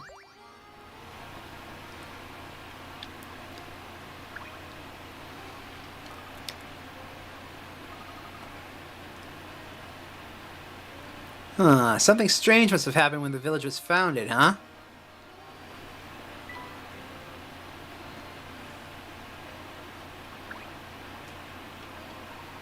Oh, boo-hoo-hoo. Parting with one so dear to your heart is even more painful than the tightest wig. When she was a child, I used to read her until she fell asleep. Oh, nothing hurts so much as separation's knife. Gee, I don't know anything about that. I guess I've never really given it much thought, Professor. Oh, fret not. I wasn't expecting one such as yourself to fully understand a pain such as mine. Don't mind me. I'll just excuse myself now. Maybe The way he was carrying on, you'd think he just got dumped, Professor. But he seems to be sad in a different way, didn't he? Best not to pry too deeply into the private affairs of others, Luke. It's not becoming of a gentleman. You're right, Professor.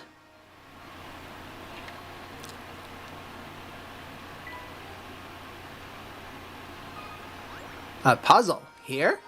This building appears to be the town hall. Yes, but it looks like it's closed for the day. Well, they probably wanted to give everyone a chance to enjoy this day's festivities. Luke, this reminds me of a puzzle, my boy. Set in front of a town hall like this one.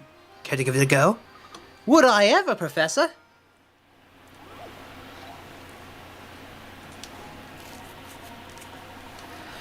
Three people at odds with one another are running for mayor. In the upcoming town election, including these three candidates, the town has a voter population of 40 people. In order to win, a candidate must get more votes than any other candidate. If each of the 40 voters casts a single vote and every vote is recognized, what is the fewest number of votes that a candidate needs in order to secure victory with absolute certainty?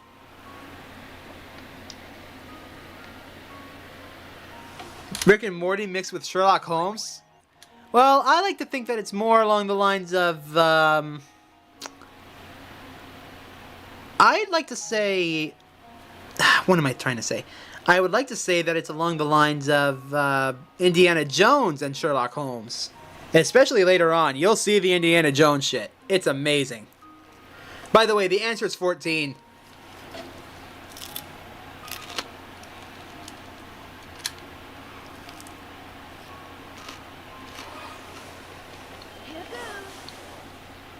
What do you mean, no?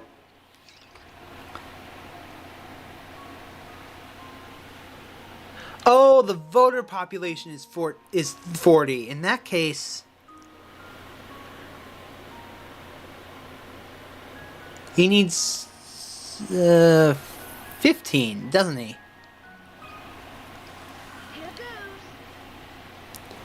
What? The hell are you talking about? No. 43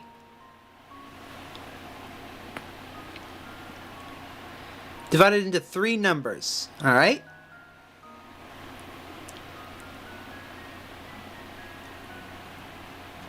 Alright, I'll try 21, but I don't think that's the answer.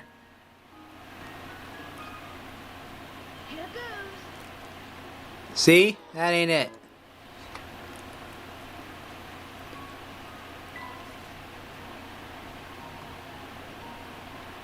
"43 between 3 candidates, and one must have one vote than the others."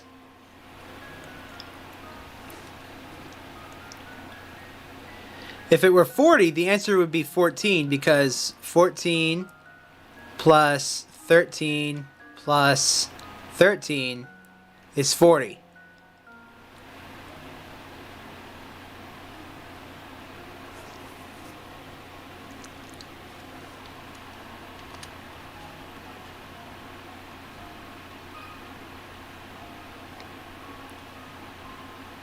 I'll try 20. I don't think that's the answer, though. What? John, why are you smarter than me?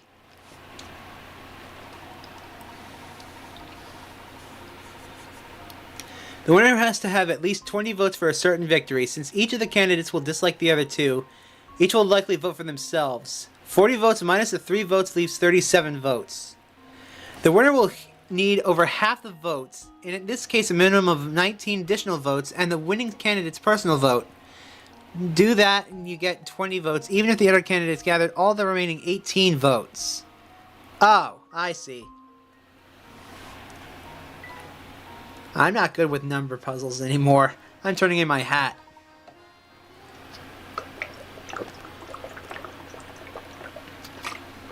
Well done, Luke.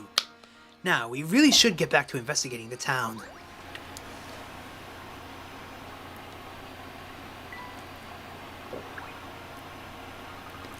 There are some more bolts over to the right. Let's see what kind of stuff they've got going on. Ooh, fireworks. Wow, look at the gigantic cow balloons, Professor. It looks like the villagers are setting up for the livestock competition. Livestock competition? That sounds like fun, Professor.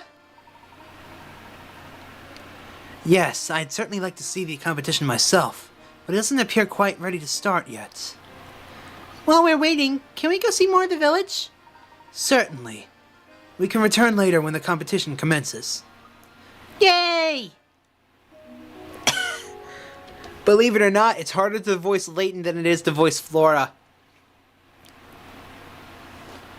Ugh, my throat. Aw, the competition still hasn't started, Professor.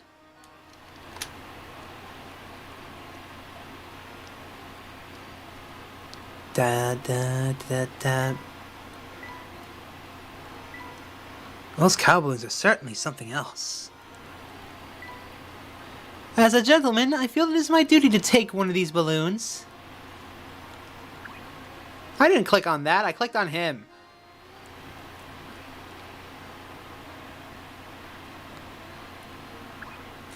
Stop clicking on the giant thing. I don't want to click on the giant thing.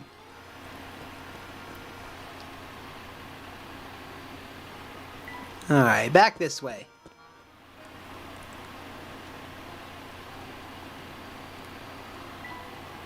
Wow, what a mansion in the woods. I sure wish I had one. Hello? The hell is that creepy ass looking thing?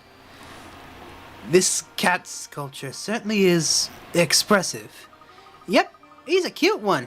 Oh, if you like cats, Professor, I've got a puzzle for you.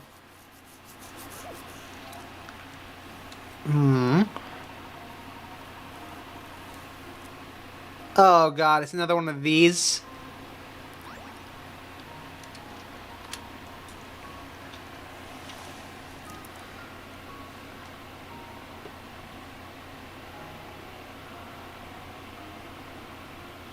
Okay, let's see here.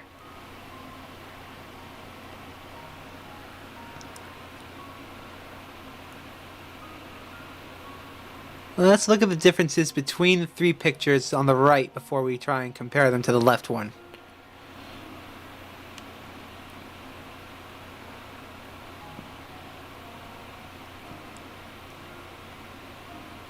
Okay, so it's not A. This one has a shorter eyelash here compared to this.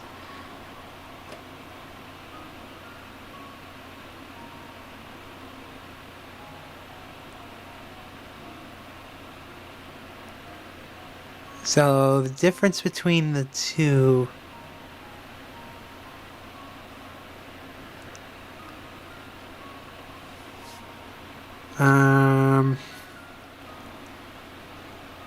Oh!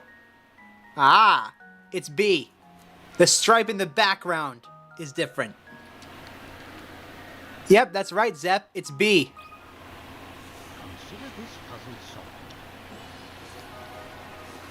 Welcome to the stream, by the way, Zep. Thanks for joining in. B is the picture we're looking for. The other two pictures are identical, save for the cat's eyebrows in A, and the pattern of the lines in the backgrounds in C. That would have tripped me up.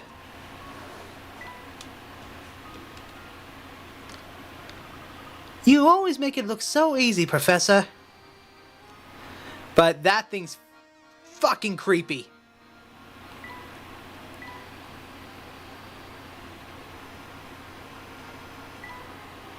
This is quite the variety of paints. Yay, hint coin. Aw, you don't have a puzzle? Greetings. I don't think I've ever seen you around these parts before. May I ask your name? Of course. I'm Professor Layton, Professor of Archaeology at Gressenheller University. Charmed, sir. Welcome to Dropstone, Professor Layton. My name is Dorothy, and I am a maid of the service of the Anderson family. Tell me, what brings you here? My companions and I are after an artifact known as the Elysian Box. Have you heard of it before? I can't say that I have. But the Master is quite knowledgeable about curiosities such as that. The Master, madam? Oh yes, excuse my thoughtlessness. I keep forgetting that you're new here. I venture that there's not a single resident of our village who doesn't know Mr. Anderson. I see. Well, if it is at all possible, we'd very much like to meet Mr. Anderson. Normally I'd say he'd be glad to receive you, but lately he's been preoccupied with his daughter. I don't mean to pry, but has there been some issue between Mr. Anderson and his daughter? Well, yes, just between you and me and the wall, his daughter has been secretly planning a trip alone. Secretly planning a trip alone? Is that your way of saying she's planning to run away? Yes. And what's worse is that the master is starting to catch on that something's going on. But after much talk, we servants have decided to cheerfully see the master's young daughter off. So you're in support of allowing this girl to go off on her own? Why is that? Because the purpose of the trip is to fulfill the last request of the young lady's late grandmother. I see.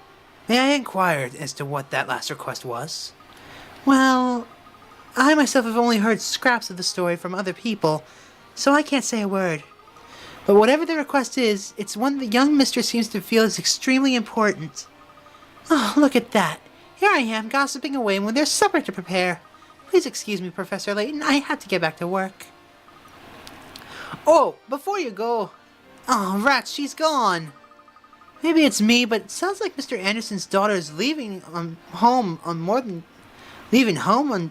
Blah, blah, blah, blah. Wow, I cannot speak as Luke today.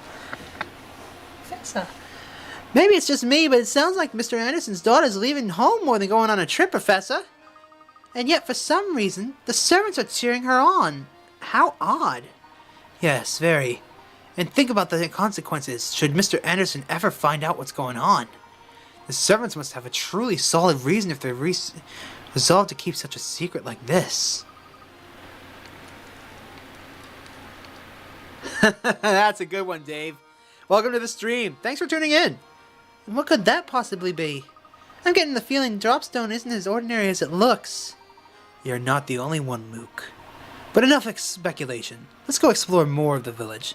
Okay, Professor. Let's get the hell out of here. That thing's creepy.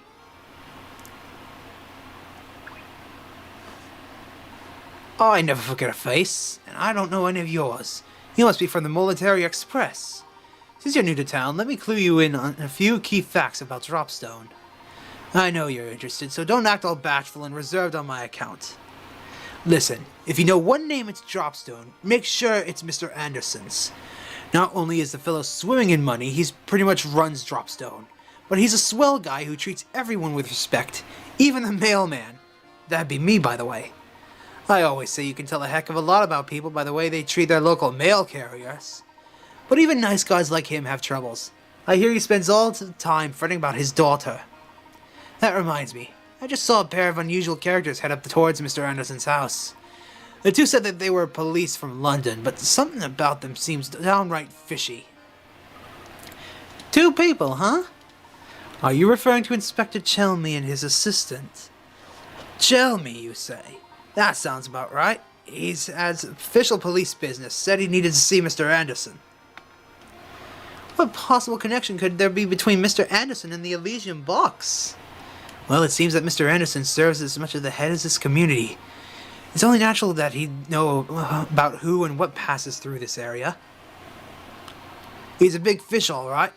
You were right on the money about that. Heck, even the owner of the Military Express stops in to pay him a visit when he's in town. Yes, I bet those two officers are being waited on like kings in Mr. Anderson's as we speak. But enough chit-chat. We've got a festival going on now, so have some fun.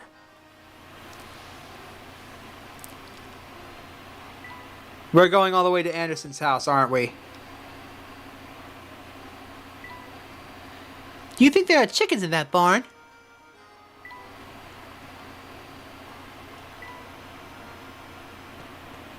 It's over here. Wow-wee! Look at the size of that mansion. I bet you could get lost in there. It is impressive to say the least, Luke. I'm sure that massive manor belongs to Mr. Anderson. So that's where Inspector Chelmy and his assistant went, right? I'd like to see this place myself. Can we go have a look? No. For now, I think our best course of action is to gather what information we can in the village. Besides, I imagine the Andersons having their hands full with the two guests they currently have.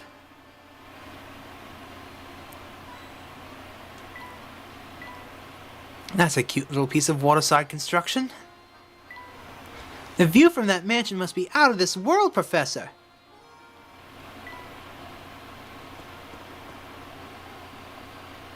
Oh, you gotta be kidding me. He's gone?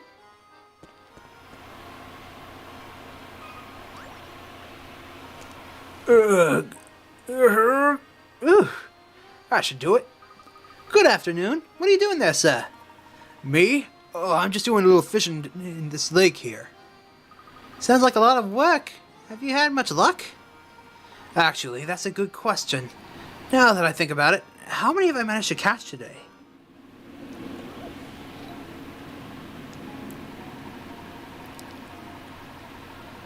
You've cast a large net out in the pond to catch some fish. Every part of the net is in the water except for the two ends, which you're holding in your hands, as shown below. It's small, but is wider underwater. So parts of your net aren't visible from the surface. What? Assuming that there's no tears in the net and this rim is constructed of a single length of rope, how many fish will you snare when you pull the net up? Okay, let's just follow the lines.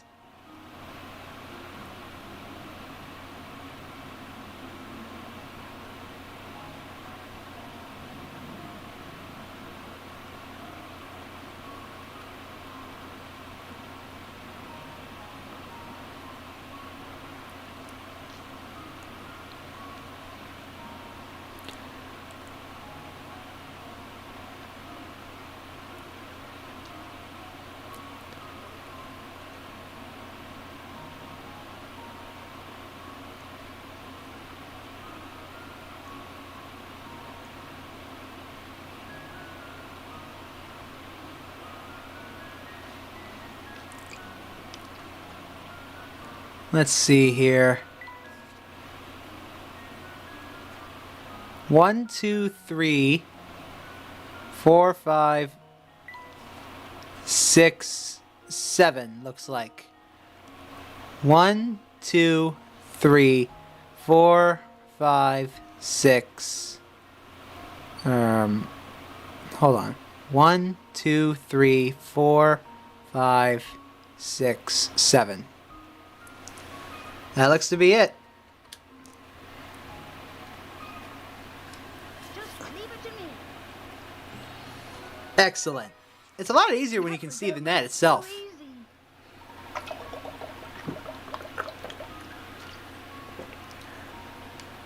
That's right. To solve this puzzle, you need to imagine how the unseen parts of the net connect, which looks something like the illustration above.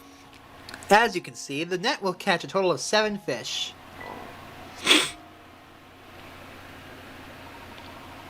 Woo-hoo-hoo! What a haul! Tonight I feast like a king!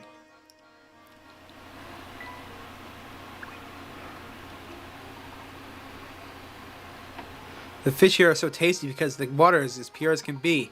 If I keep catching fish at this rate, I'll be set for breakfast, lunch, and dinner. Just clicking to make sure I don't miss any puzzles. You know how important that is. Snoring noises. Professor, I think this fellow here has fell asleep standing up. Judging by his uniform, he must be a security guard.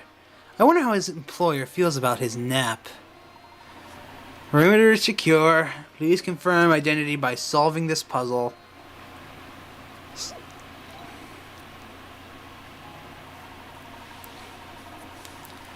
Three rope loops are tangled together with a single red rope.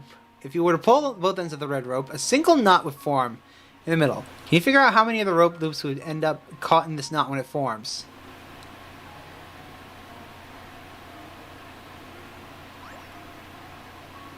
Oh god.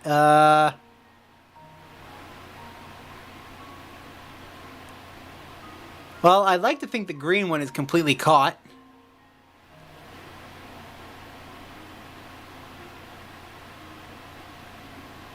The blue one should be fine. The orange one... Hold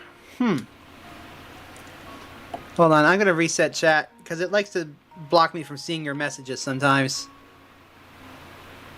There we go. So the answer is 1 or 2.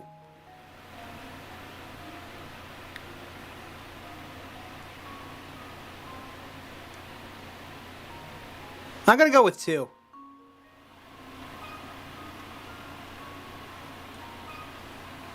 Consider this puzzle solved.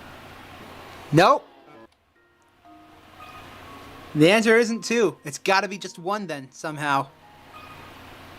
Consider this puzzle solved. Unless it's 0 somehow? Consider this puzzle solved. 0. Okay, game. Wonderful. Explain to us how.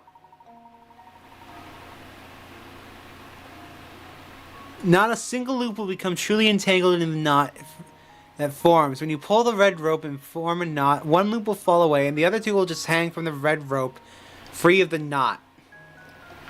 Huh. Makes no sense to me, but whatever. Correct answer confirmed. Well done, sir. Snoring noises. He must be some kind of mad puzzle genius to be able to talk about them in his sleep.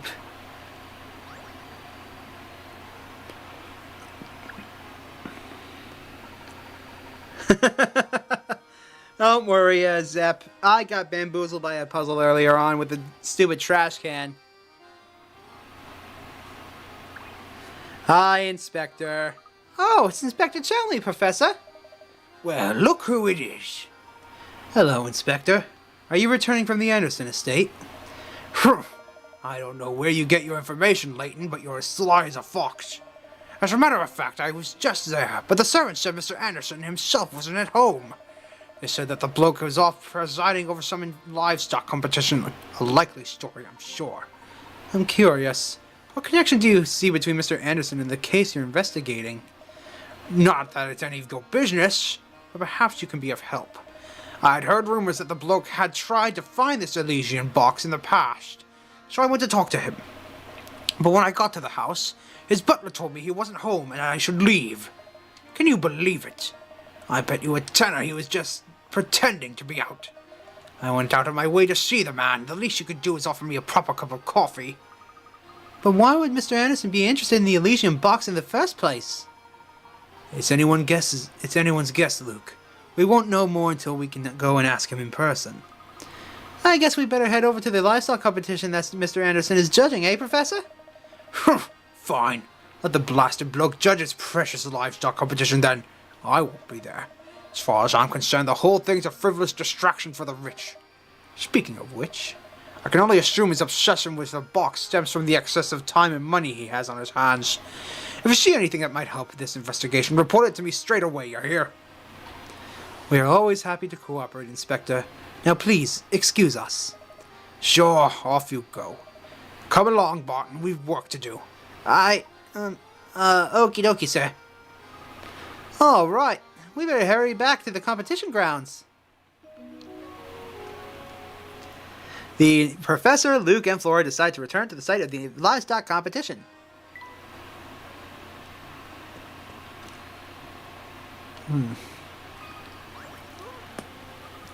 Boy, oh boy, oh boy, oh boy. I'm in a tight spot. I wanted to make a clean cut in this board, but I botched it kind of bad.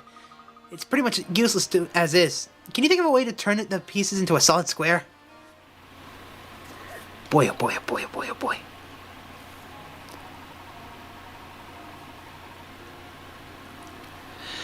Okay, so this board is rather unwieldy as it is. You've decided to cut away into 2 pieces and rejoin these pieces to form a square. Huh? Where should you make the cut in order to achieve it to be a perfect square? I'm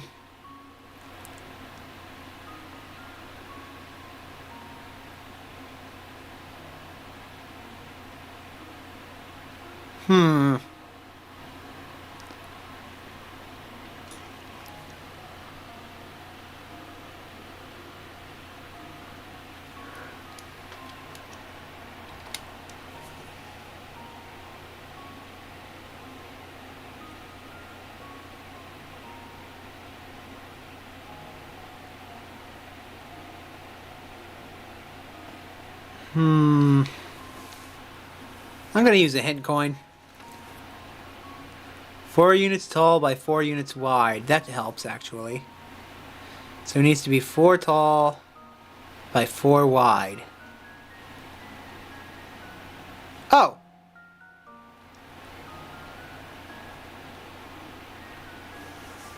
That should do it. And now to test my theory. A true gentleman leaves no puzzle unsolved. Alright. Good job, Zep.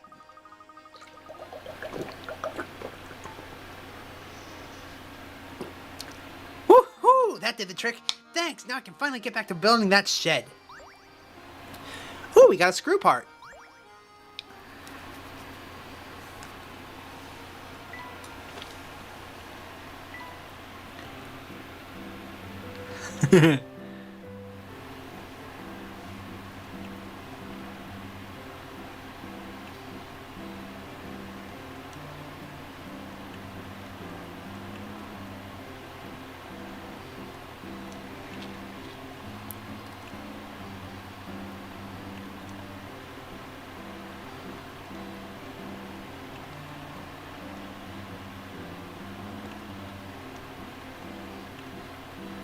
I'm assuming that it goes there. That's my best guess. The tea set.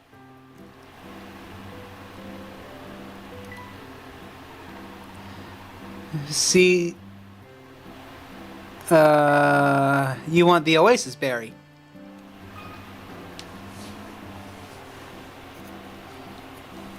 Luke drinks the steaming cup of oasis berry, enjoying each warm sip. Oh, this tea sure hits the spot, Professor. It's sweet, and it's got me ready to start walking again. That's good tea. We got a hit coin for our troubles.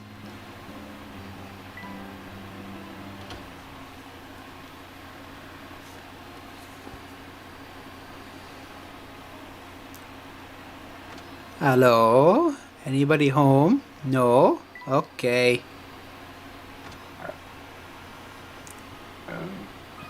Another puzzle? Oh, hi there. I've got another board problem on my hands. Here's the shape I'm going for this time.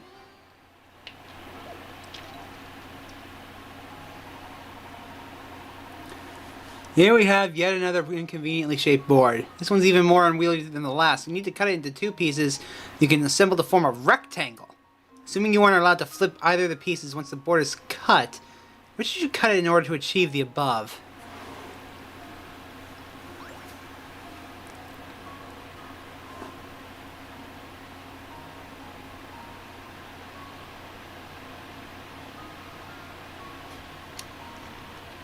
I think it's here.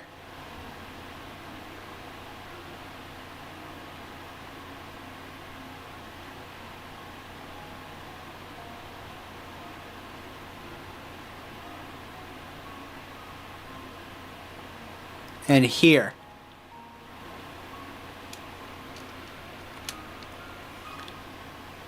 This should do the trick. Yay! First try! Huh. Wonderful. Very nice. That puzzle was pretty fun. You're really something else. Something amazing. I thought I'd have to scrap this board, but now I can use it to build my shed.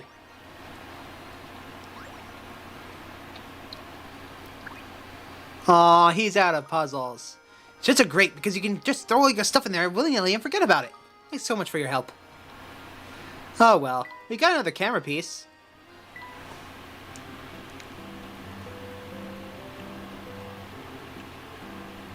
Okay, that goes there, for sure.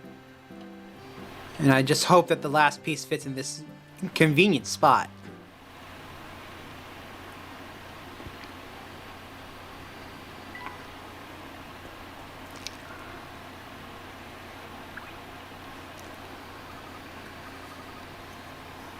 Okay. Before we go to the competition, I would like to go back to Granny Riddleton's shack and see if I missed something. Or this person. Hello there. Hi, Madeline. This whole festival's been put on by the Andersons, the wealthiest family in the village. As you're new here, let me dish for a moment. Have you seen their place at the north end of town? Just cures your eyes with... It turns your eyes green with envy, huh? Well, Mr. Anderson has a young daughter who has grown up to become quite the beautiful young lady. Yes, her name is Katya, and she's the unusual combination of beautiful and sweet. Plus, I hear she's very respectful towards her father, unlike most youngsters. Ah, kids these days. The only thing they love more than sassing their parents are those oversized pants. Oh, sorry, I do believe I've gone in on a rant. Do you need something from me? Actually, yes. Tell me, madam, have you ever heard of a rare antique known as the Elysian Box? It's a new name to me. I can't help you at all, so will you leave me alone now? Oh, but you know, you did just remind me of a gem of a puzzle that I know that concerns a box.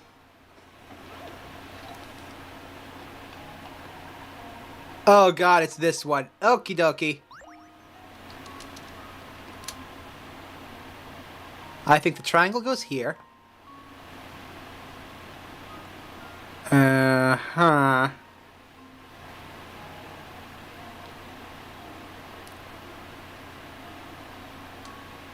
I think the clover goes here.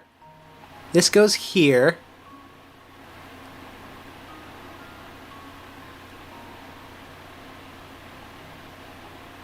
Oh god, nope, I gotta restart everything.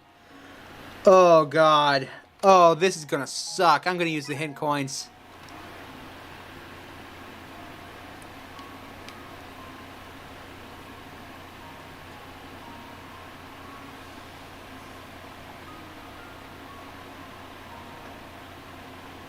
Fold it that way.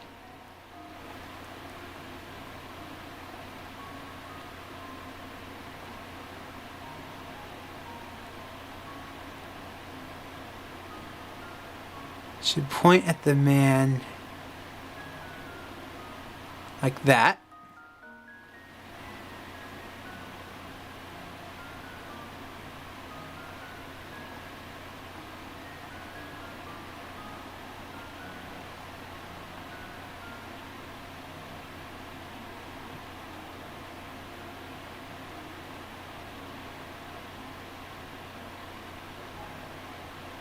Doesn't matter what orientation the circle's in.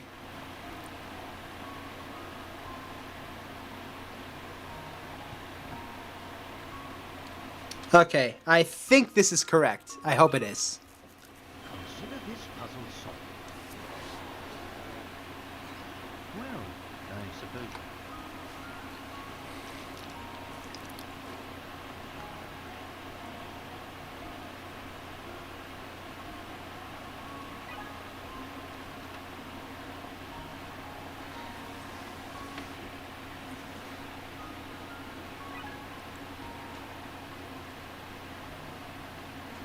The hell do you mean it goes directly above the spade? That's impossible.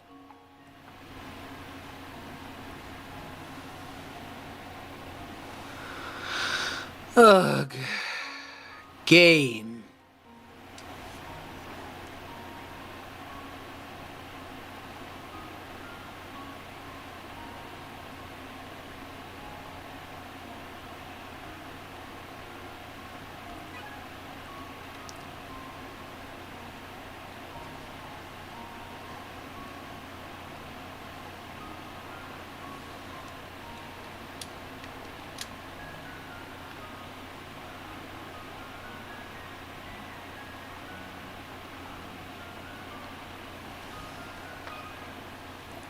Consider this puzzle solved.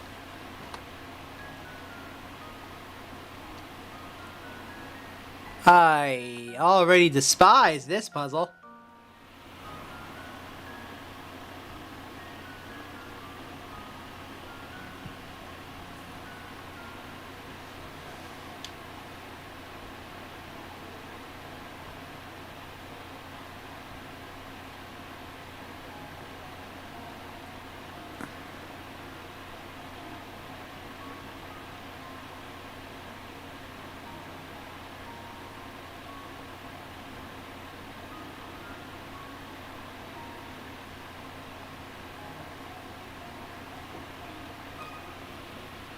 Consider this puzzle solved.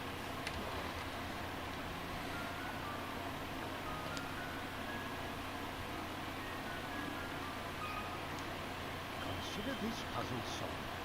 There we go. I hate dice puzzles. True gentleman leaves no puzzle unsolved.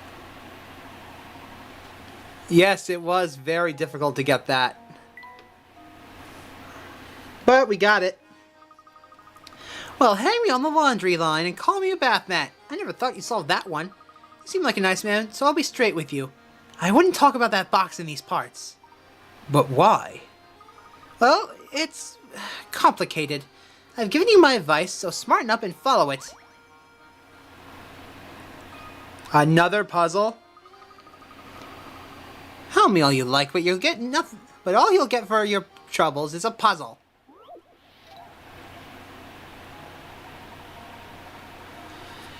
In a far-off country, there's a king whose favorite pastime is showing off his latest possessions he's collected. The subjects in his kingdom are forbidden to purchase items the king has acquired for a month or so. Only once he's tired of his new purchase can the common folk finally buy that items for themselves.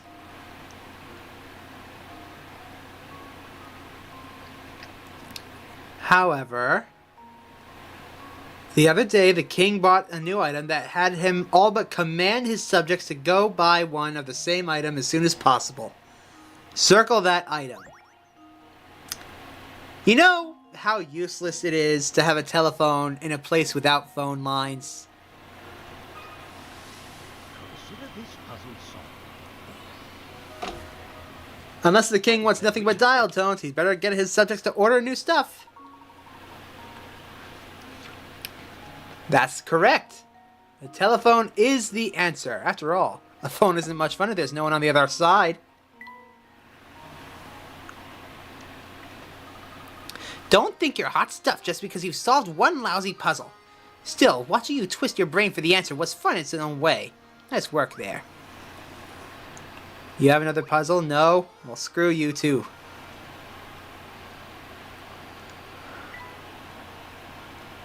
Oh, Granny Riddleton! Did I miss any of your... Oh, no. Excellent!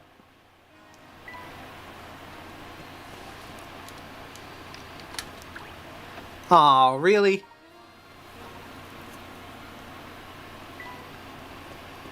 Alright.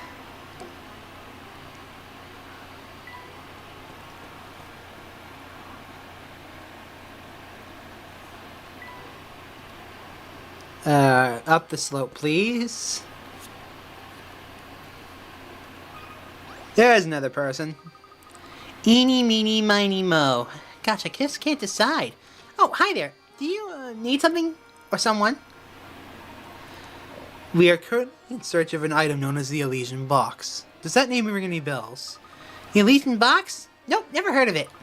But I do know a great puzzle about a box. Check it out. Oh no. Oh no. Okay, you have a box as shown below. Using the white cubes as the standard units, the box is 2 cubes wide by 3 cubes long by 2 cubes tall. 2 white cubes are permanently attached to the box. Now, of the 4 shapes, A through D, shown below, 3 of them can be placed together in the box to fill the top with no gaps. A shape that doesn't fit into one of the boxes... You're kidding, right? It's D. If you put D anywhere in that box, you're going to have an empty space. And now to test my theory. And there we have it. Sharp thinking. D is the only shape of the 4 that doesn't fit. It wasn't hard visualizing the shapes fitting into the box. Once you realize that D cannot fit inside the box without leaving an empty square, you realize that there's no way for it to go inside. Holy moly, you must be some kind of a puzzle genius! Oh, right. What did you want to know again? I was wondering if you might know anything about the Elysian Box. Let's see. Nope, I've got no clue at all. If I were you, I would try asking someone else. Sorry. I see.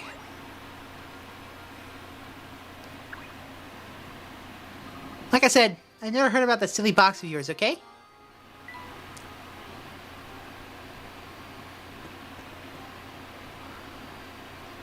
Another puzzle from the mailman? Sure! Hey there, good seeing you again. Tell me, how's the festival been treating you? Make sure you enjoy it all while you can, huh?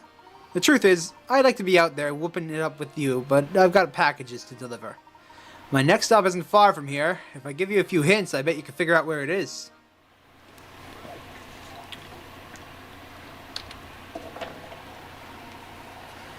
Lower houses A, B, C, and D, each of which is a different color. Decipher each of the houses' oh god. Okay, let's see. The red house is closer to the pine tree than the blue house. So red cannot be A.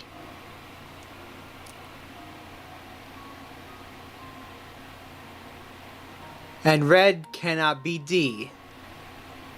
According to number 4.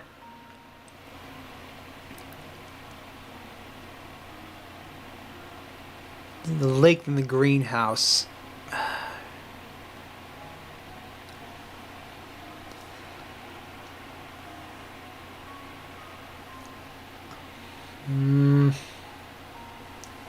I'm gonna use a hint.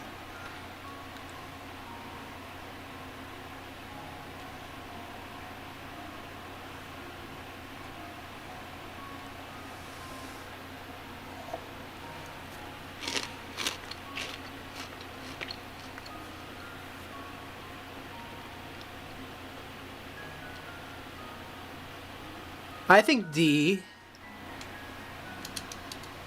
I think D is blue. I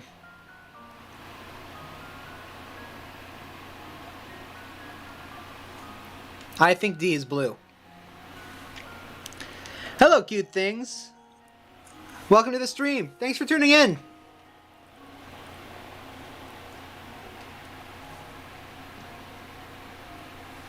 Which would make...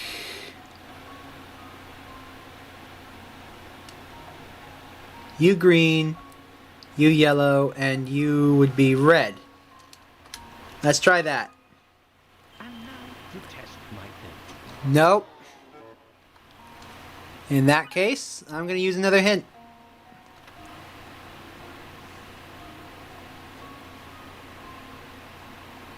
Yeah, I got that right.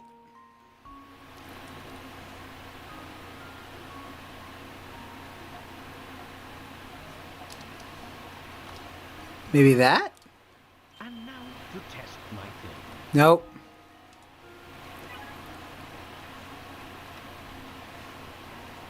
Okay, house C is red. I got that one right.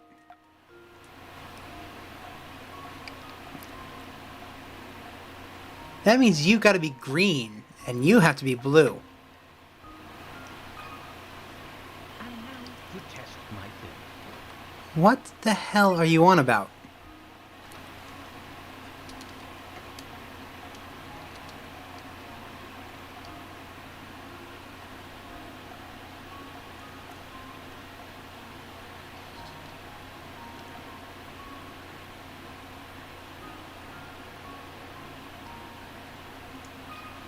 That works. And now to test my theory.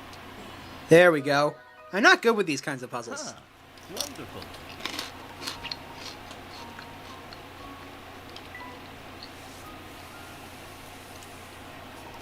Yep, that's the house. Now I better get moving. No rest for the mail carrier and all that.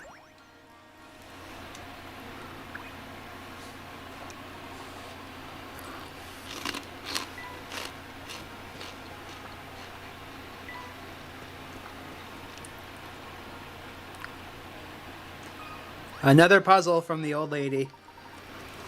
Oh, hello there, you two. You sure have excellent timing. You see, I'm trying to wrap these flowers I grew to give to a friend. I've got a green thumb when it comes to plants, but I'm all thumbs when it comes to wrapping. Help an old gal out, would you?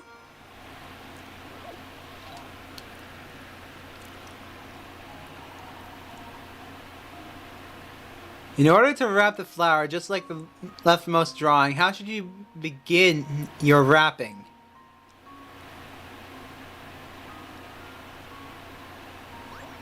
Okay.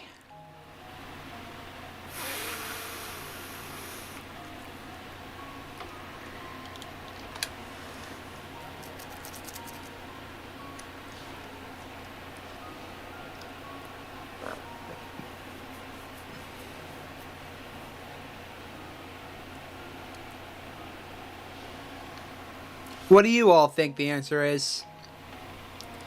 Because to be perfectly honest, I ain't got a clue. I think it's either B or C.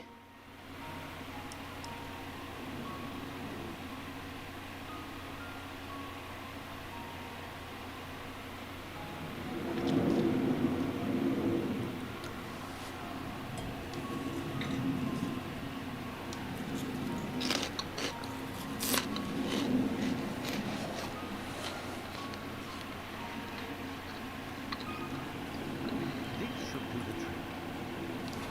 That is incorrect.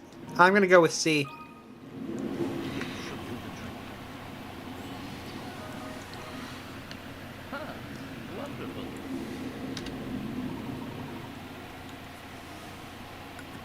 No, I was not. Sorry, game, I was not able to follow that.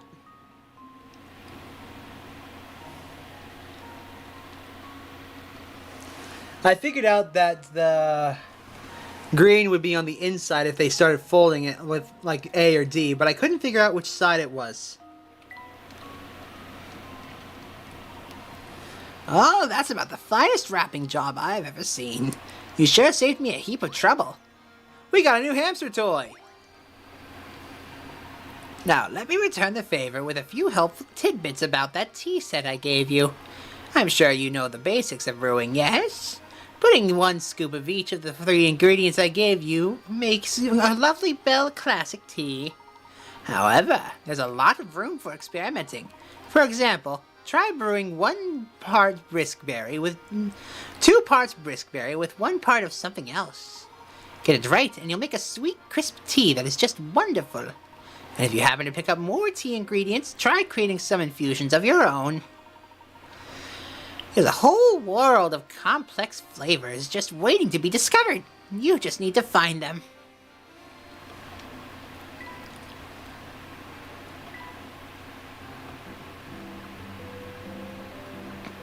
Yep, I already got that one. It's 2 of these, 1 of these.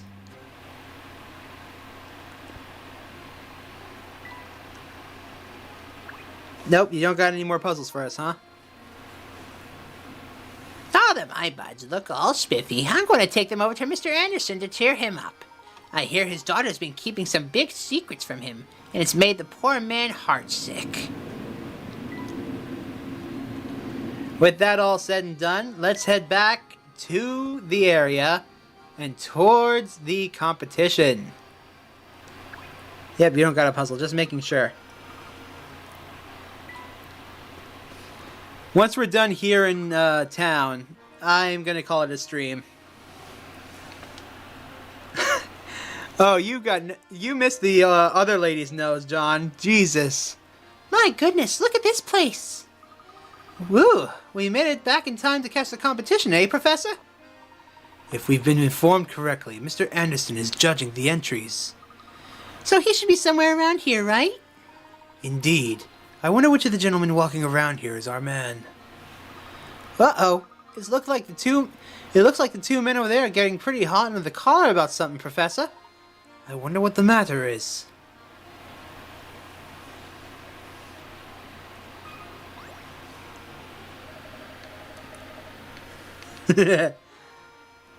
Just look at that mangy coat. Anyone with 2 eyes can see that's no bovine of mine. I know what's gone down here. Someone swapped out my cow for this lemon. Well, what do you want me to do about it? Can you at least point out which cow is yours? Now, how do you expect me to do that? Oh, brother. This is gonna get ugly. What seems to be the problem, sis? This fella here seems convinced that someone's swapped out his prime cow for another. I'm telling you, that ain't no cow of mine. My girl was perfect from horns to tail. See what I mean? There's just no reasoning with him. Well, I can't start the contest with him carrying on, but I don't know how we can clear up this situation.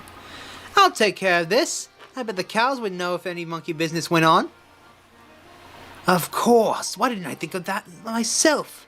I'll leave this one to you, Luke. Excuse me, miss. Can you help us out here? Moo. I see. Moo. Moo? Moo. Did you find out anything of use? I sure did. If I had to sum up our conversation, it'd go something like this. Apparently Luke can understand animals.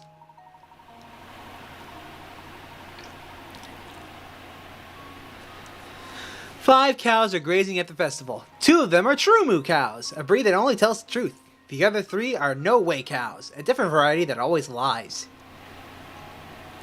Using the following statements from each cow, mark all the no way cows. Oh god. Oh god, no. I hate these puzzles. Ugh.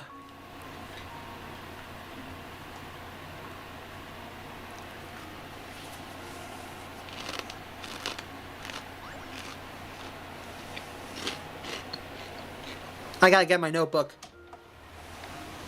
Oh god.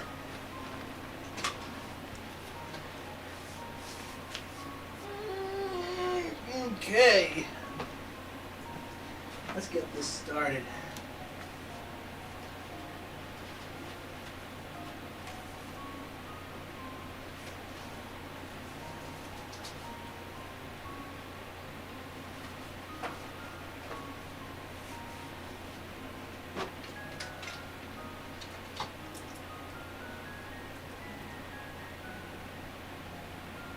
That'll work.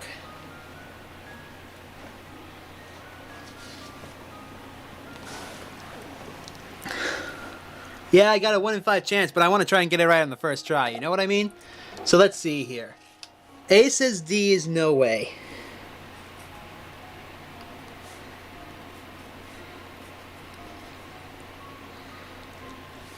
And B says C is not a...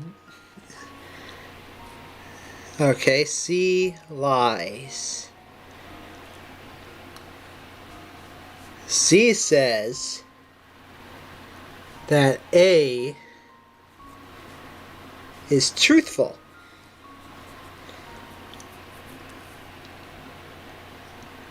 D says E lies.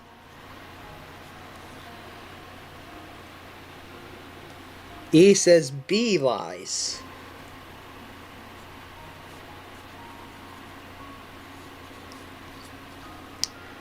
Alright, let's break it down.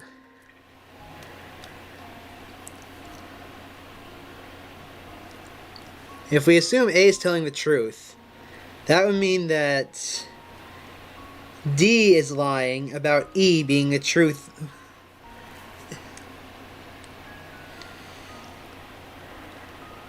Is lying about being a true moo.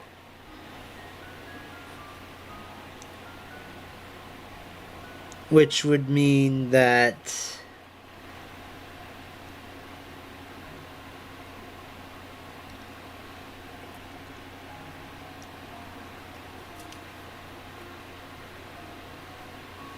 B would be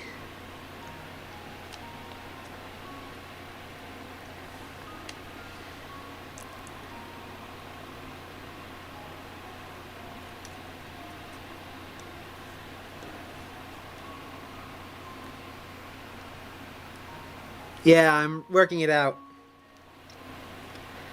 Let's say A is a true moo real quick. That would mean that it's telling the truth that D lies. Which means that D is lying and saying that E is telling the truth. That means that B would be a liar. Which means that C is telling the truth. However, there's a contradiction there. There's only two true moos. So we know for a fact that A is lying.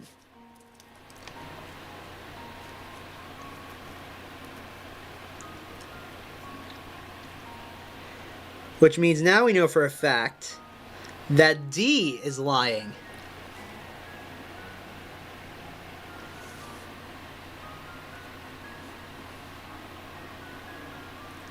No. We know for a fact that D is telling the truth. And that E is lying. So that means that B is truth and C is a liar.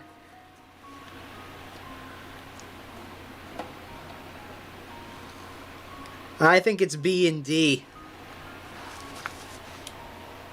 We're about to find out.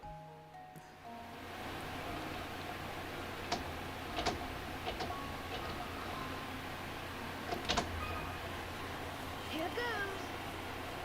Got it. First try. Notes are awesome. Layton's apprentice strikes again. Come to Papa. That's right. Cows A, C, and E are no ways. If you assume each cow to be a no way or a true moo and run through each of the cow's statements, you'll eventually realize that all statements are true when cows A, C, and E are assumed to be no ways.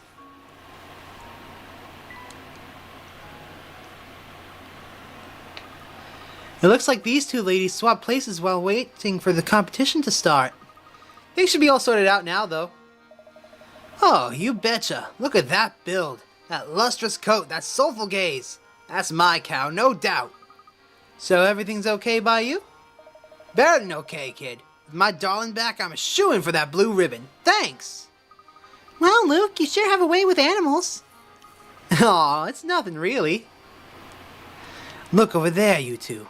They're about to announce the winner. And the winner of this year's Dropstone Dairy Crown is... Oh! Oh, this poor guy got screwed. Oscar's show-stopping milk-maven, Mootilda! Hold on now, you mean to tell me that my sweet, precious Maramoo didn't take first place? Too bad you swapped your cow back, Clabber. If you kept quiet, you'd be the winner, huh? I was robbed! The competition must have been rigged! Rigged, I tell you! To think he went through all that trouble just to get his cow back, and then ended up losing because of it. Yes, I suppose it goes to show that things in life don't always go as planned. Right you are, Professor. Say, shouldn't Mr. Anderson be around here now? It's going to take some effort to find him in this crowd, this dense. Let's look around a bit.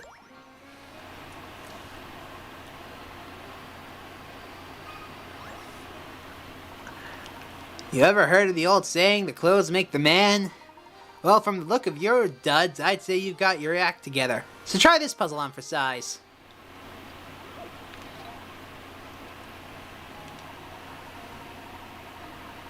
Okay. Then A, B, and C each started off with the pants and shirts of a single color. A were red, B were blue, C were white.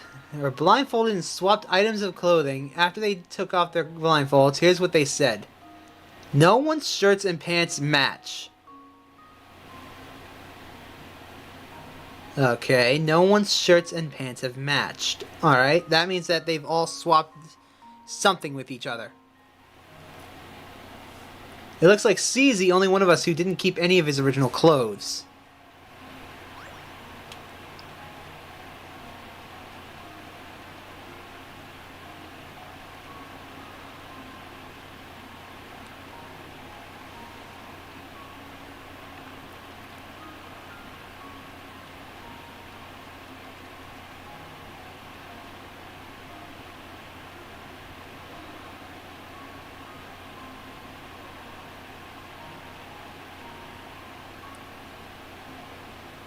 C says, I don't know if I like these red pants.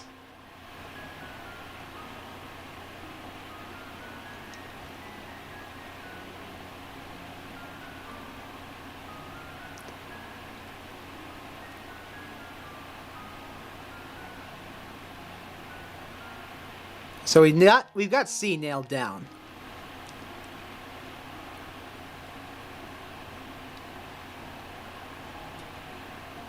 This configuration works. This should be the truth. No, it doesn't.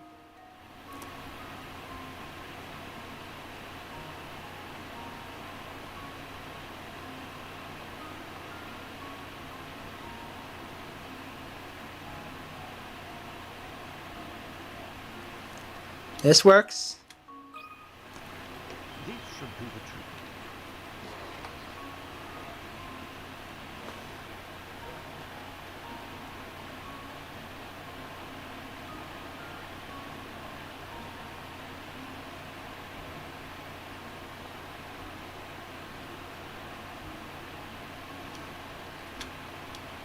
That also works.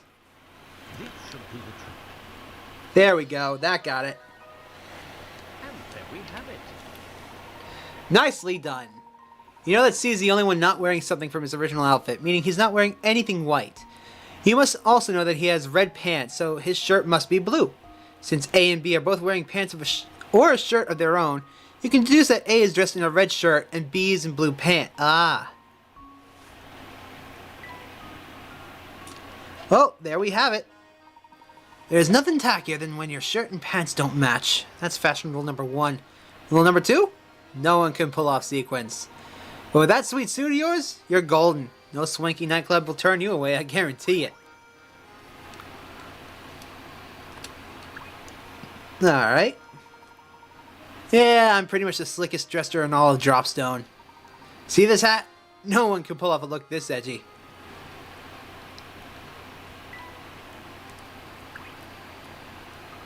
I guess we never did manage to meet Mr. Anderson, did we, Professor?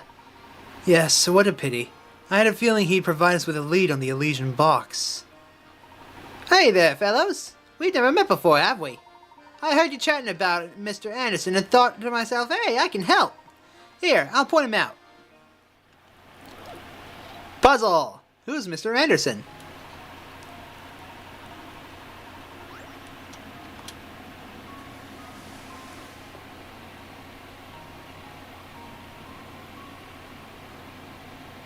I just saw Mr. Anderson around here a minute ago. He shouldn't be too hard to spot with that beard and hat. He's a real gentleman, and he looks spiffy with his cane and dapper little bow tie. He doesn't wear glasses. In case you're wondering, look, there he is now.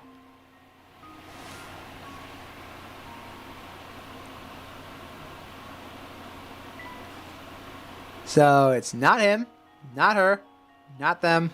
No. No. No.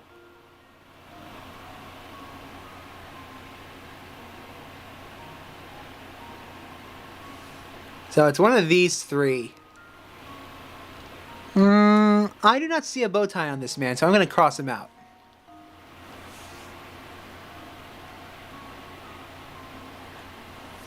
So it's either him or him. I'm going to go with him. Consider this puzzle solved. Huh, wonderful. Good eye. It looks like the wind tried to carry off Mr. Anderson's hat.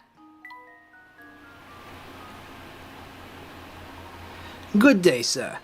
Might you be Mr. Anderson? The one and only, my friend. And whom do I have the pleasure of speaking with? The name is Professor Layton. My friends and I have come this fine town in search of the Elysian Box. I thought a man of influence such as yourself might be able to offer us some direction. The Elysian Box, you say? Why would you want to go chasing after a thing like that? So you're familiar with it then? Familiar? No. But I do believe my dear mother once searched after the very box you speak of. Interesting. Please elaborate. Ah, well, my birth mother died when I was very young. The mother I speak of is actually my mother-in-law, Sophia. She founded this village way back when. A kind of soul I've never met. Sharp, too. I married into her family, but she treated me like her own flesh and blood. Seeing how I never knew my own mother, I suppose it would be fair to call Sophia my real mother. Even after my wife passed on, Sophia continued to treat me as one of her own. Mother Sophia looked high and low for that box, but she never did find what she was looking for. So she made efforts of her own to search for it. Fascinating. Tell me, where might Sophia be now? She left us last year. In her last days, she spent a lot of time holed up in her room writing. Sadly, I never found out why she was so intent on getting her hands on that box. I see. I'm sorry for your loss, sir. Thank you. Well, my mother may have had knowledge of the subject, but she's gone now. Now you know as much as I do. I regret that I couldn't be more of help to you, sir. Not at all, Mr. Anderson. I've learned a great deal from our conversation. You have my sincere thanks. One last thing before you go, Mr. Layton. Please, take a look around you. These picturesque hills, these happy people. Dropstone has been blessed with so much. Sophia turned this place from nothing but a village full of warmth and camaraderie.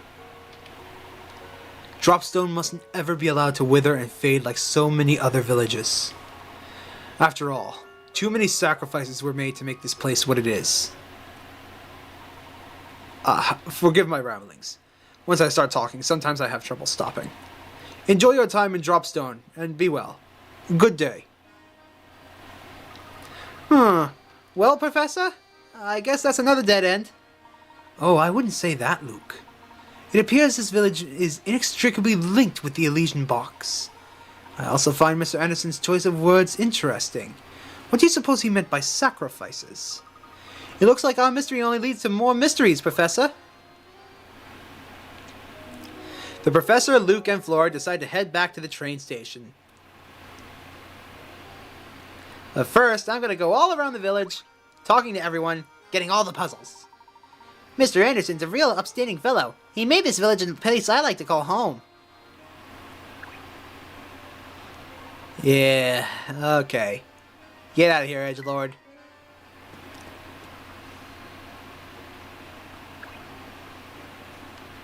Oh dear, the train's scheduled to depart any minute now, and she's still not here.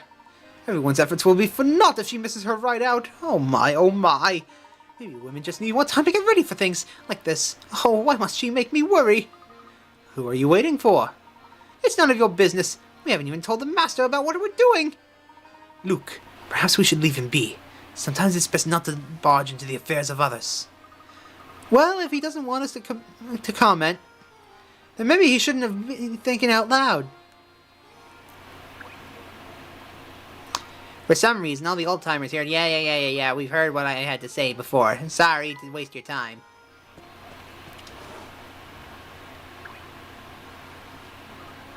There's a shed guy. Hello? Look at the nose on this woman. John. Oh dear, I forgot to get the apples for tonight's meal. That reminds me of a puzzle I once heard. Would you care to hear it, sir? By apples. Johnny and Thomas are each carrying some apples. If Johnny gave Thomas one apple, the two men would each have the same number of apples. Conversely, if Thomas gave Johnny 2 apples, Johnny would have 3 times as many apples. Oh god.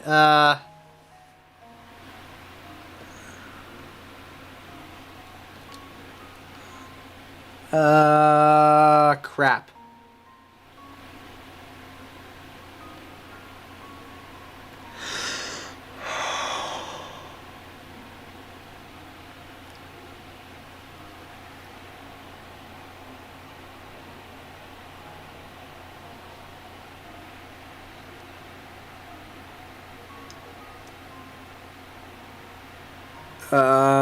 God, number puzzles hurt my brain.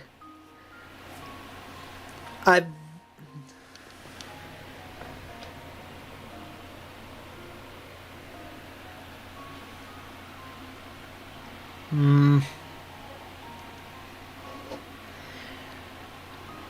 I figured this out. I'd like to thank you all so very much for making it so that this video has 10 likes. It means a lot to me. Now, let's see.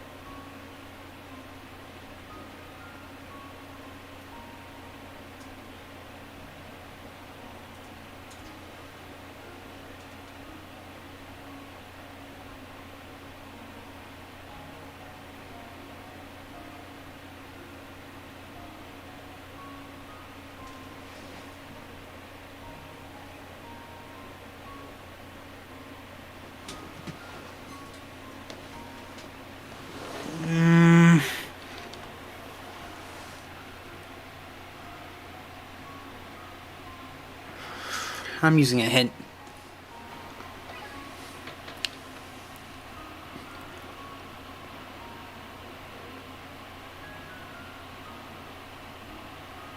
Okay. In that case, answer can't be 1 and 3. 2 and 5, maybe? No. 2 and 4? No, that doesn't work. 3 and 5? 3 and 5. That would work at the same number. No. No, that's... I need... 3, 4, and 6.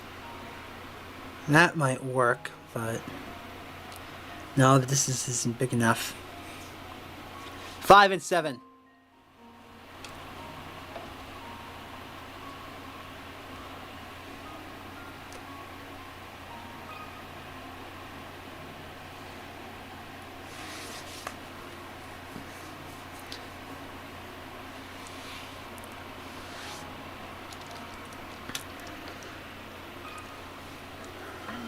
To test my theory. Bingo! Wonderful. Nice. Johnny has 7 apples and Thomas has 5.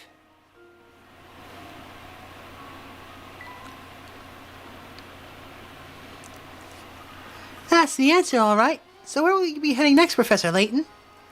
Once our train is in working order, we'll move on to the next town. Oh, then I expect you'll run into the young mistress. She's leaving on the Military Express today. Should you bump into her, do say hello. Oh, and remember, please keep Miss Gaudia's trip a secret from the master. My lips are sealed. Tell me, if the Military Express couldn't ever be repaired, would you ever consider settling down here? I refuse to answer. Let's head down the slope. Okay, he doesn't have a puzzle for us. How's about you, Mr. Fisherman? Nope?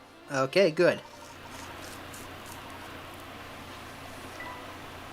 Once we get the train back up and going, I'm gonna call it a day. It's been almost 6 hours. And believe it or not, we're not even close to I think we're barely a quarter of the way back through the game now.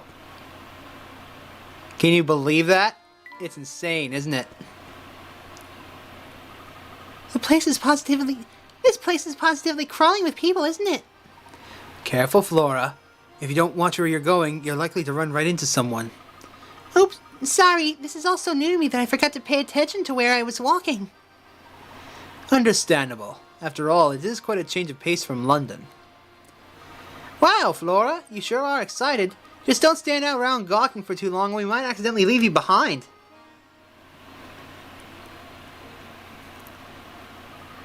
Whoa, what's that? Oh, and look, there's another one over here. Huh? Professor? Luke? Where did you two go?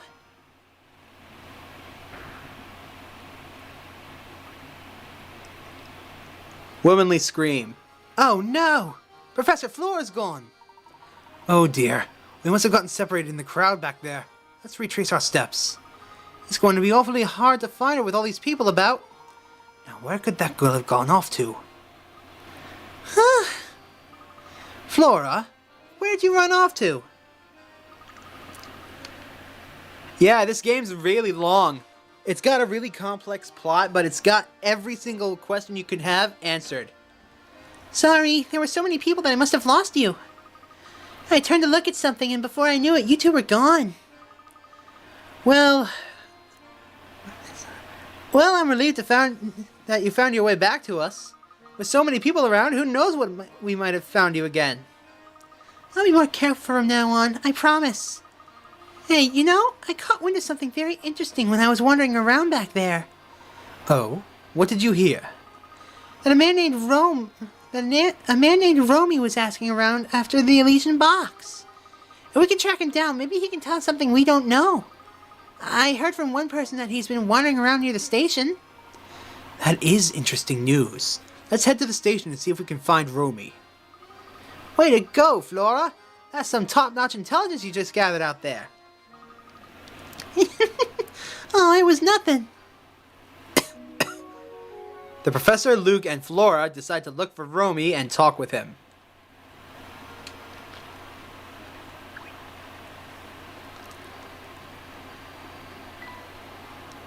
Do.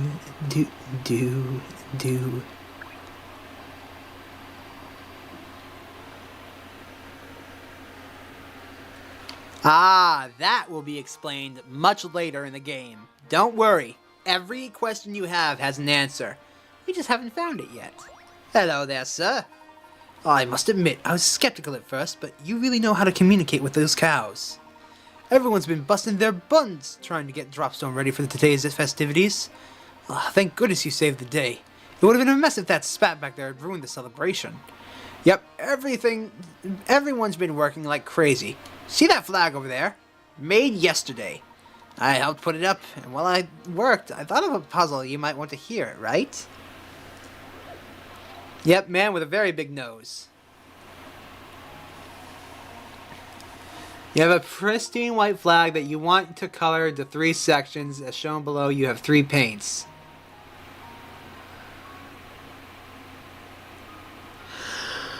Oh, God.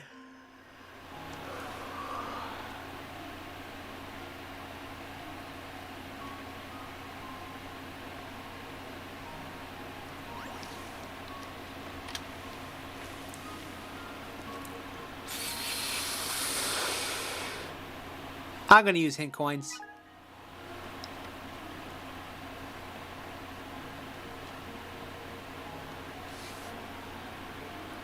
Oh god, we can leave them pure white too. Okay.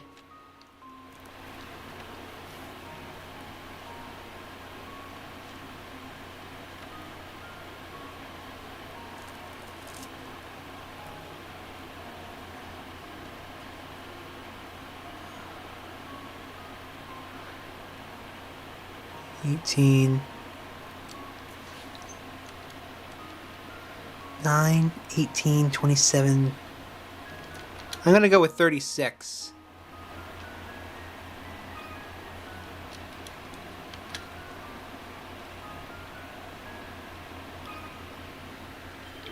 Let's see if this works. Yay! That was I too easy. don't know why they all have such big noses. I think it's a British thing.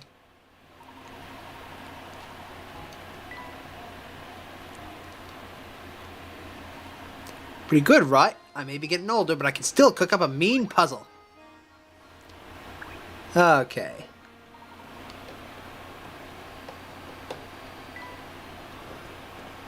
Alright, let's go back down this way. Hello, old lady.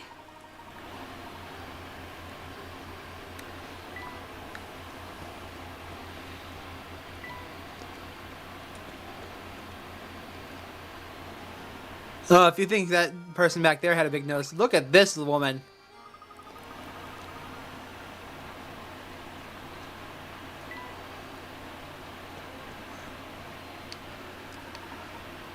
Oh, Mr. Layton, do you have a moment? Certainly. How may we be of assistance? It seems you've done a great deal of investigating today. Tell me, during the course of your inquiries, you didn't hear anything about my daughter, did you? Your daughter, sir? Yes, Katya. You see, she hardly ever comes home since her grandmother, Sophia, passed away. Sophia and my daughter were very close, and Sophia's death came at a great shock to Katya. If you should see her, would you please tell her that her father wishes that she'd come home? If a fine gentleman such as yourself delivers the message, she might just listen. Unfortunately, our train is leaving soon, sir, so I may not be able to be of much help at all. Katya is our only child. She means everything to me, and I'd be forever in your debt if you could help me. I wonder what this Katya lady is all about. Your guess is as good as mine, Luke, but judging by her family and breeding, I guess she's both beautiful and refined. Professor, get a hold of yourself. I heard that you've been inquiring around the village about an antique known as the Elysian Box. Oh yeah, that thing.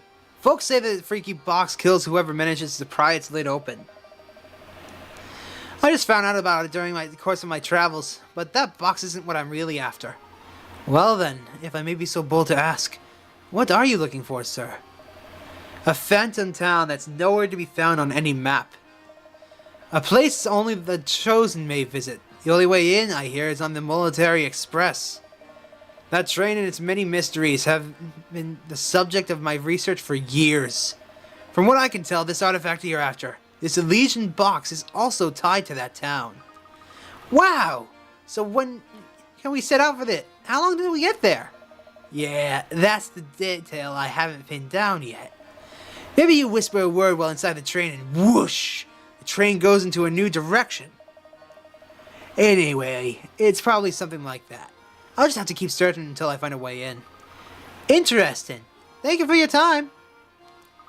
Professor, did you hear that? I think we've finally got a new lead on the Elysian Box. It's a bit too early to celebrate, but it looks like our journey to the Military Express isn't over yet. Alright, you two. Let's start making our way back to the station. Okay, Professor. Yay, no puzzles.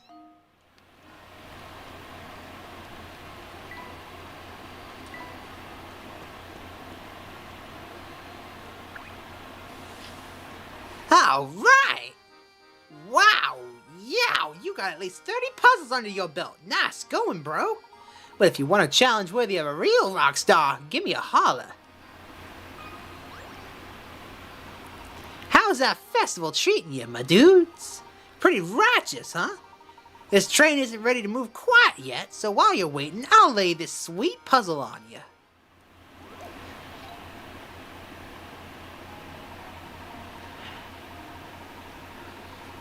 Sammy has 8 chains with 7 links each. He wants to connect all these chains to make a totally awesome necklace that's a single loop. The jeweler says he can open and close a single link for $2. As shown below, Sammy could open an end of each of the 8 chains to make one long necklace as a single loop. But that would cost $15, and the truth is there's a much cheaper way to get the same results using the cheapest possible method. How much will it cost Sammy to make his necklace?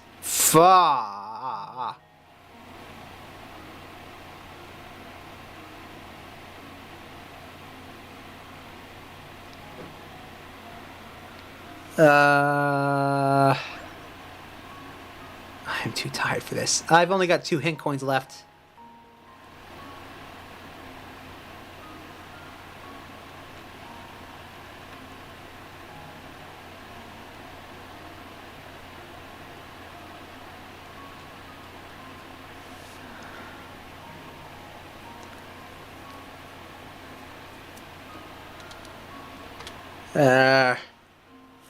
I'm gonna look this one up. Be right back.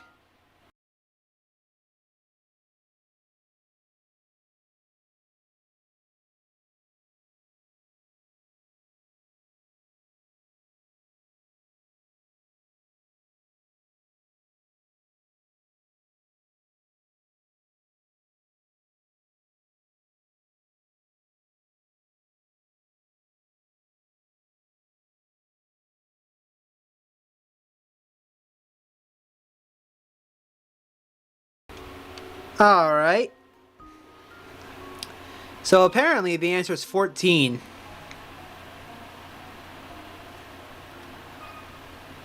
And now to test my theory. Game, would you mind telling us? Leave no puzzle unsolved. I get it. He takes one of the chains, pops it open, and then just loops all the other chain pieces together. Score! Take one of Sammy's 7 link chains, break each link apart, and use them to connect the remaining small chains together. You can see this method illustrated here. If Sammy uses this method, he can get the necklace of his dreams for only $14.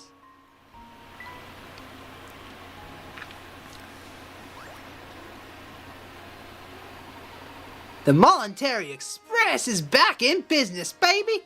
Get ready to ride, folks! Hey, you guys better hurry back to your seats, because this train is ready to rock! I missed 3 of them?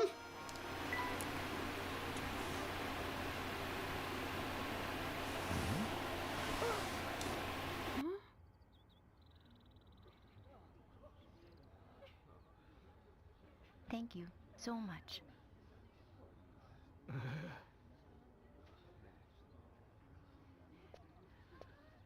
Hmm?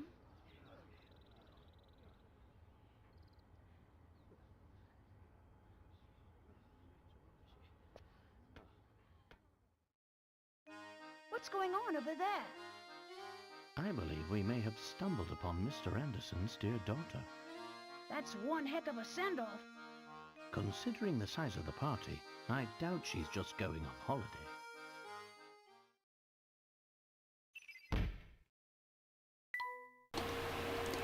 Katya is the daughter of Dropstone's most influential man, Mr. Anderson, and has boarded the Military Express. Several villagers came to see her off, and yet she travels alone. Where is Katya headed, and why is she making this journey there by herself? I think this is a wonderful time to stop.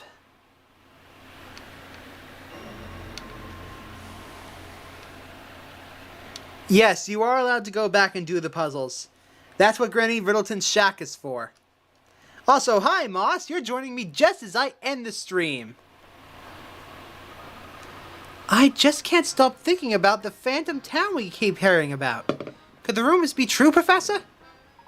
If I recall correctly, Luke, the next stop on this line is the perfectly normal town of Luxembourg. Well, then how do we get to the phantom town, Professor? That's an excellent question, Luke, although I don't know the answer. But if the Military Express does indeed head for parts unknown, the crew will know something about it. We all decided to talk to the train's crew to learn more. But I'm going to leave that for next time. Actually, hold on.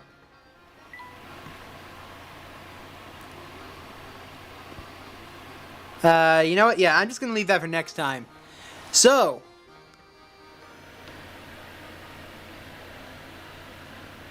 join me.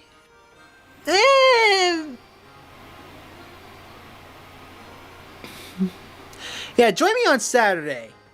Saturday, I will do another long stream to continue our quest in Professor Layton and the Diabolical Box.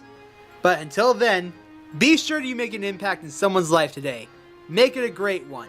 I'll catch you all later.